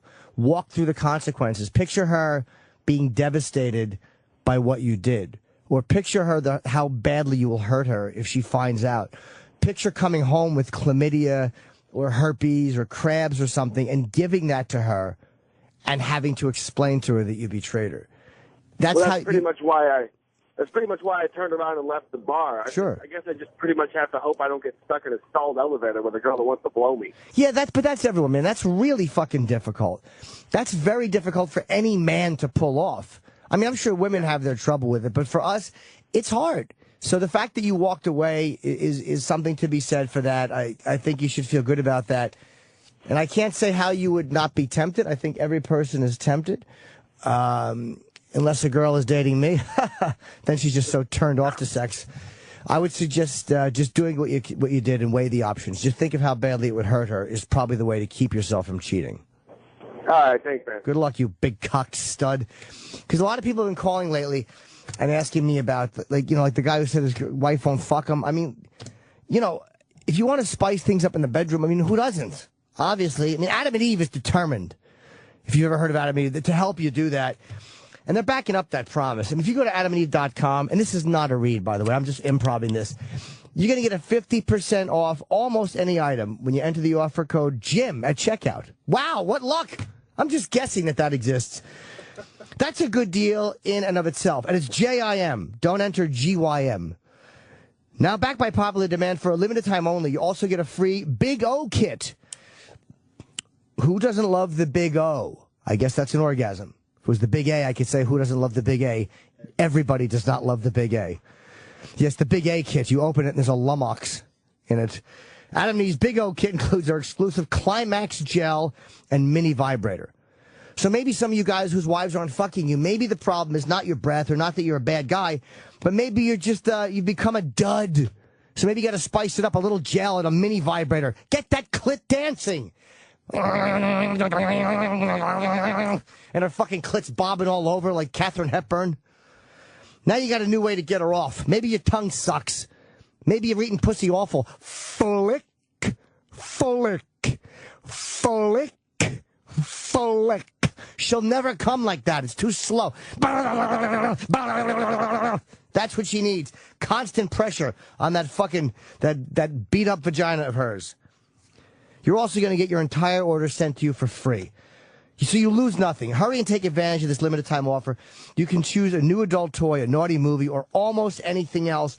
When you choose that one item at 50% off, you're going to get free shipping plus the Big O kit, which includes the Climax gel and the mini vibrator. You will not find this deal anywhere else. You lose nothing by going. You go to use the offer code JIM at checkout, just to let them know that it was little Jim Norton who sent you. That's JIM at adamandeve.com. It's a great site, and you lose nothing by going there and looking around. Let's see who's next, E-Rock. How about Nathan in Singapore? Nathan, you're on. Hey, Jimmy, how you doing? I'm good, Nathan. Thank you. Thanks for taking my call. Sure. Yeah, I was basically wondering, calling. Before I left here, I moved here probably 6 weeks ago to Singapore for work. And before I came, I was kind of seeing this girl, and about everything was going great. And probably about 5 days before I left over here, we were supposed to spend the rest of the week together. She kind of blindsided me and kind of said, that we shouldn't basically, didn't want to see me anymore, that we could kind of go our separate ways. And do you think that's because you were moving to another country? Possibly. Okay. But since then, it's kind of really, to me, because I didn't feel like I got to kind of say it. And I've been thinking about maybe possibly emailing her, contacting her, but I don't know if it's, if it's a good thing to kind of just let it go and let it just die. How long did you date her? How long did you date her for, Nathan? And how long have you been gone? You've been over there for 6 weeks. Now, how long did you date her for? Probably about 5-6 months. Yeah, let it go. 5 or 6 months is not. I understand that it's hard, but you're going to be there for a while for work. Why would she? Think of it from her point of view. Why would she want to be in a situation where she's dating somebody she's not supposed to see other people who's in Singapore? It's a hard situation, and you're better off. Who needs that? 5 or 6 months? But if it was meant to be, you'd still be home, or she would have come with you. She's in the U.S., you're in Singapore. Just meet somebody else, or realize that this is not the time for this one. But let it go. Yeah, man. Let it go. Cool. It's hard, but you're only going to make it harder by dragging it out. You made your feelings known when you accepted that you were not going to leave your job and stay in the U.S., You took the move, and she made her feelings known when she said, look, I don't want to do this. Oh, he got disconnected. Yeah. Oh, there you are. Okay. Yeah, a piece of me kind of emailed her, though, and I'm sorry. A piece of me just kind of wants to email and, because when she told me that she wanted to see me, kind of blindsided me, and I didn't feel like I got to say everything I wanted. So a piece of me just kind of wants to email. I just don't know if that, kind of opens up a door that... Well... I mean, look, you could always. We're going to cut you. We're going to let you go, Nathan, because it's hard to hear you. Your phone is dropping in and out. We can hardly hear you. But if you feel compelled to email someone and just tell them what's on your mind, I guess that's not terrible. If that's really what you want to do. But what is there to say? Like when you think about it, we always want to get the perfect thing in. We always want to say the perfect thing. It's like any interaction, especially if it's a breakup or an argument. You look back and you go, "Fuck! I should have said this." Fuck, I should have said that. But you're never going to find the perfect thing to say. So why not just accept the fact that no matter what you say, the situation is going to be what it is? Because chances are you're doing this with a motive. Chances are you want to email her with hopes of a response of some sort. So if you really in your fucking heart say, I don't care if she reads this or responds, I'm getting it off my chest, then do it. But really, really check your motives, because you are probably hoping for a certain type of response or a certain result. And that's where you're going to get into trouble. Let's see, who should we talk to? How about, who do you think, E-Rock? Fucking Jeff. Let's talk to Jeff. Every guy's asking this question. All right. Jeff, every guy asked this question. Jeff. Jeffy. Yeah, hey, Jimmy. Hi, buddy. What's on your mind? Well, I don't have a problem with sex with my wife. We have sex all the time. Cool. So I'm not one of those callers. When me and my wife first got together, before we got married, blowjobs all the time. It was awesome. She'd take me all the way, no complaints. After we got married, they kind of slacked off a little bit. Now it's here every once in a while, but she doesn't go all the way. But she expects me to go down on her until she gets hers, and then she just wants to fuck. Which there's no problem there. But when do I get? What should I do, or what's my best recourse to get her to give me blowjobs and go all the way? I asked her. Quick, let me interrupt you for 1 second. When you typically just get a blowjob, is that in the middle of sex, or does she just suck your dick and let you come? Well, we'll start up, and then she'll every once in a while she'll just start giving me a blowjob until I come. And then when I come, she like pulls her face away and all that shit. It's like, what the fuck's up with that? She used to just take it all. Well, I don't know. Maybe your diet has changed and your fucking jizz doesn't taste as good. Sometimes maybe you're drinking more coffee and your jizz tastes kind of icky. Or, that's a complaint most men have. Their wife stops sucking the dick. Part of it is when you get married, it's all about getting the fucking batch of seed into the womb. That's when, when they're young and reckless, they're like, oh, come, yay! They're tossing it out the fucking car window like multiple MIGs. But then they get married and they want to fuck. They want that to be a fucking womb filler. That's what that's for. Then all of a sudden nature kicks in and they're like, my biology is going. And I'm throwing out my offspring. I'm drinking my offspring. That's why they don't want to suck your dick as much, probably. And maybe they get lazy, too. Men get lazy with, we don't need our wives' pussies as much, or we don't do this or that. But women get lazy, too. They don't suck your dick as much. They let themselves get fat. They don't trim the pussy hair. So I think one of the important things with any long-term relationship is you both have to stop. Don't fucking get lazy. And don't take it for granted. And I've done it, too. So that's how I know. I've been in that situation. How do you get her to more? Maybe while you're eat her pussy a little bit. Before she comes, kiss your way up to her nipples, tease her breasts a little bit, then kneel on the bed, lean over, kiss her, and then maybe put your cock up by her mouth, rub it or stroke it against her mouth, get her to suck your cock a little bit, and then stop. Don't let her suck it till you come. You stop, pull it out of her mouth, lean over and kiss her, and then go back to eating her pussy. Meaning, don't make it the be-all, end-all, so she won't always associate blowing you with a mouthful of your unpleasant jizz. Maybe she'll do it more if during sex, you play with it a little bit and then you fuck her anyway. I would suggest that, because I'm good at getting blown. If you don't blow me, you're not going to be a part of the Norton team for very long. That's on the application. It's not that she doesn't blow me. She does. She gives me blowjobs all the time. Oh. But she doesn't take it all the way like she used to. Do you mean take it all the way? Do you mean let you come in her mouth? Yeah. So she'll let you come still, but not in her mouth. Exactly. I mean, I flat out asked her one time. I was like, why don't you do that? Take it all the way and take the whole load like you used to. She's like, yeah, I just don't like the taste. Okay, that's like I said. Maybe your diet's changed. Look at your diet. Drink some pineapple juice. Or there was that product they were selling here on the show. So try that. Try something that will make your cum taste better. Call her bluff. Call her bluff. Okay. Good luck. All right, thanks, Jimmy. All right, Wade, who wants to get married to a girl who is of different religion. Call number 1. Hi, Wade. Oh, Wade, how are you? Hey, man. How you doing? I'm good, buddy. What religion are you? Well, see, that's the thing. She's a Southern Baptist, and I'm pretty much an atheist. Okay. I've kind of gone. She's a great girl. We've dated all through college. Sure. I haven't exactly come out and said I'm an atheist to her yet, but I've kind of gone along with it. She's a good person. She's not diehard, but the problem is her parents are, obviously Southern Baptist, and parents, and grandparents, all that stuff.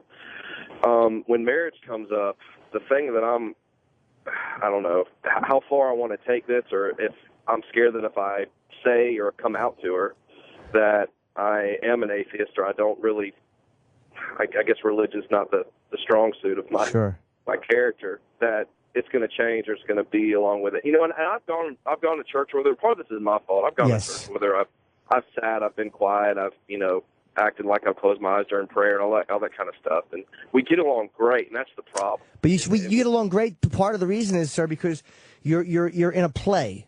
You're pretending to be somebody.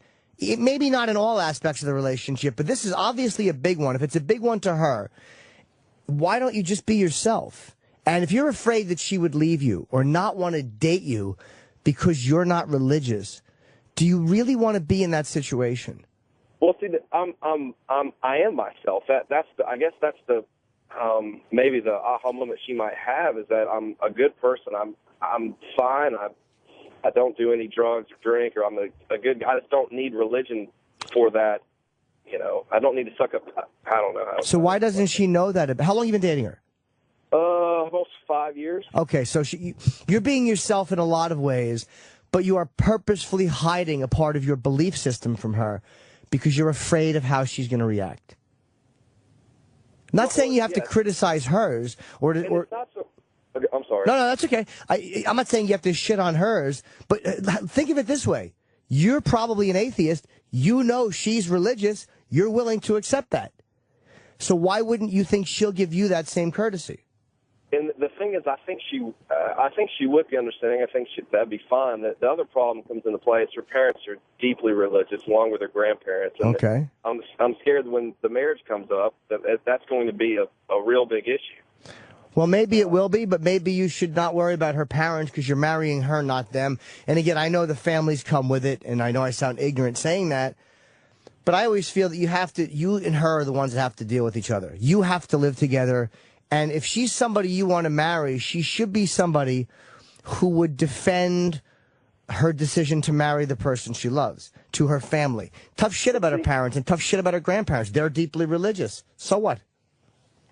Yeah, and I think another thing of it, too, is that a lot of the religions, especially the Southern Baptists, is they view, if you're an atheist or if you're just, I don't even say an atheist, just not religious. Yeah. Or just don't find that. They think that because you don't have God or that spirituality that you're inevitably therefore you're a bad person or you don't have anything to live for or there's not something to hold you accountable. And that's not, I've run into my mind and I've thought about telling her and I thought about telling her, 2-3 years into this, but it's just kind of, just hard to do. Well, I know, because you're afraid of her reaction. But think about what you're doing. You are hiding a big piece of what you believe because they're wrong to think that. And I'm not even attacking the religion. They're wrong to think that if you don't believe in God. Look at Penn Jillette. He's an atheist. He has a great life. Right. He explores science and he loves being alive. So if you're willing to accept her religion and her belief system and she's not willing to accept yours, then you're going to have problems anyway when it comes to the kids. Because she's going to find out, dude, when she wants to go through this big religious thing. How come you're not going to church with me anymore? What do you want to put yourself through that shit? It's crazy. I would suggest being honest. So do you think it could work out? I mean, yeah, of course. Says yes. I think it could. I just don't want her to resent or have some kind of contempt for me, or like I said, when she wants to go to church or she wants to do something like that, and I don't. I mean, then maybe she should go by herself.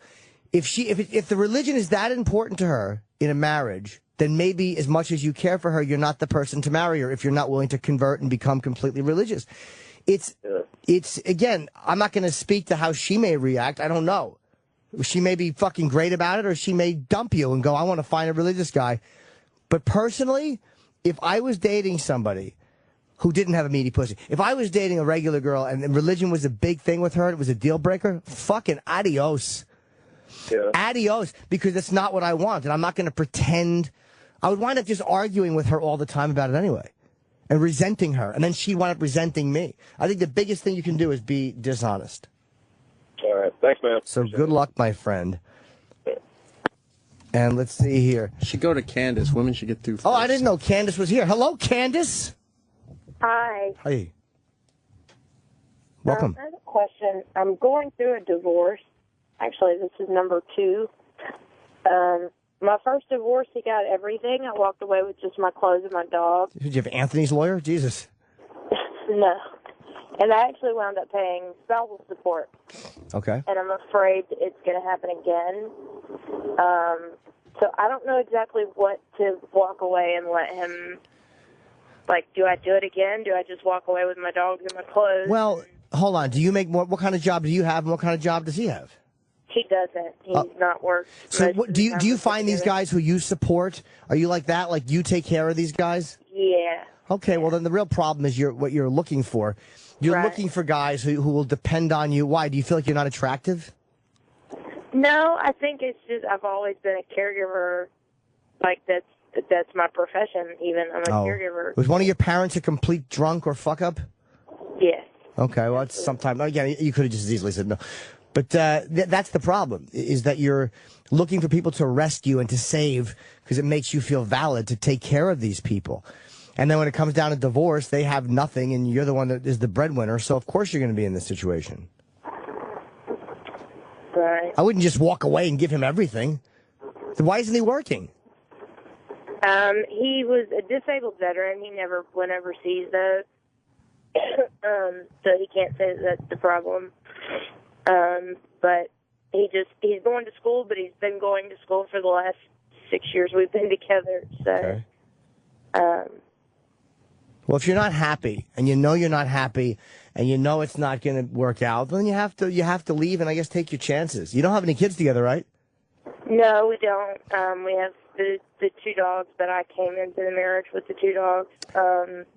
But it's been more of we've had separate bedrooms since we've been married. Oof. I can count on one hand the number of times we've slept together since we've been married. So do you think that he's using you just to take care of him? In a lot of ways, yeah, I do now. Looking back on it, absolutely. So maybe that to me, if you've only fucked a few times in all those years, that sounds like 4. What do they call? What kind of cruelty is that? Extreme mental cruelty or something? There's something for that besides irreconcilable differences. There's another reason. Go to a divorce lawyer. Just sit down. It doesn't cost anything to sit down and talk to somebody, I don't think. So just go and talk to someone and say, this is my, you're asking a guy who dropped out of high school who has a fetish for fucking transgendered porn. Go to a lawyer and ask a defense lawyer, or I'm sorry, a divorce lawyer. Because they may be saying, no, here's the angle you take. It's extreme mental cruelty or whatever it is. Okay. All right? All right, thank you. Good luck. And stop meeting these fucking bums. Find a guy with a nice job who takes care of you back. Oh, okay. She's, let's go to, how about Nick? We'll take a quick call at strip clubs. Hey, Jimmy. Hi, Nick. Welcome. I just got out of a real long-term relationship a few days ago, and I'm, like you, kind of afflicted with the sex addiction. Sure. But I've got no money, and I'm just wondering, like, how I can get the most for the least at, like, a strip club, if you have any advice. It's hard. I don't go to them, to be honest, for that very reason. They're experts, dude. That's like saying, hey, listen, I'm going to sign this deal. How do I go into this room full of lawyers and fuck them over? That's a rough one. You're not going to do anything that the stripper has not seen before. You're not going to pull any move that she doesn't know. You can go in there and get a lap dance, maybe try to come in your pants. I would suggest that. I've done that. That's a win. When you come in your pants in a strip club, my friend, you have won. You're MVP. If you can get a lap dance and blow a load in your pants, you leave victorious. Aside from that, I would say just jerk off online because strip clubs get very, very expensive or just jerk off before you want to go to a strip club. Jerk off, come all over yourself, and then go, now do I want to go? Yeah. It's an expensive habit, man, and usually 90% of the time it goes nowhere. It's just a bunch of empty promises and fake smiles. It's a waste of money. All right, Jeff, thank you. Good luck, buddy. And who's Chad? Joe, Chad! Okay, I hate to make this the last one because I've loved these calls today. But Chad! Hey, little Jimmy. Hi, buddy. I love your insight. Thank you so much. It's all opinion. Listen, I've been married for over 20 years, have kids, and within the last year, my wife is pretty much disconnected, doesn't want any part of me. A lot of it's because of stress, finances, the same old stuff that causes divorce and everything. Yes. So I've been going through this for a year, sleep in separate rooms. Wow. We're cordial with each other, but that's it. Right. Now I've got this friend, this girl that's been a good friend who's also married, who wants all about me. She's probably in the same situation you're in, right? Well, not as bad. She's enduring what she's going through. She's not happy. Obviously, I found out in her marriage, didn't realize that, but she pretty much came to me and said, I want to be with you. I want somehow to make this work. Mm-hmm. I don't see anything happening with my marriage now. I could probably reconcile with my wife, but since she's cut me off completely for the last year, I have remorse to her. It's like now I don't want to be with her. I don't know how to handle that versus this girl that wants to be with me who's also married. I don't want to wreck her life. Yeah, but it's also you don't want her husband coming after you with a shotgun because every woman thinks their husband's a dope. Oh, he doesn't read my text messages. You know, and then he fucking reads it and he shows up at your house with a pistol. I would suggest avoiding the other married woman because you're both going into it for what I would think would be the wrong reasons. You're both people who are in shit situations looking at each other. Hey, there's my salvation. There's the thing that will make me feel better. There's the fun, new, fresh thing to focus on. If you're in a lousy marriage and you can get out of it, I would always suggest getting out of it. If you've exhausted all avenues and you realize this is not what I want and she's obviously not happy, then, you know, you have a life to live. You know, as long as you're not abandoning small children and being a piece of shit about it, maybe sometimes separating is the best move. And then see how you feel about this girl. Yeah, I mean, we're pretty much separated. I'm still living in the house now. I work on the road and I travel, but I live in the house with her. And I have, you know, like I said, I have young children up to teenage. So it's tough, but it's tempting. And I don't know. I don't want to completely say, no, I'm not. I don't want anything to do with this other woman but it's just complicated because she's married and she's not happy, but she's not ready. You know, she wasn't ready to bail on this until I came into the picture. Yeah, that's a disaster waiting to happen. That's a disaster waiting to happen. Two married people can have an affair and sometimes it works out, but if you were both single and freshly divorced, that's one thing. You're both in it. Yeah. You're both in it. That's a rough one. One of you will absolutely get caught. It could become a violent or very, very, worst case scenario, unpleasant situation. It could also just become a major problem, the divorce for either of you, where you get fucked over because you've cheated. Or it's just a nightmare waiting to happen, brother. As tempting as it is, understand that part of it is because you're in a bad situation. So anything is going to look good compared to this. Right. Try to avoid it because that's a nightmare waiting to happen. All right. And thank you, Jimmy. Good luck, buddy. And I apologize to anyone we didn't get to. I want to take all your calls. Sometimes call in the beginning of the show because we always have a few minutes to kill. Thank you to Adam Eve, by the way, for giving us 2 reads and sponsoring this shite hour that I do.